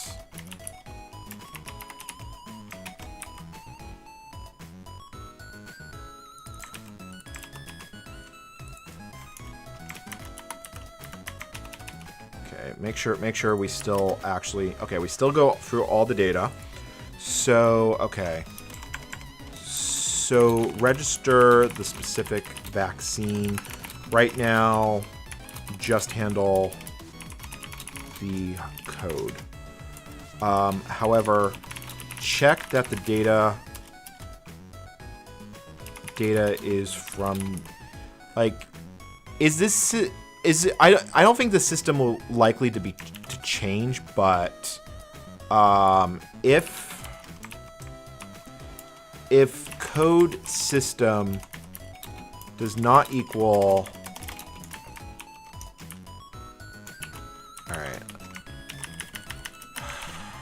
code system does not equal unknown coding, print error unknown vaccine coding system. I just because I'd rather have the sanity check and not need it than the other way around. Unknown coding, this gives us the immunization, and then we continue. And then we're just going to log this as the number, and we'll come back to it. So immunization vaccine administered resource. Oh, sorry, that would be code and then code. Okay. So is that actually all I need to do? Apparently that is almost all I need to do. Like if I...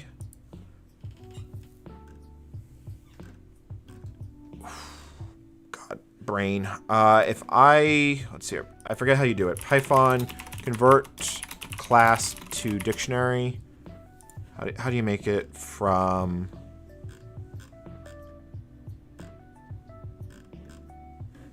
Apparently I can just do vars. Yeah, that sounds about right. So immunization equals print vars immunization. That ain't right. Is it? Can I just turn it into a dictionary? I don't remember that works. Nope, that don't work. But I'm also not returning... Right, okay.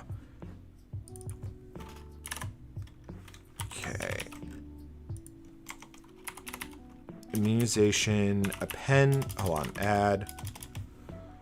Immunizations... Append... Immunization. And then return immunizations. Okay, cannot. And then we just turn element 0. Let's see if this is actually parsing the way it's supposed to. I'm really hoping this works. I am really hoping this works.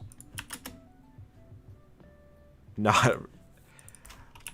This is fine. Hey, okay, that's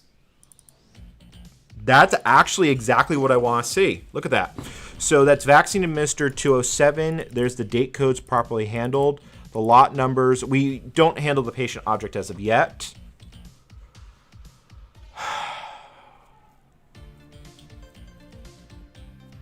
Yeah, we are medical coding.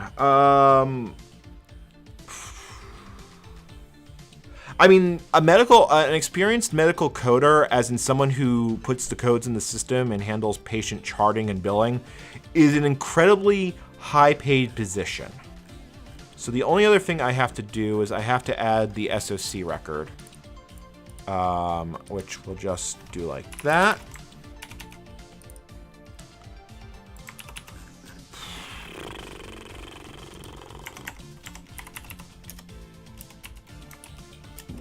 Ooh.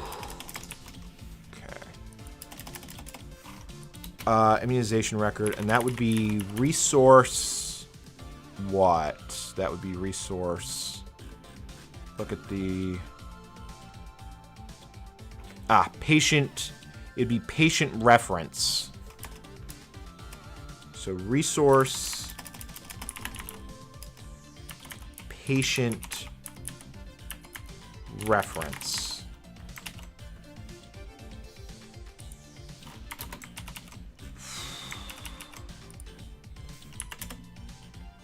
Okay. And that's correct. That is seriously we are making headway. Coding, not coding. Coding as in coding. Okay, so we are properly reading in the information. We are probably going to have to add a vaccine class because this part is scary. Just out of curiosity, how many lines of code are we currently at? That ain't the right question. I'm just out of curiosity. So, surprisingly, it's only 155 lines of code just thus far. But it's manageable and usable 155 lines of code. So, yay. All right, let's commit this. Hey, look. We can parse immunization records.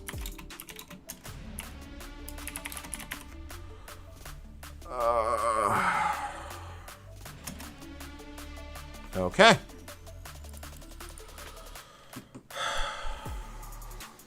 and I just lost all my stream windows. I don't know. Coping is probably a pretty good term. Yeah, like I'm sitting here and I'm thinking, you could describe this in worse ways versus coping. So on that note, if you're enjoying this content, please like and subscribe. If you really enjoyed this content, consider supporting me on Patreon, because NCommander is losing his mind, and I might as well. And you might as well throw a few cents in the jar, because my sanity should theoretically have a value. But I will say that of this year, today is the day that I have lost the most amount of sanity. This is fine. An excellent chef, probably Diet Coke. I'm not even gonna lie. That's probably. I mean, this shouldn't even be hard. Shouldn't even be this hard. I mean, I can understand why they want flexibility. I can understand why they used an off-the-shelf solution, but why? But why? Is there something going on in Discord? Do I have to take a look? Oh, I see. Okay. There are some things I'm going to have to respond to later, but it can wait. The Coke crate is on the other side of the room. The Coke crate is on the other side of the room.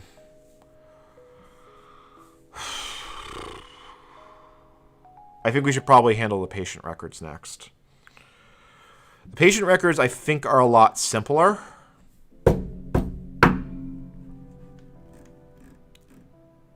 Because that's how this is all going. Emotion 2006, thank you for the €10 super chat. Because you can put a price on my sanity. No, Corpic, I get it. I legitimately do get it. It is what it is what it is.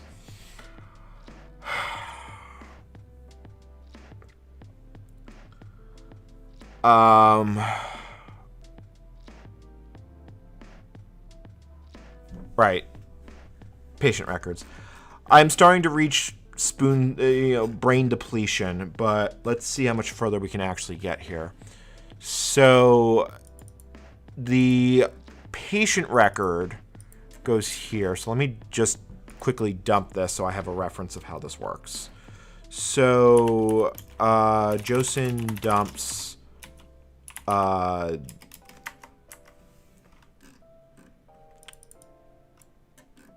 so let's see here.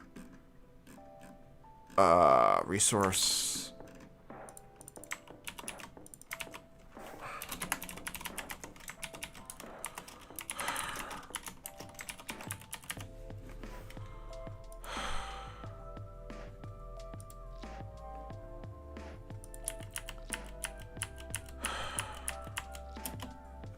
Okay.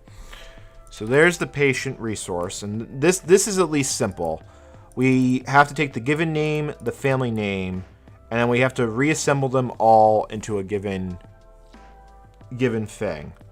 I don't know if the system can actually handle a case where someone only has one or the other. I should probably check.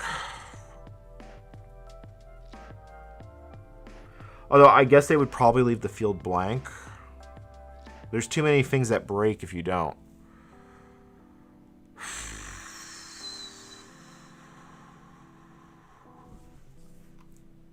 Yeah.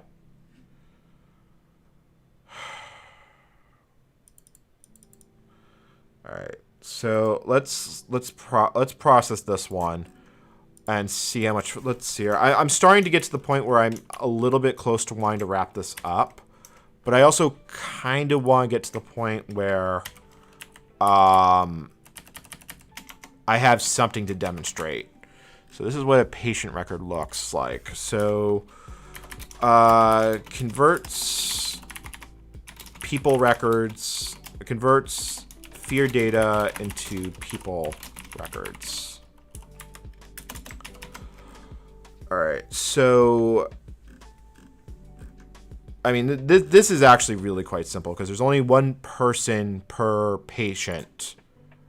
So I just have to we just need to reconstruct their name, and I actually have the code to do that. Like, I don't need to write this one from scratch. Okay. Well, I do have it, but I don't actually want to use that version of the code. So, okay.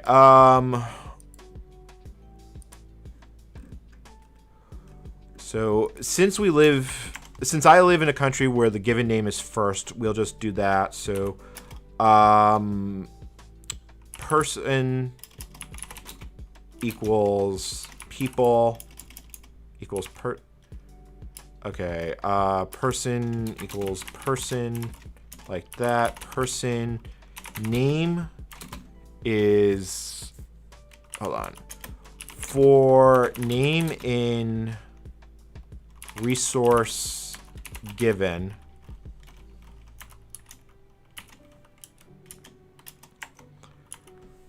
it would be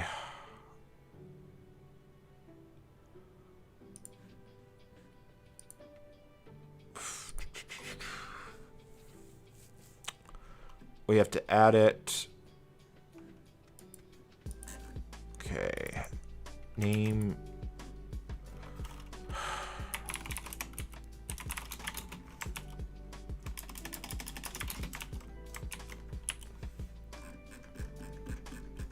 We actually need to switch this to be just an empty string, like, not like that, but like that.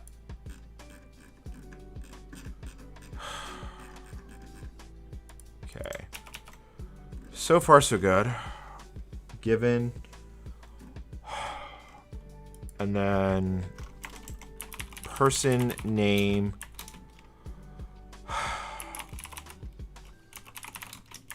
Oh, actually, hold on. This needs a space.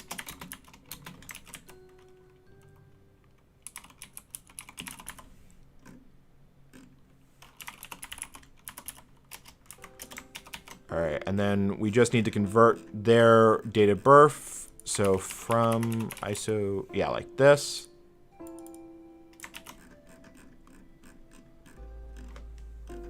Okay. Why am I having trouble reading my own code? I'm probably at the point where we're going to start wrapping this up soon.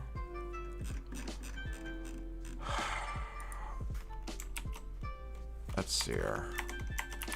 Person DOB equals resource DOB. Like that. Return person.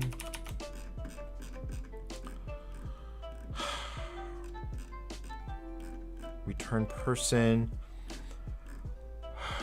And then we need to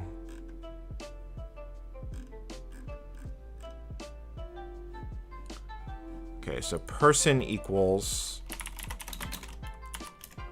and I just want to print these all out, and then we just need to handle all of these because yeah. Oh. Okay. And then we just do that.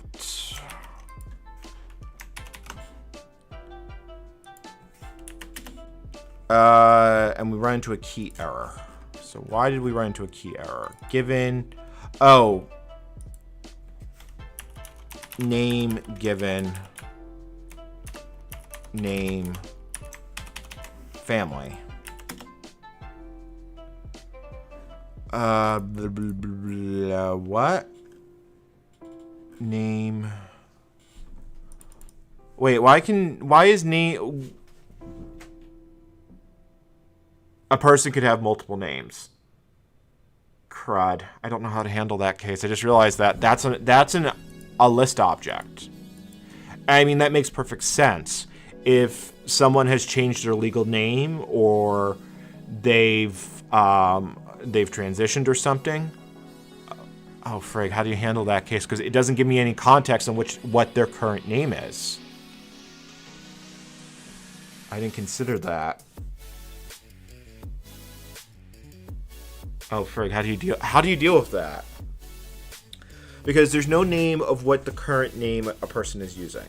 Now, I can understand from the context that you would need everyone's name, that you might need a dead name just to keep track of records. But there's no ordering.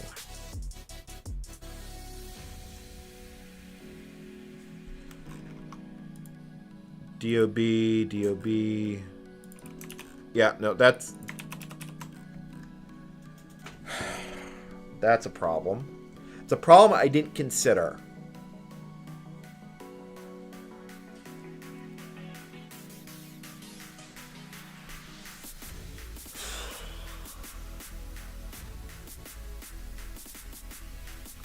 The problem I didn't consider, and it's kind of a problem, kind of a pain, because it's completely legal if, like, someone changed their name from getting shot 1 to shot 2.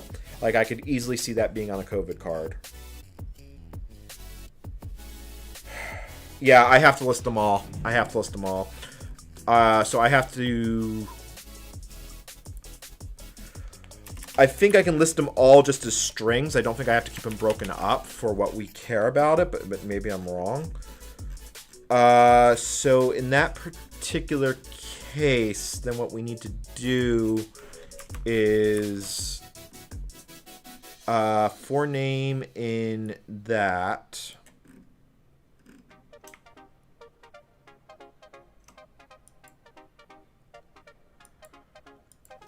Okay, all right. So name equals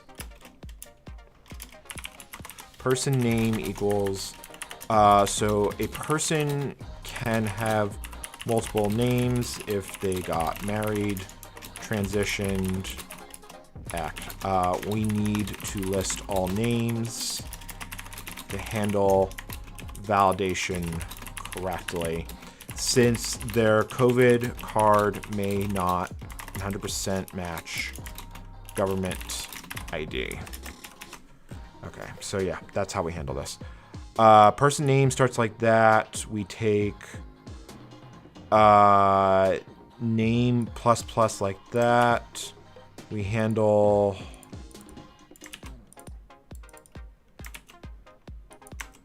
It's a lot more... This is admittedly much more complicated than I was expecting.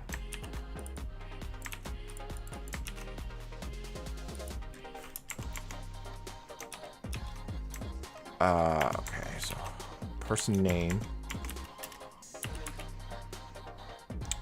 So this is going to be name...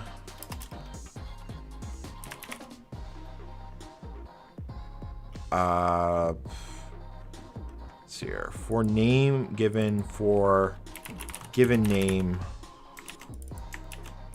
like that.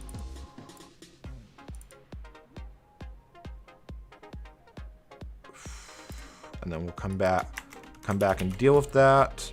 So for name in name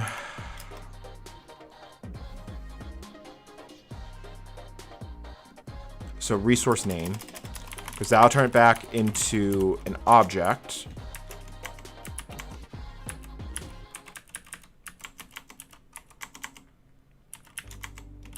And then we just handle the date of birth last, and I think that handles it. That almost handles it. Given name. For name, what did I do wrong?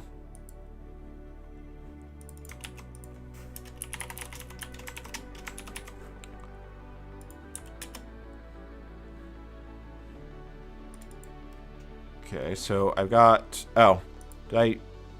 Helps when you want to print a variable, you don't just print a string. Really does help. So that gives me that. It's just a syntax error. I'm reaching the end of my... I'm starting to run a little bit on fumes. And then when we finish this, so person append... Let's see here. Person name append person name. And then that should put it in the right format. Or almost there. And then, yeah, so then this just becomes name family. Like that. Almost. Name family is fine. Where is it? We take name family, person, Okay.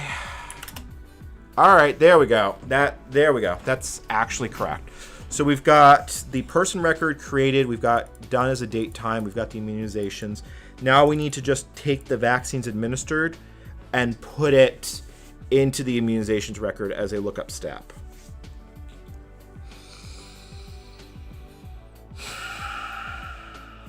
I'm starting to get to the point that I'm fading. I don't think well, I knew I wasn't going to finish this today, but I don't know if I should do future live streams on this. I don't know if there's enough interest. I really don't. I mean, we're holding approximately 80 viewers on a short notice stream. So, how do we handle the associations here? So we go back to the parser. Immunizations. Okay. So we need to handle immunizations as a list like this.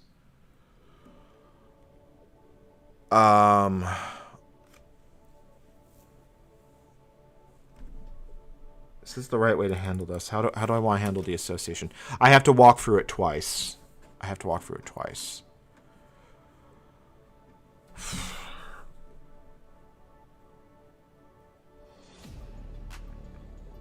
Which makes things a little bit complicated, but okay.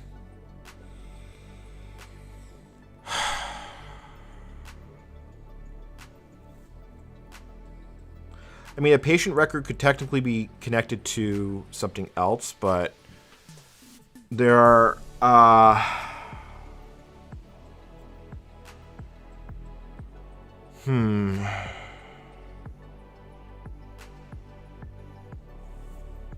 Let me think about this. So now we have to walk through the resource URLs. The resource URLs then give the entire vaccination. Let me just plot this out, because I'm at this point I'm running a bit on fumes. Okay. Handle endgame. Handle final collection of data. Once person immunization record, need to create vaccination record types that convert medical coding to vaccine object. Is this the best way to handle it? Once person immunization records associated with need a parser that checks all their checks immunizations and determines if they're good to go, plus time from initial shot. I mean, the United States has social security numbers as a semi-unique identifier. It's a little bit more complicated than that. But other things like state driver's licenses often are unique things that never change throughout your lifetime. Okay, once immunization records are associated with, we need a parser that then checks immunizations and then determines if we are good to go. Plus time from the initial shot per COVID protocols. This should be implemented as a generic class that takes person record in, returns true, false to determine if someone is vaccinated. 10, which can be coded independently of the main Vaccina library.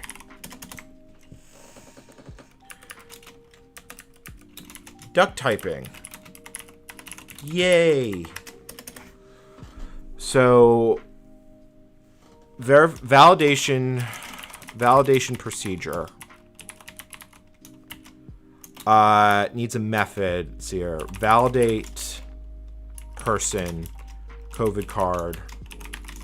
Good. Validate person and takes person. Okay. I know Social Security is a sequential ID. I'm well aware of the problems with it. So realistically, to finish this, we've got to handle the last step of fear data mapping, which I gotta be honest, my brain is freaking spaghetti right now. How long have we been at this actually? Why can't I see how long I've been on air? Okay, hold on. I started at 1. It's 6. So I've been coding for basically 5 hours nonstop. Duck typing is Python's object model, is that if something walks like a duck, quacks like a duck, it probably is a duck. And that's how it handles what's known as polymorphism and interchangeability of objects. Okay, I might be certifiably crazy. Oh yeah, duck typing. I'm so used to doing the reverse of duct tape. What else is freaking new?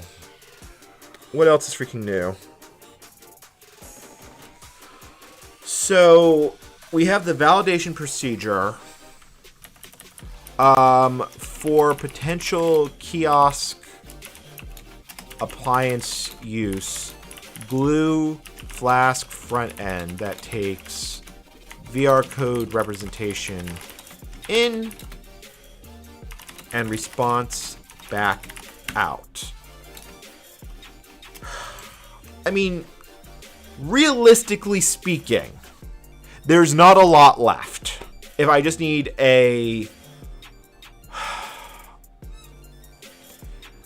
the sanitation of user input it's Python, so there's a lot less that can go potentially wrong there. But I do need to feed bad data into it and watch it go boom. Like, I legitimately would have to feed bad data in and have to watch it go boom.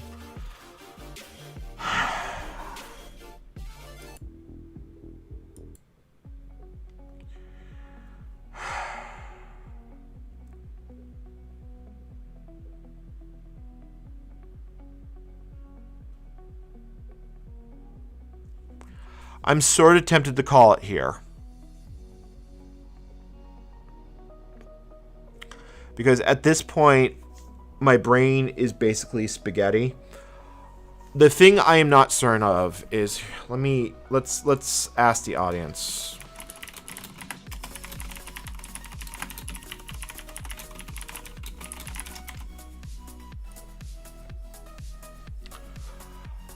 I want to see what people feel if I was to do another stream continuing where this one left off.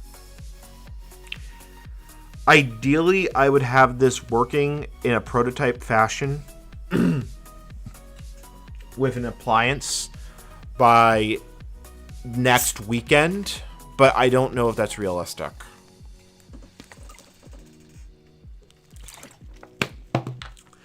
Even if it only handles the SHC cards, it's still an improvement.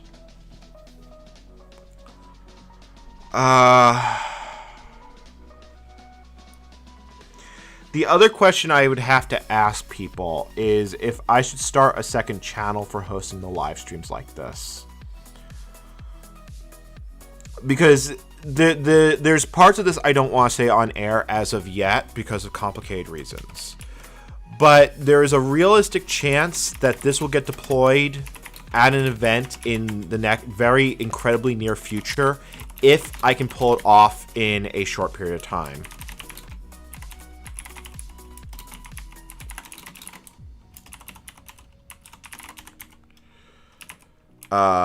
Fears data.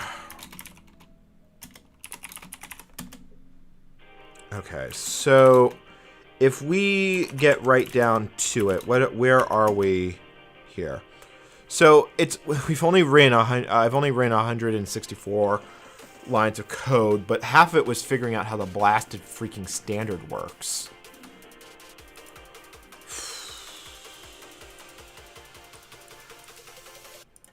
So, yeah, okay, apparently a lot of you are actually interested in this subject, even though it's the thing that's going to basically melt my brain.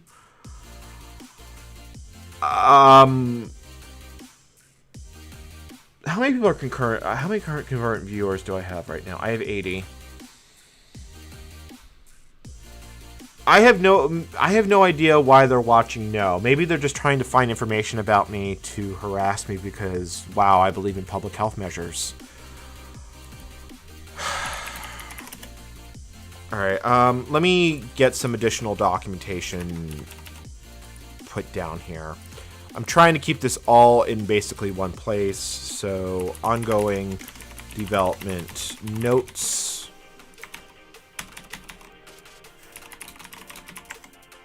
Let me actually make that a text file.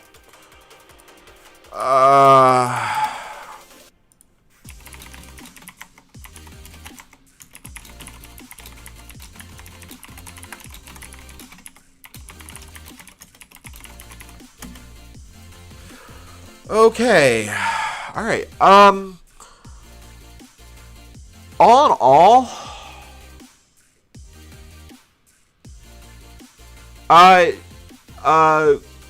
Courtney, it's already been pushed. It's already been pushed to a GitHub. I mean, I've been pushing this publicly to the GitHub that's pinned in this chat. And, Amiriel, I'm hoping I'm saying that correctly. Thank you for the $10 Canadian, super chat. I mean, we are making progress. I need to figure out if this is going to be an ongoing event with my channel. It's kind of a mixed bag.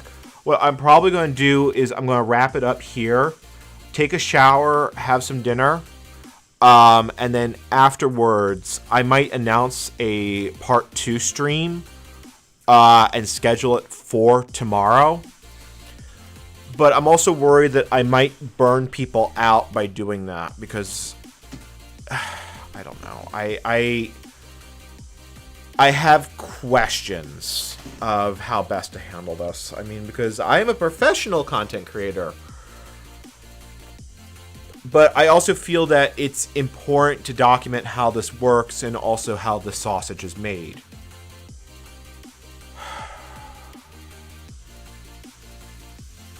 I have no idea how I pronounce your name then, so I apologize for that. But, Samuel, the biggest thing is that this has a time sensitivity to it. And because of that time sensitivity, I'm going to be working on this regardless. I may take breaks from it because medical standards hurt my brain. I don't think that's an unjustified thing. I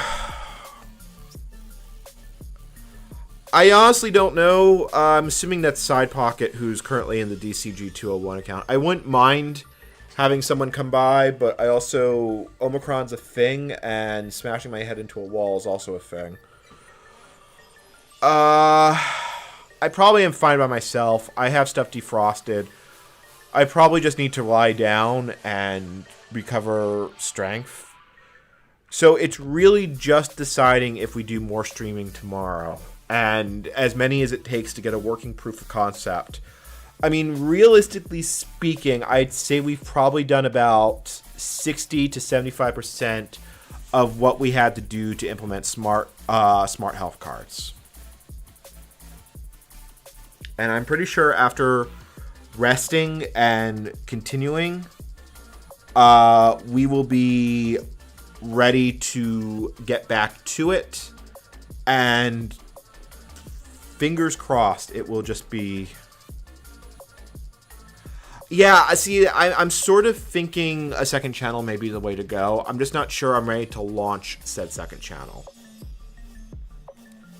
Yeah. No, the project itself is time sensitive. It's not the end of the world if it doesn't get done, but there is a group that would be specifically interested in having this if I can get it put together fast enough. All right, let me use the facilities. Let me see if I've got any more energy in me. Let me just stretch. So maybe we're not wrapping this up just yet. Okay.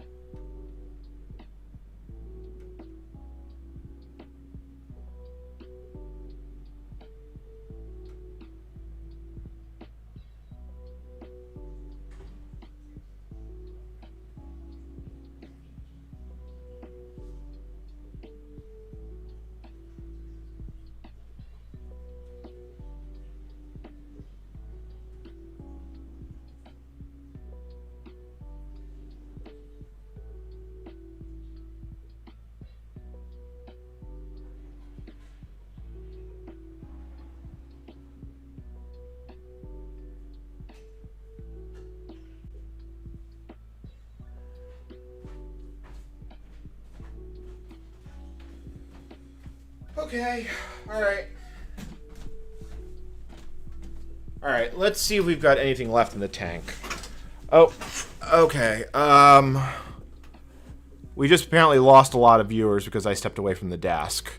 But let's see if we can finish this last little section. If we can at least get the records all put together, it's probably not a bad place to end it, and then I'll actually feel... at least I won't literally be halfway through a coding a thing.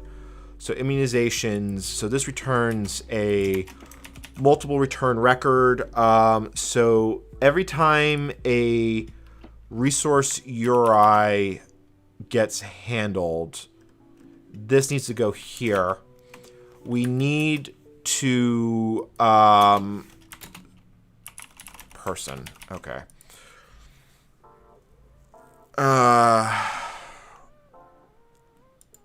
Yeah, so that goes there.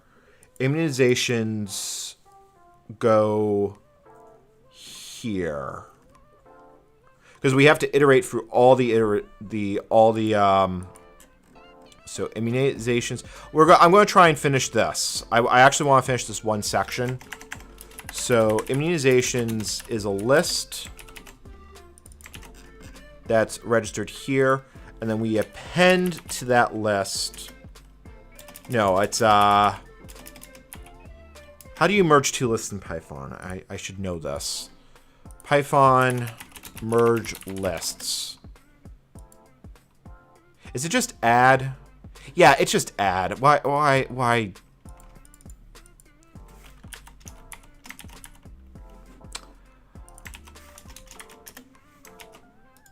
Yeah. Okay. So that handles that.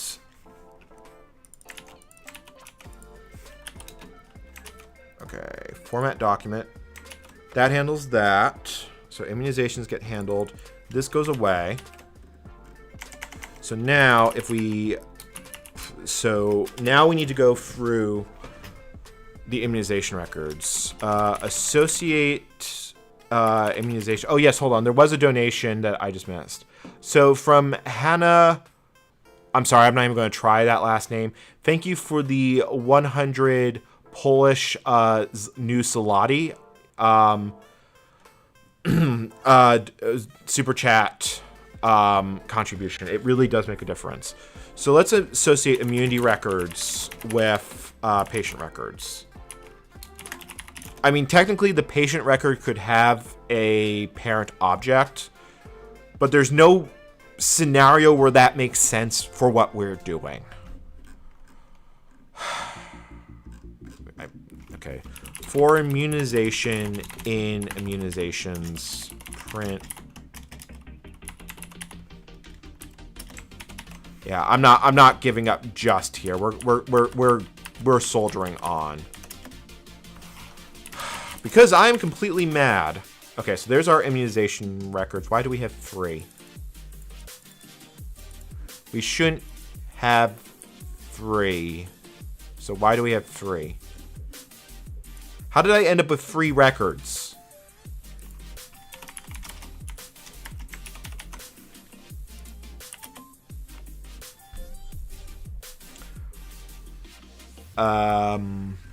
Immunizations plus immunizations.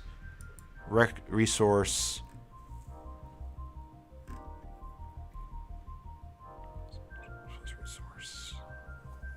Okay. Links from scratch is going to happen soon. I don't know when exactly because there have been complications, to put it mildly. There's a bunch of stuff that's happened in my personal life that I'm not going to talk about on stream, but it's why things have been a little bit all over the place. So am I just getting multiple? So I'm getting multiple immunizations. Goes through the coding. It amends here. Print. Okay. All right. So what am I doing wrong here that I'm getting an extra go around? All right.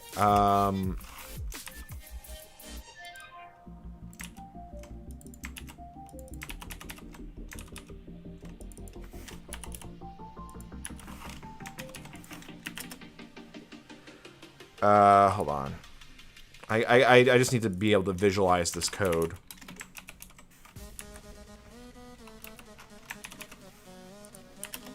Okay. So this gets called twice.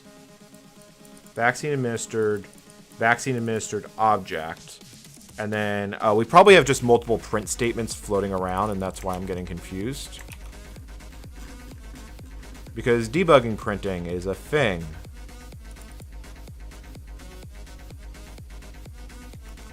Okay. Turn that one off. And we end up... Where are we vars printing this? If I turn that off, do we still get 3? Pass. Hold on. Well, that's a problem.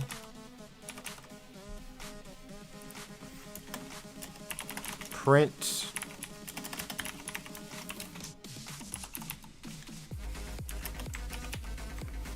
The loop only runs twice. Oh.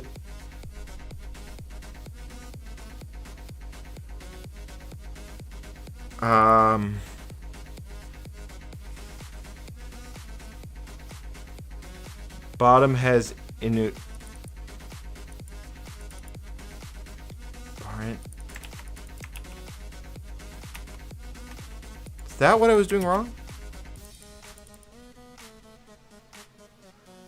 Oh, okay. Yeah, alright. Apparently I am tired, but...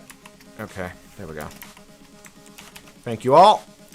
Alright, let's see here. So now I should only have the 2 No, I still have 3 records. Alright, so why am I getting 3 records? I feel like I'm doing the list wrong, but let me... Print lang...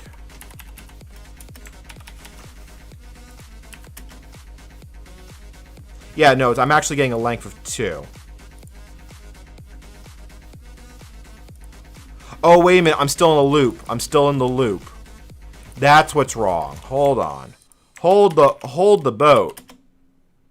There we go. That's what I was in the wrong context. Okay. This is fine. Like I have mixed. Yeah. Okay. Okay. This is fine. So for so what we just need to do is for immunization, we need to get the HSC identifier, which is this thing. Like that. Right, so we get resource 0. So all we gotta do, if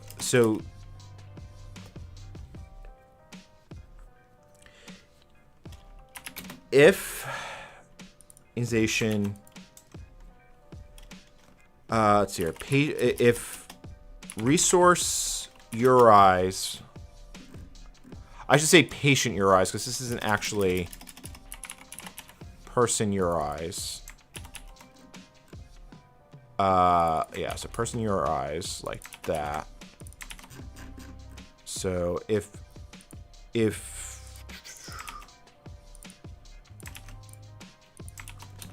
is not in, print error dangling reference to SE parent object, raise value error. I'll deal with this later. Like there's a bunch of cases I'm going to refactor here, but let's see what we can do here. Raise value error, which means now we can safely grab is not oh. All right, so then we just need to add it like that. So now we grab that, and then we need their immunizations.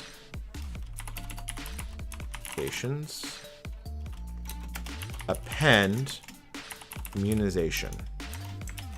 Oh, because this isn't complete spaghetti code. And then we end it. Import pprint,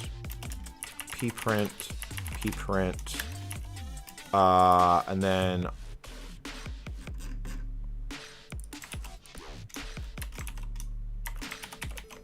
okay. So that looks promising. Let's see here. Let's see if it all actually associated correctly. So we need to grab resource 0. I just want to get a look of what this looks like that. Hey, there we go. So there's our John B. Any person. We've got his date of birth, and we've got his immunization records.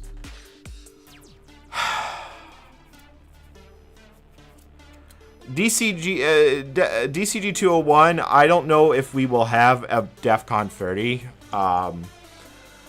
God, I can just see that talk. So I accidentally made a COVID testing firmware. Do not make my mistakes. Testing firmware, holy cow. Brain is spaghetti. All right, so now all we want to do is, we've got this. We just want to return person URIs values like that. And I think that's it. I think that's everything we need.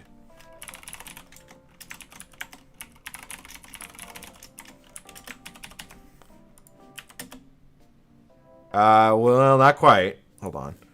How do I get a list of values? I think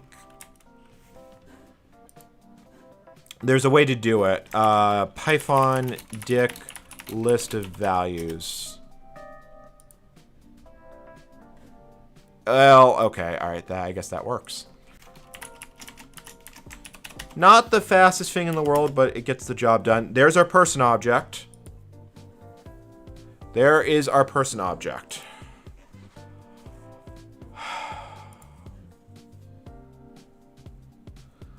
I just lost the chat. Okay. All right. So that means, let's do a little refactoring here. So we should probably move person and immunization to their own classes. They really don't belong here because they're general purpose objects. So let's create new file, person, py. And then we add that. Okay, and then... I mean, it's really simple, but like I said, a little bit of organization goes a really, really long time. Immunization.py. We grab the header.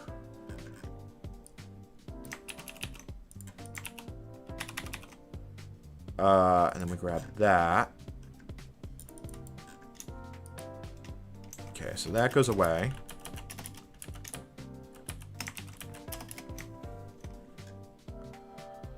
And then this goes here, like that.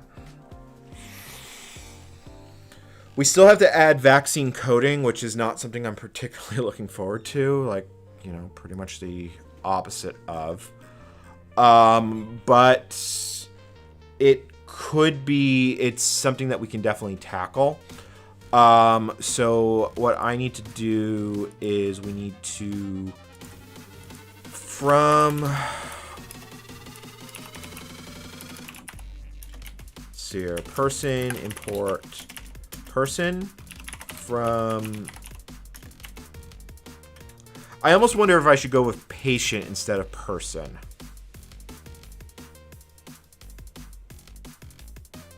Actually, I think that's a better, I should do that refactor.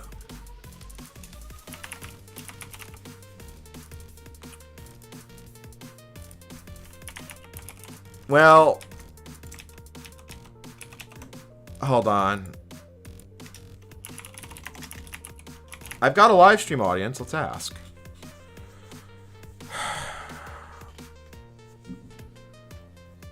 I don't know which one makes... I'm just going to leave this person for now. Refactoring. We'll refactor it if need be. But patient, I think, sort of makes more sense. Now that I'm thinking about it.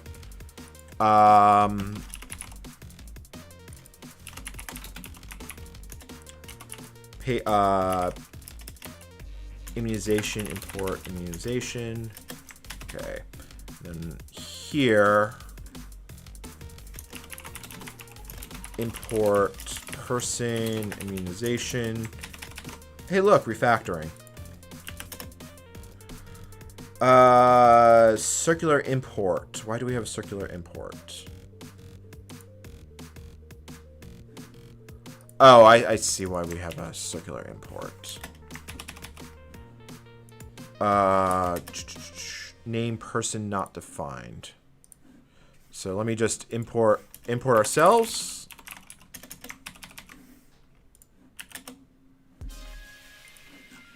Okay, as V, and then person, V person, immunization,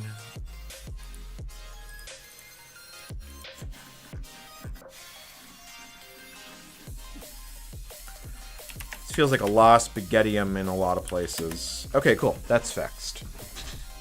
That is fixed.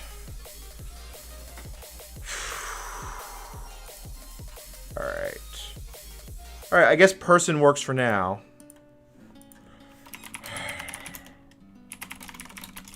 Alright, so commit. Hey, we can successfully parse fear data.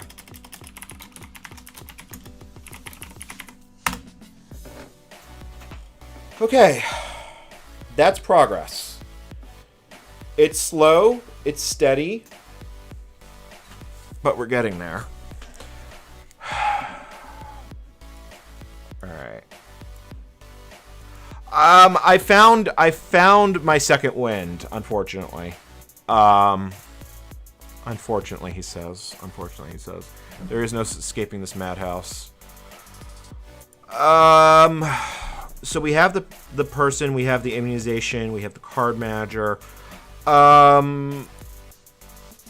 We don't really handle the vaccine type properly because that is a freaking nightmare and a half.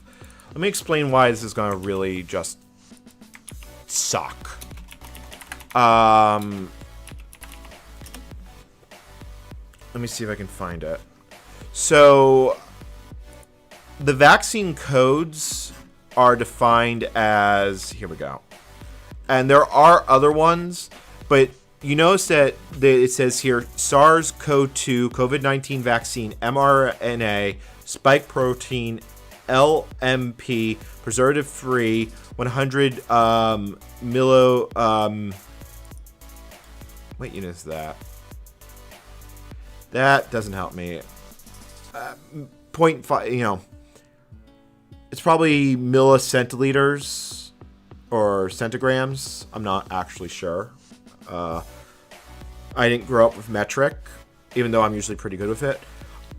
So you have these two. 207 is Moderna. 208, 212, and 212, I believe, are both Pfizer. Like I said, I figured out all these codes. Micrograms. Thank you. So here's where the tricky part starts coming. If we go back to my original demo code, which is everything I hacked up, here's the list of how the codes work. So Pfizer is 208, 217, and 218. There's a more complete list than what I have. The Janssen, that's the Johnson & Johnson vaccine, is 212. It's just the one shot. And then here's the other codes. Now, for the moment, these are partially moot because for the event that I need to handle, these will almost certainly not come into play because they are not recognized in the United States. I do want to handle them as a general case so non-US people can benefit from this system because I believe AstraZeneca is approved in Canada. Chat, please correct me. I don't really feel like Googling it at the moment. I probably am going to have to go through a bunch of medical literature to figure out what is valid and what's not. I'm going to have to deal with boosters and bleh. Janssen, not I wrote, this was just comments I wrote for myself. This isn't this was literally me hacking in the middle of the night. I mean, this is pure spaghetti if you look at it. Okay. Yeah. I don't know why AstraZeneca never got approved here. I know the US government bought a whole bunch of them, but it never got distributed.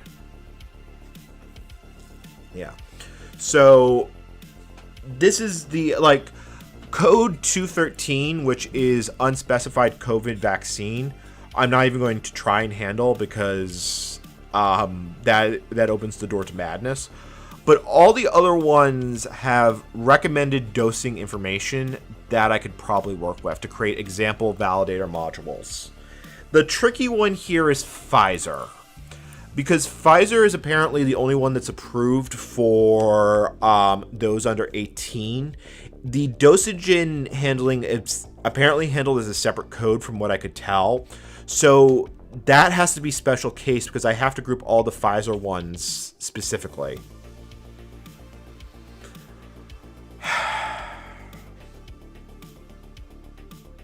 There's a lot of things that have to go through with a spell check. Pull requests are welcome. Okay.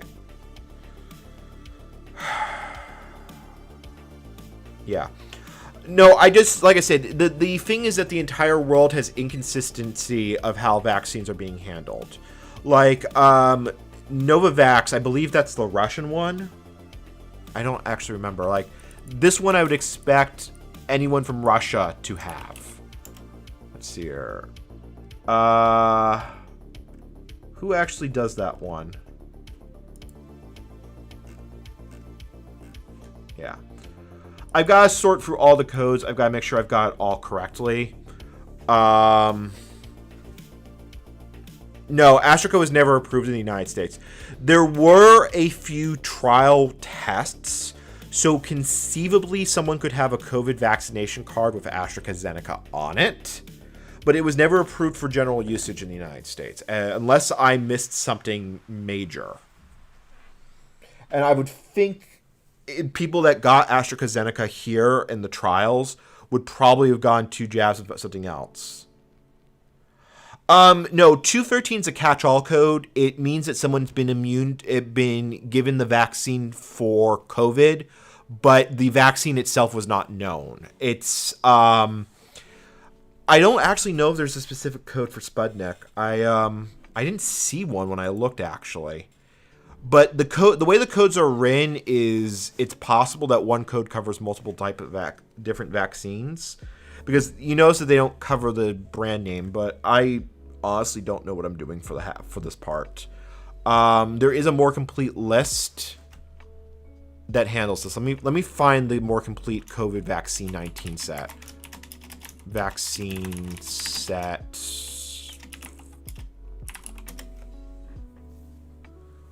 God,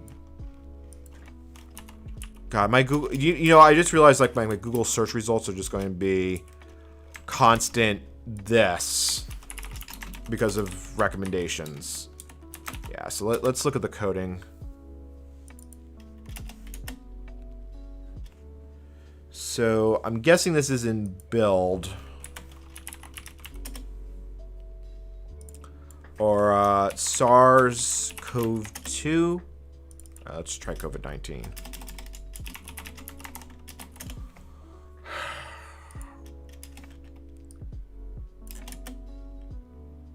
Okay, apparently, what am I doing wrong?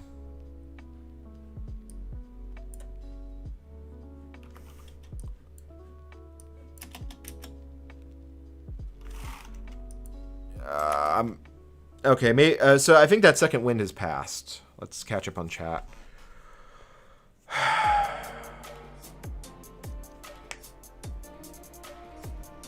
Yeah. Yeah.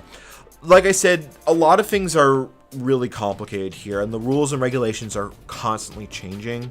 So that's why I want to handle all the cases. Even if the Validator module doesn't handle them, I want to at least handle the coding for this, because it's entirely possible there's a country using the smart health card standard that are issuing these vaccines. Now, what I am hoping is European Union Green Pass card. What I am really hoping is I'm going to be able to find an off-the-shelf library that can validate and parse these. I mean, I don't know if there's specific technical, let me see if we can see some Green Pass technical document.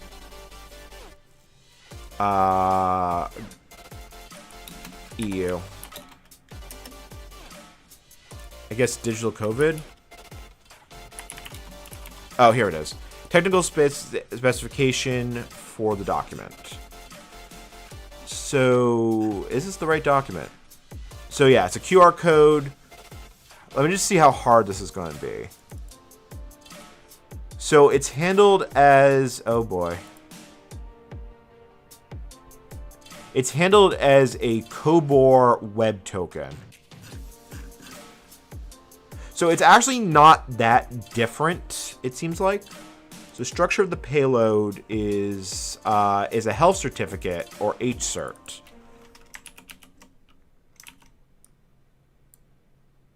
Okay. So this doesn't look that bad from a high-level point of view. I'm pretty sure the devil's in the details, but I can probably find something that can handle this already. Fingers crossed, anyway.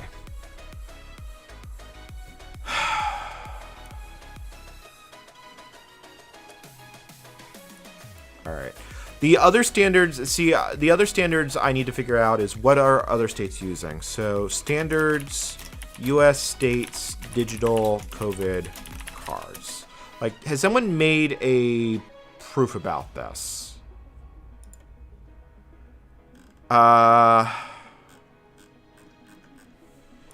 Digital. Well, that is really, really useful.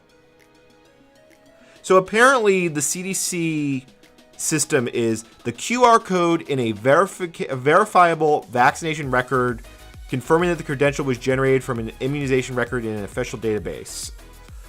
But it doesn't define a standard.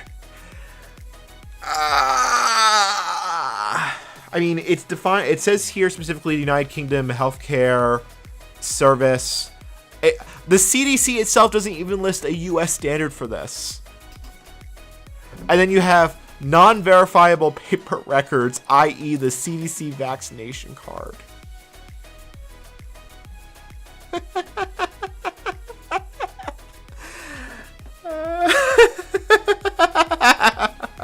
This is fine. This is fine. So, on a more broad sense, the end goal here is to specifically handle as many COVID digital cards as possible. Because of the time sensitivity of this event, I chose to do smart health cards first. I will plug in European Union digital COVID certificates into the same framework. If I can, I have to go through them and figure out what else works. And then we would have a framework that can handle any SHC card if we handle out the truth trust problems.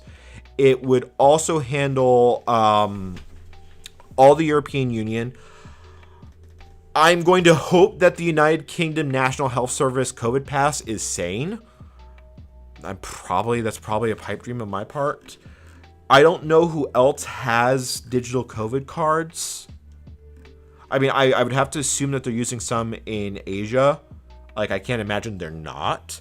But I need an example and a specification that's in a language I can read. So Stefan, if you got it from one of the major pharmacies like Walgreens or CVS, they can issue you a digital card. Let's just to go back here, since I think this time we are actually winding down. If we go back to the smart cards specification and we go to the issuers, here we go. You can see here, like, these national pharmacies do it. All these health networks can do it because it doesn't have to be from a state. It has to be a verifiable record from a given provider. That is the standard that we are using in the United States. I will drop this link in chat.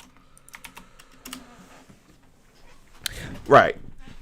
I mean, the fact of the matter is they may accept each other's COVID passes, but I can't find a generic validator. I mean, if we search COVID-19 QR code checker, you know, you get things like iOS gives you a verifiable code, and I really hope that verifiable code's in the standard we're implementing, or I'm going to have to come back to this.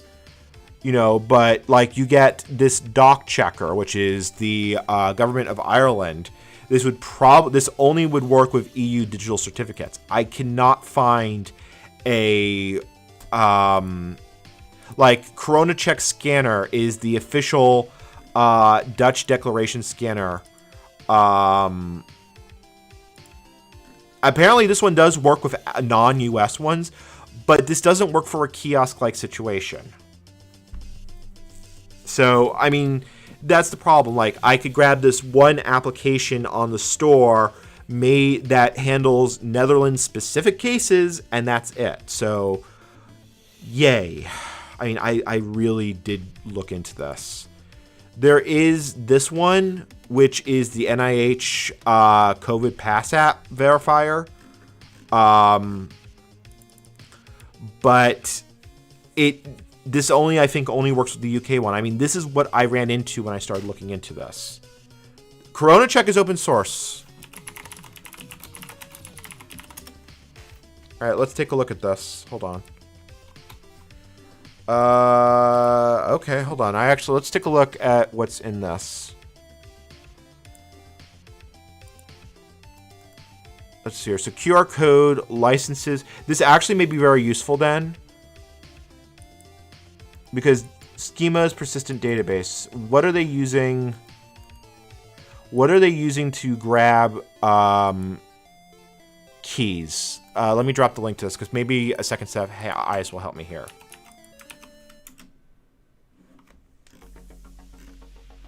Let's see here. Shares this work if possible. Open issue beforehand. All commits must be signed. Blah blah blah blah. So what I'm kind of looking for here is if they have a collection of the PKI keys, but let's see here, design API, mobile core, QR scanner, source. God, I'm not particularly good. Like, I'm just gonna pull the Git repo. Why am I doing this the hard way? Let's just grab it. I want to see if there's anything useful in here that would help.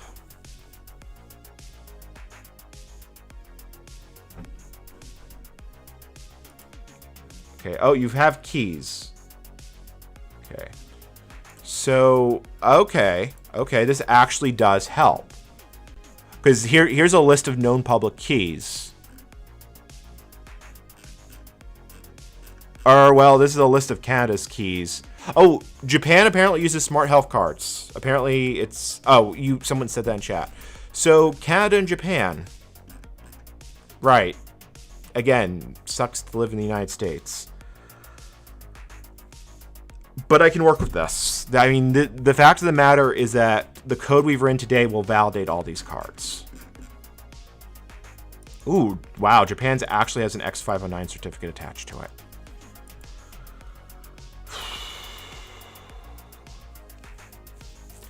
I mean, it's going to be an ongoing uphill battle, and I'm just really hoping...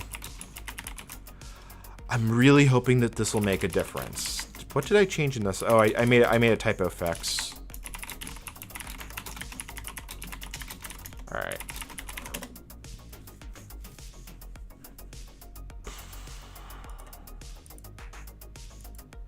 I mean, looking at the Netherlands Corona check. Okay, let's. I actually want to look at this because this might have useful information in it. I'm really. Let's see here.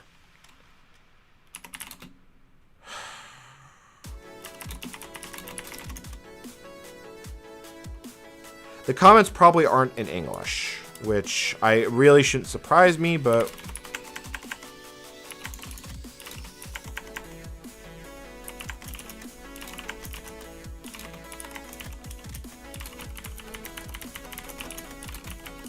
All right, let me see what this even handles, because like we've got mobile core source, QR codes. Oh, I didn't grab submodules, did I? I didn't, but before we do that, here we go. Hold on. Actually, this is what I want. And this only has verification codes for the Europass and domestic. That's exactly what I'm trying to avoid. Well, I'm trying to do more than this. I mean, yeah, here. Now that I see it, take a look.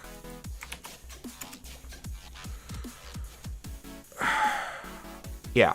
So even the Netherlands Corona Check application does not handle the case of validating all these in a single go, which sucks. But they do publish test data, which helps. Yeah, they actually publish test keys, and hopefully they have a full certificate in here somewhere. Maybe, possibly. Maybe. There might be useful stuff in there, though. So thank you for pointing that out to me, that this exists. Even though it's, again, not actually a solution because it doesn't handle... I'm assuming verifier domestic is Netherlands. Yeah, Netherlands. I had to assume that, but... oh, yeah, EUPL. Hold on.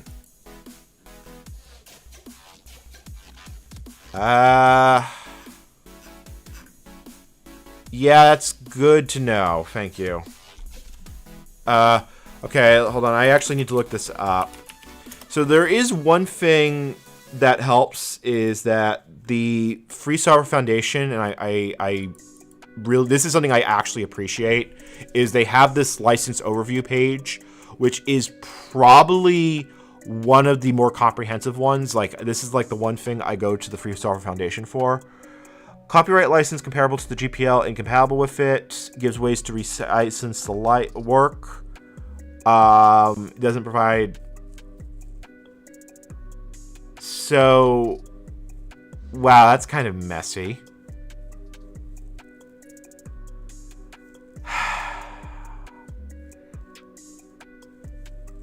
That's exciting. Yeah. Well, like I said, the fact of the matter is, for the moment, the European Union is out of scope. I'm trying to do the United States first because that is what I can get valid test data for. No, but I can... but the test data... I might be able to use their test data without actually having to deal with their license because I won't be distributing it. I can pull it on the fly.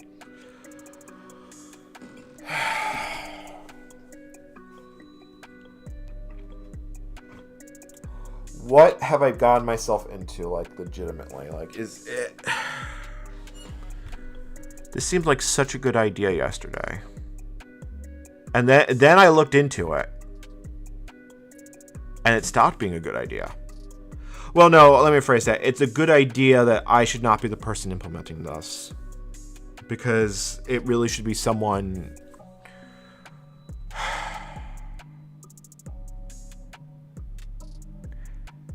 I mean, it's a nightmare, but you'd think that someone would have been paid to do this, but everyone's just handling their own freaking needs, and... yeah.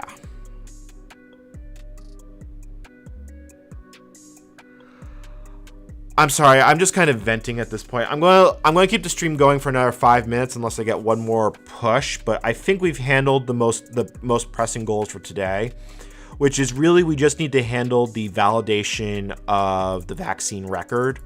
And then I would want to put a REST API on the thing so it could potentially dispatch this. I actually have a Flask project that's the start of that. I do need to trim the beard. I normally keep it as a stubble. What's Code for America?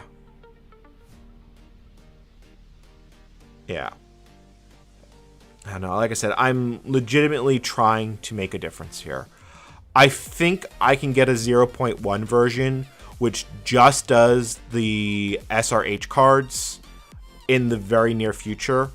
What I need, and I'm pretty sure Ciro is already willing to do this, I need someone to code a JavaScript application. Like this is a call to arms for people that are willing to help. If you can code in JavaScript, if you could write me an application that takes your phone, scans the card, scans a QR code, and then can process it somewhere, that would help a lot. It's not, the thing is that there's almost going to be no one here from the EU for the event that I need this for. But I want this to be a more generalized case because, let's be honest, probably in 2023, and this is going to be like the most depressing sentence of the stream, COVID is not going to be gone by 2023. It might be endemic and not a pandemic at that point. But like if Chaos Computing Congress happens, and the EU is allowing travelers for the Americas, how is CCC supposed to validate COVID cards? The scope of the Java front end is just read the barcode and send the data to a REST API. I will do the rest from there. So, because Omicron will probably be gone in 2 to 3 months, or it'll be background. Yeah. For version 0.1, I am focusing on the United States, and for the most part, I am only focusing on the smart card standard, because that is a minimal viable product. Once the smart card standard is implemented, and I know it's working, I have to go through, I have to collect the PKIs, which is going to suck. I don't even know how I'm going to handle this. Like, I'm going to need people to help me. So, once the PKIs are collected, I can validate the certificate chain. We have a REST API that's going to... Let me actually document this so we have this... Like, we're now back in the design because this is... Oh my god, I've just gone the waterfall design. So let's actually look at how the end game is going to play out here. So the original intent of the project was to work via a REST-based API. This was decided because control of the root key store should not be on the client, but a machine trusted by a given venue. A known good set of keys will be provided a la Mozilla Store. A JavaScript QR library does exist. Yeah, it's fine. When we get to that point, the problem is that the moment I start collecting health data, I start running into very interesting and complicated laws. The US's health protection is not as comprehensive as the European Union's, and that is the law that applies here. But there are legal cases that I have to consider so I don't get sued into oblivion. So before people start emailing me COVID cards, let me figure out the logistics and legality, because once I start working with live data, my life becomes immensely more complicated. And so, but let me go back to how this is originally going to work, because I want to actually... Here's what you people, what everyone can do for me in chat. This is the biggest thing that any person that is listening who supports this can do, is get the word out and point people at this document, because this will go on GitHub. So the original intent of the project, and I'm going to move this to the... I'm actually going to put this in the README file. Is the original... So let's we're going to end this by writing the README. So Vasina COVID QR validation checker. And so this is going to be a top level heading. Okay. So turn off. So, and obviously this is going to be spell checked, but Vaccina is a general purpose library intended to validate multiple COVID QR codes from multiple countries and issuers. It is intended to streamline and help make validation of codes from multiple sources easier for public venues and other events. This was primarily written because at the time I started this project, there is still no comprehensive COVID checking platform in existence.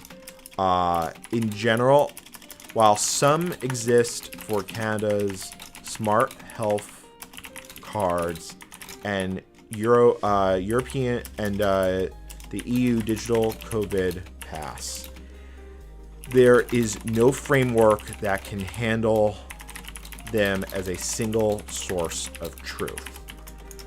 Vaccina is the intended proof of concept to handle this, and is intended to work with a REST-based API deployed on a venue, but but may be adopted for use in mobile applications and similar.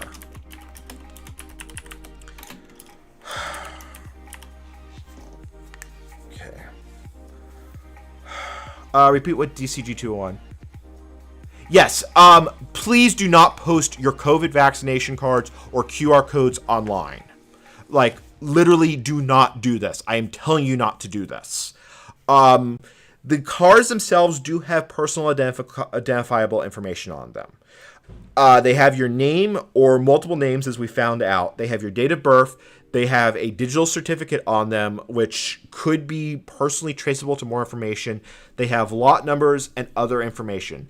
Please do not post them publicly, especially because it doesn't stop someone from copying them and using them themselves. Okay. So, it's good to know that I am making a difference here. Like, I'm happy to see that people are learning and doing so. And it honestly does justify it, because a lot of people are not talking about it. Yes. No, like I said, let me reiterate this. Please do not send me COVID information to my inbox. I will just have to send it to the trash because I can't deal with it. I mean, I'm specifically telling you not to send it. Which probably isn't going to stop anyone, but this is fine. This is fine. Yeah. Corpic, there are ways to run Python code on both Android and iOS. The thing is, I don't rapid prototype in any of those languages, and my Java is so rusty, it's probably like Java 1.4, that I'd be relearning the language from scratch. So I'd rather work with Python and then later have to rewrite it when I have a known good reference implementation than to write it in a programming language that I am at best rusty with. Seriously, do not send it any sort of personal information to me. I'm being very clear. I'm repeating this over and over again.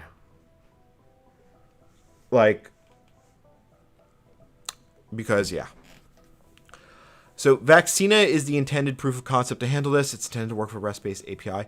There is going to come a time where I'm going to have to figure out how to test it with actual data, but that has legal implications that I'm not covering as of right now. I will hopefully get enough publicity from doing this. That was the intent of streaming this. I hate to say that I'm using my platform for that, but I am. Enough publicity that someone who knows someone will get in contact with me and help me get through all this.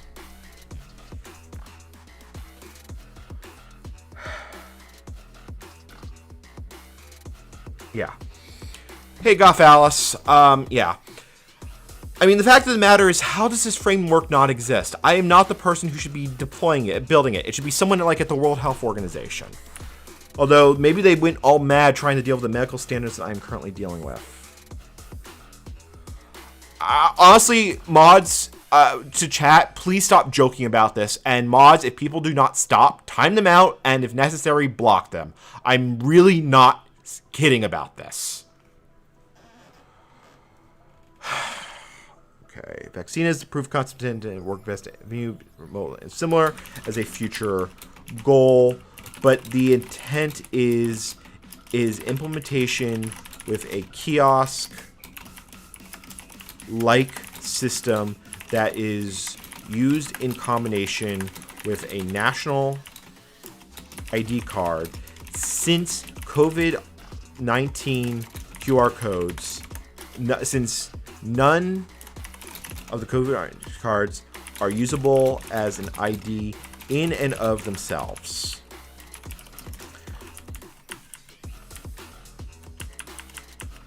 The MVP for this project is as follows. The creation of a known good set of signing keys. Actually, I should probably make this like an index. Creation of public trust store. What is it? Is it 4? I always forget my markdown.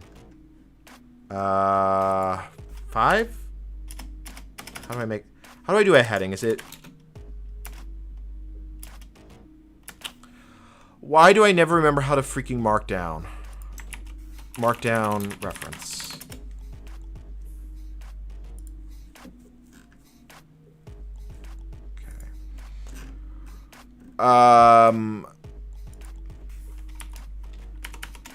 Okay. Version 1.0 goals.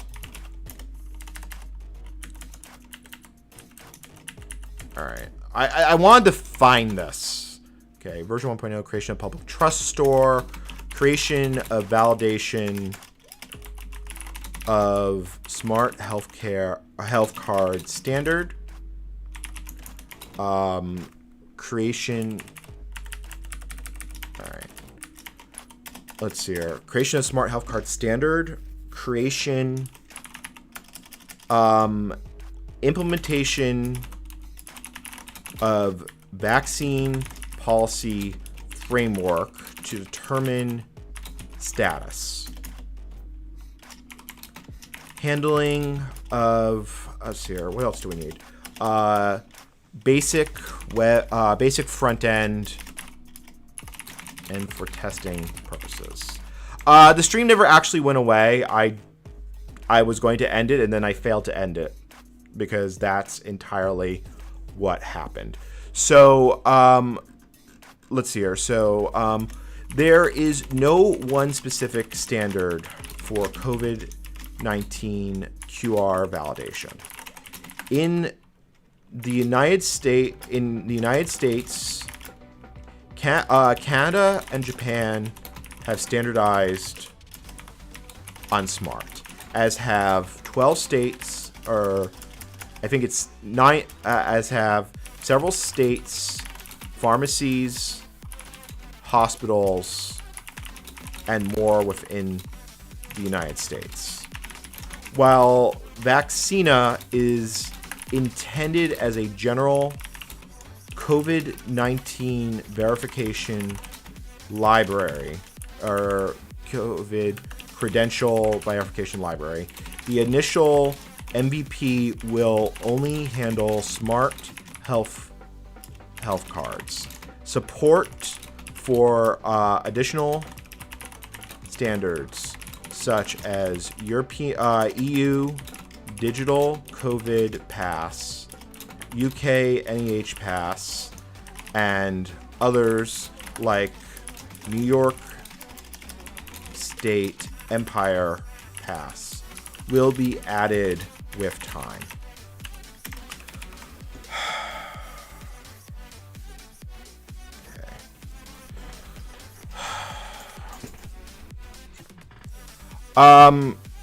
Vaccine. Sorry. What's the Vaxi code, Goth Alice? I can add you as an approved user. If actually, I can't actually do that. I have to do that. I have to do that from the freaking studio panel, which is annoying, but whatever. So, given the ongoing needs of various venues and other changes, the idea is that it is planned that a given vaccine policy can be coded for and checked.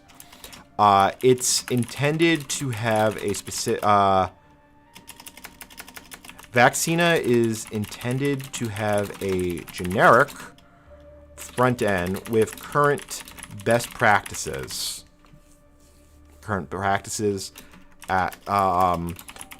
is meant to be easily customized without having to fork the library. The current intent is to be, for purposes of testing and validation, a simple REST front end plus JavaScript page for testing on a local install is intended as part of the MVP. What else do we need? Like, what else would actually be able to help? Yeah. Creation of... Okay. I mean, there's so many things I need to cover. It's like, why is this... It's like, this is not something I would ever plan to ever do. But now that I know it's a problem, it's not something I can ignore, and it's difficult. It is legitimately difficult.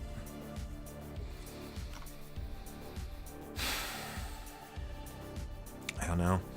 Empire Pass will be added to at this time. Implementation of vaccine status, basic front end for testing purposes. See here.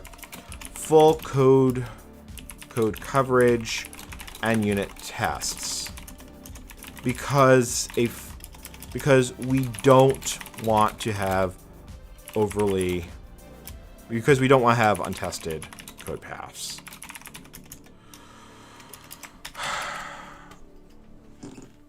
Okay.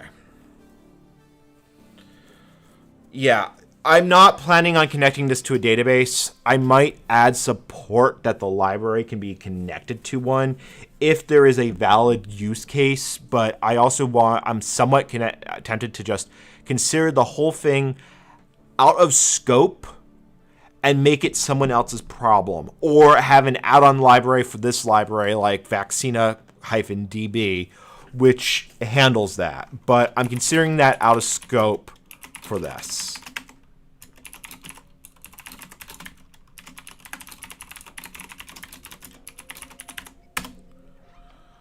All right, let's check GitHub.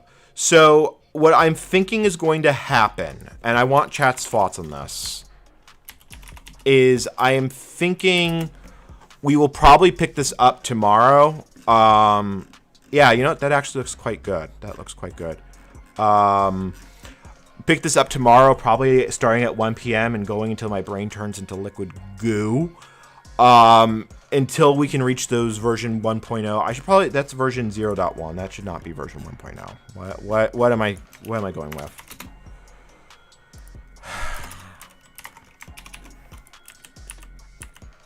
And for my Patreons, what I am planning on doing, I think at this point,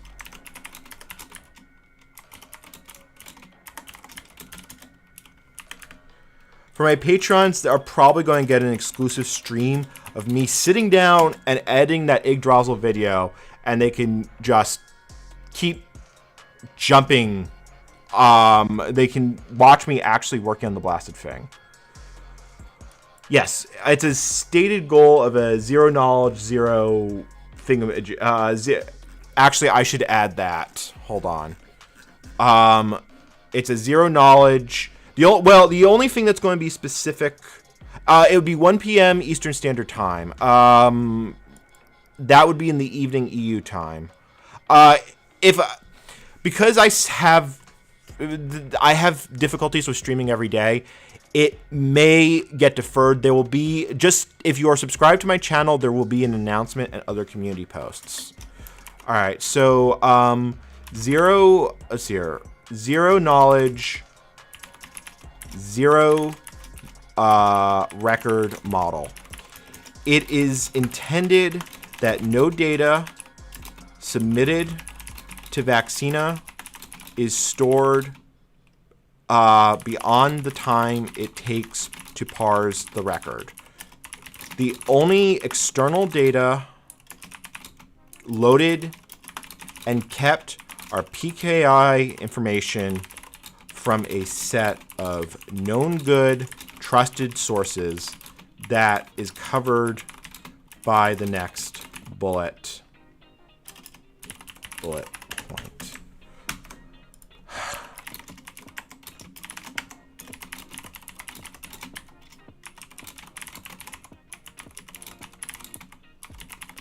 I mean, hopefully someone will come and try and figure out how to get this running on Android and running on iOS. I just don't want this to be a one-man thing. I'm really praying that doesn't become the case. But if this is my contribution to 2022, I don't think it's a bad contribution. I really don't. I mean, you could do so much worse than this. It's just I should not be the person that has to implement it. All right. Where are we? We are at the 6 hour, 10 minute mark. VS Code has plugins for everything. There are plugins for Ada, and I'm probably, if we looked at the marketplace, we probably have COBOL as well. Well, if it wasn't broken, why is it not refresh? Yeah, look, I mean, you can get IntelliSense for COBOL in the VS Code store. Everything exists in the VS Code store.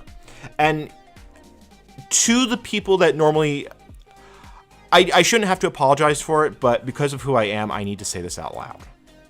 I know that my channel is historically focused on curse computing and so forth. And, well, it turns out medical programming is actually that, but besides the point.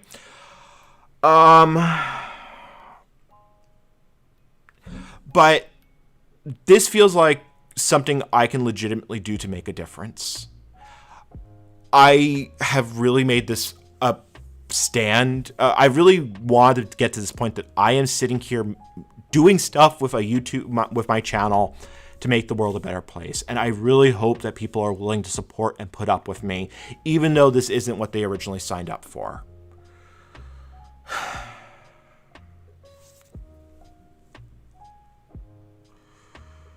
All right.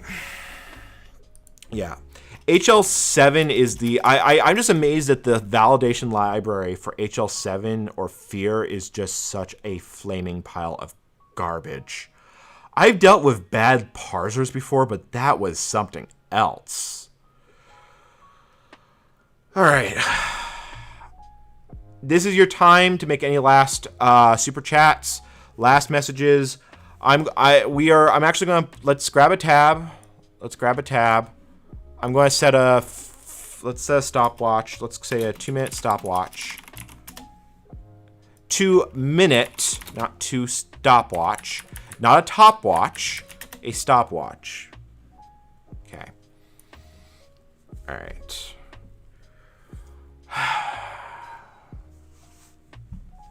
Yeah, I'm learning that HL7 is